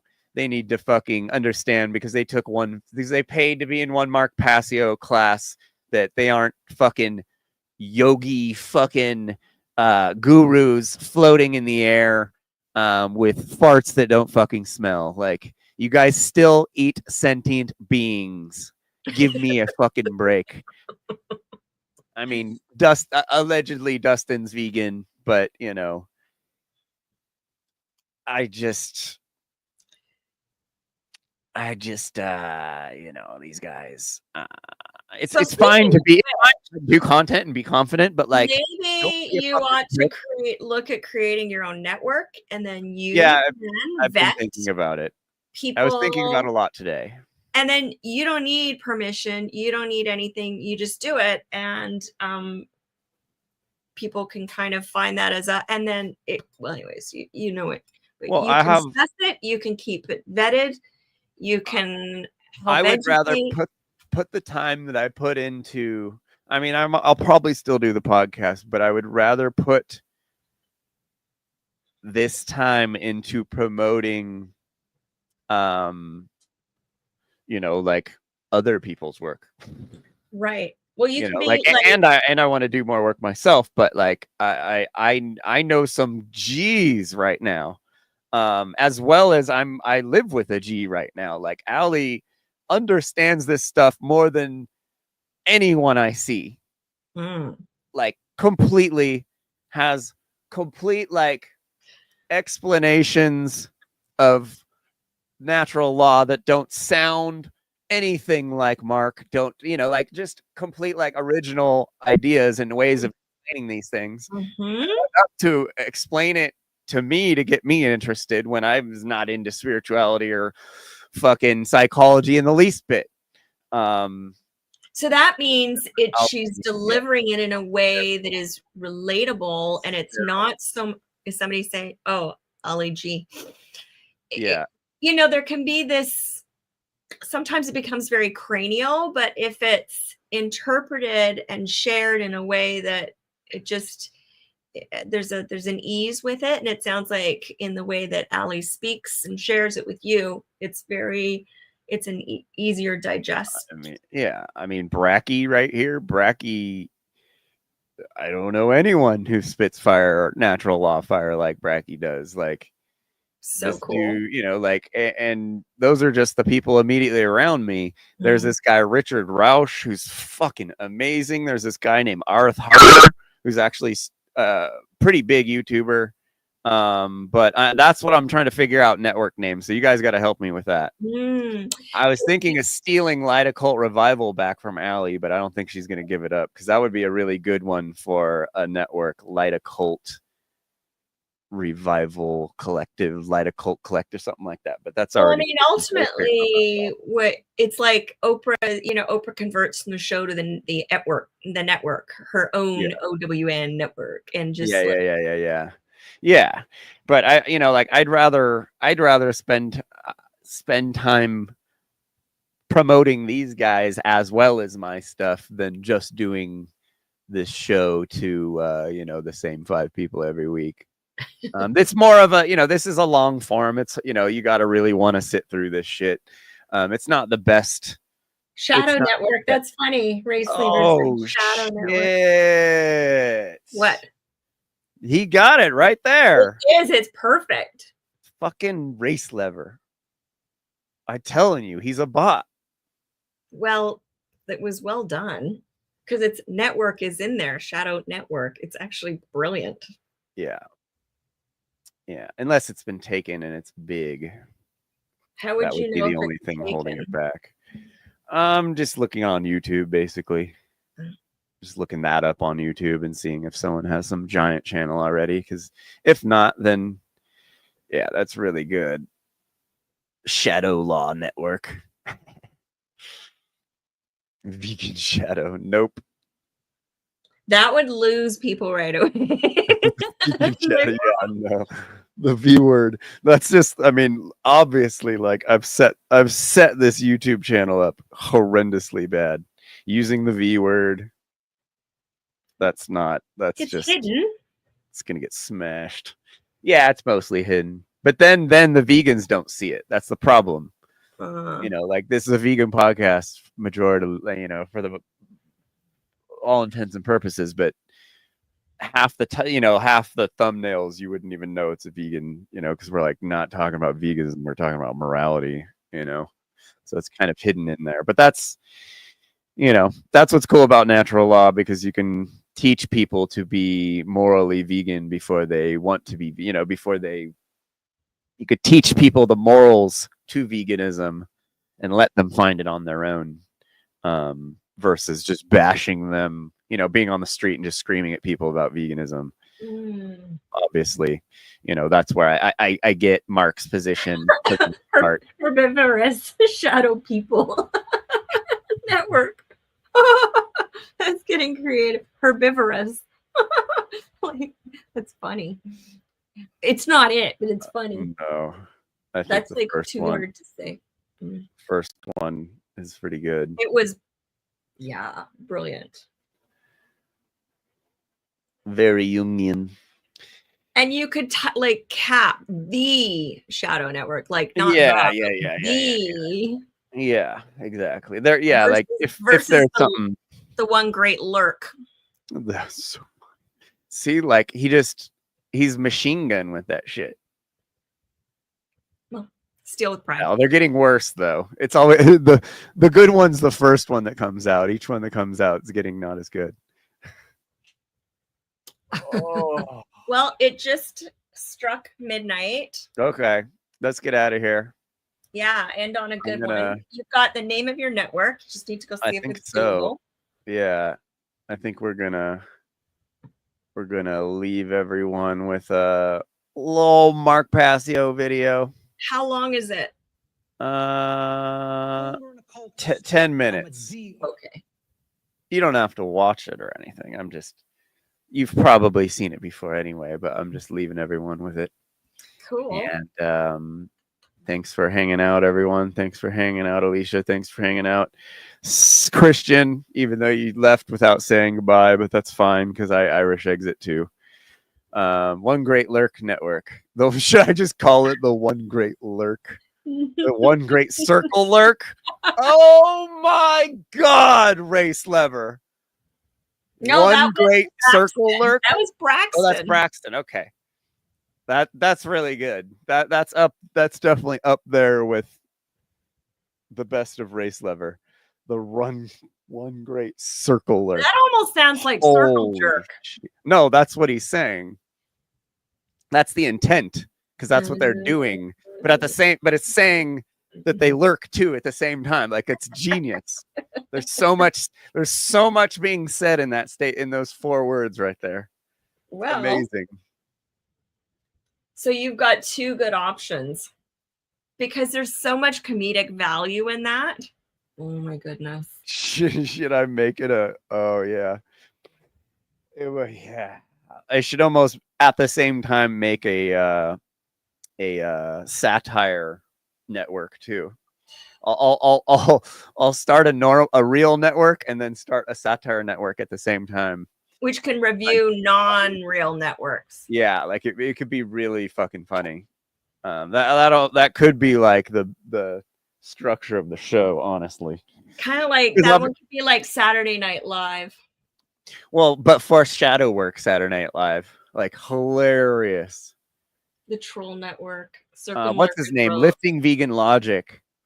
He does edits sometimes where he's not talking in them, but it's just like it's a review of someone else's stuff, and it's really funny how he does it. He's very sassy. Lifting Vegan Logic, very sassy guy for a meat. Yeah, beef I think cake. we all agree the Shadow Network is the one. If you Shadow forget Network it, is do good. that right away after this. Yeah. Yeah, so you guys got to figure out the satire name now, or I guess it could be the one great circle lurk, or the one great lurk. Circle lurk, the one great circle jerk. Jesus Christ, that's hilarious. All right, thanks guys. Thank you. See you next week probably. I know I said I was going to start doing them every other week, but I don't know. We'll see this next week now that Allie's back. I was alone this last couple of weeks, so I had nothing else better to do. Yeah. As posted. All right. Thank you. Bye, everybody. Bye. I'm a de-occultist. I'm attempting to take this information out of hiding. It's been hidden. The hiding of it is destroying the fabric of our society and putting us into bondage. It needs to come out and be non-hidden. It needs to be unveiled and shared widely and freely with anybody who's capable of accepting it and comprehending it now. Because we're not in a position where we could wait longer. We're at the precipice. Okay, there is a moral obligation to bring this information to the public now, because this place is a garden full of weeds, of poisoned ideologies and completely erroneous belief systems that have no bearing on truth whatsoever and cannot get us what we say we want. Until that those thoughts are changed, don't expect the results you want. Here's what that principle is. It's what I call the lost principle. And it's the thing that has to be present in order for any change to manifest itself. And it is not what most people think of it as. Even when I tell you what this is, I guarantee you there will be an inaccurate connotative meaning for what people think this means, okay? Here's what the 8th principle is. It is known as the generative principle, or the principle which governs creation, which actually is the causal factor that goes into effect and generates the result that we say that we want. But what's the real term for it? Who can guess what the actual term, what the generative principle of creation actually is? No, it is not action. Okay, now most people will say it's love. I want to distinguish it from the concept of love, okay? The generative principle is care. Now, this is different than compassion. People say, why don't you use the word compassion? Because that's not what I'm talking about. It is a different concept than compassion, or even what I would describe as love. Care, all uppercase care. Distinguish this from care with a lowercase c, okay? This means, what are you giving attention and helping to grow? What are you focusing upon? Because what focus you're focusing upon, that's what's ultimately getting generated, getting created, and growing. And this doesn't mean be ignorant of what's going on in the world and don't look at anything that's negative, because you're going to feed that and give power to it. That's not what it means. Okay? That means, you know what you're feeding? In that instance, if you want to do that, you're feeding ignorance. And that's what's going to grow. It's the exact opposite that the New Agers want you to believe that it is. By ignoring the negative, you are ensuring that more of it occurs. You are fueling it by ignorance, ensuring that it grows and takes over. Okay? What care has to be looked at here as is, this is what you're giving your energy to. This is what you're focused upon. This is what you actually care enough about to do, to spend your time on, to put your attention on, to manifest in the world. That's what I'm talking about as care, okay? That's what generates our experience in the aggregate. Most people don't care about what's really happening. Therefore, it is an impossibility for us in the aggregate to change the direction of energy, to change the direction of consciousness, and ultimately to get what we say we want. That's how the real law of attraction works, all right? Here's how it actually operates. The lost principle is the dynamic of care. What we care about on a day-to-day basis acts as the driving force of our thoughts and actions. What did I say we need to develop? The heart, mind, guts, right? Heart, mind, guts, in that order. Care comes first. You got to care enough to know, to develop the knowledge, okay? Then you got to act on it and put it into practice, apply it. So that's the order. Heart, mind, guts, care, knowledge, action. Those are the steps, okay? And all three of those have to be in place. All three. That's what unity consciousness is. It's unifying thoughts, emotions, and actions. The three aspects of consciousness, such that there is no contradiction between them. What we think, how we feel, and how we act are one and the same. There's no contradiction. That's unity consciousness, okay? Therefore, since care is the driver of our thoughts and actions, it ultimately can be seen as the generator of the quality of our shared experience here on the earth. Care is what generates the whole thing. Hence, it has been called the generative principle. Liken the heart to a pump in the body. Well, what does a pump do? It's a generator. It provides energy. It moves the life force through the blood in the body. In every ancient tradition, they talk about the life force being in the blood. The heart is what pumps that through the whole physiology and enables us to continue to sustain life, okay? The heart is the generator, it's the pump. It's the center of the being.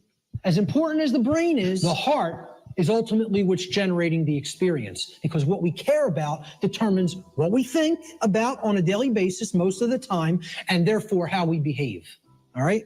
So, is anybody familiar with the compasses and square symbol of Freemasonry with the G in the middle? Well, that's what the G stands for at the highest level. They'll talk about many porch masons. These are the exoteric masons that are given the teachings of the profane and they think they're in the know, okay? They're given the information, well, this only means geometry, it only means God, etc., okay? One of the things they'll tell you it means at a slightly higher level is that it means gnosis, knowledge.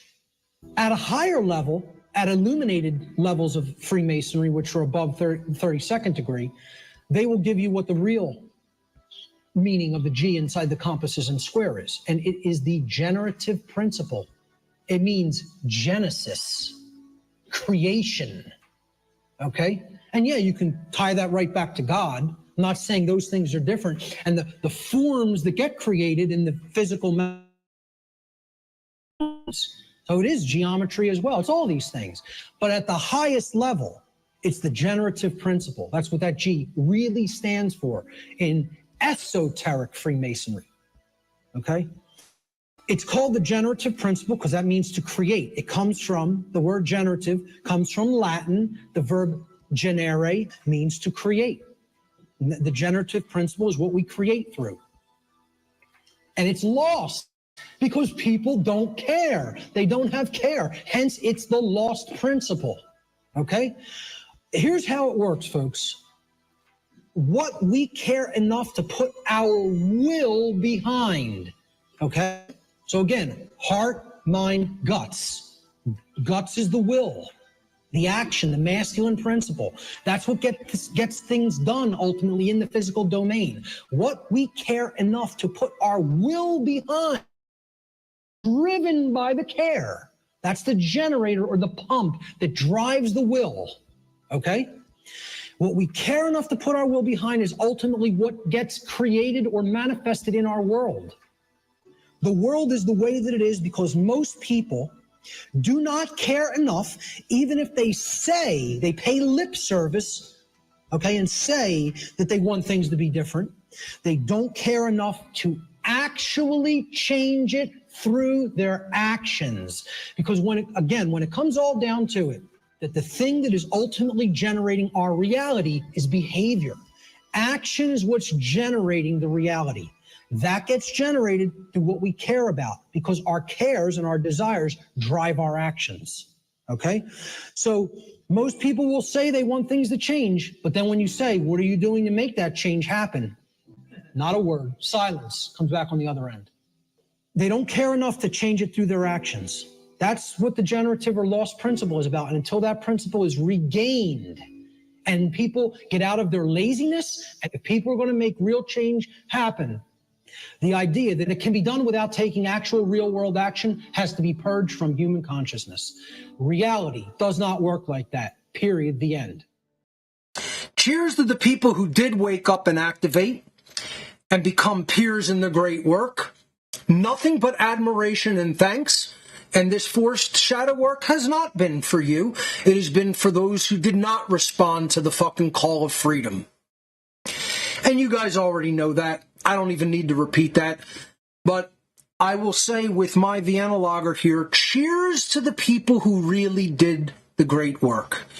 The ones who really activated, the ones who spoke out, the ones who put the message of freedom publicly out into the world through the creation, the creative expression that came from within themselves to publish and communicate it to those in need of that knowledge. You're my brothers and sisters, and you're my peers in the great work, and thank you.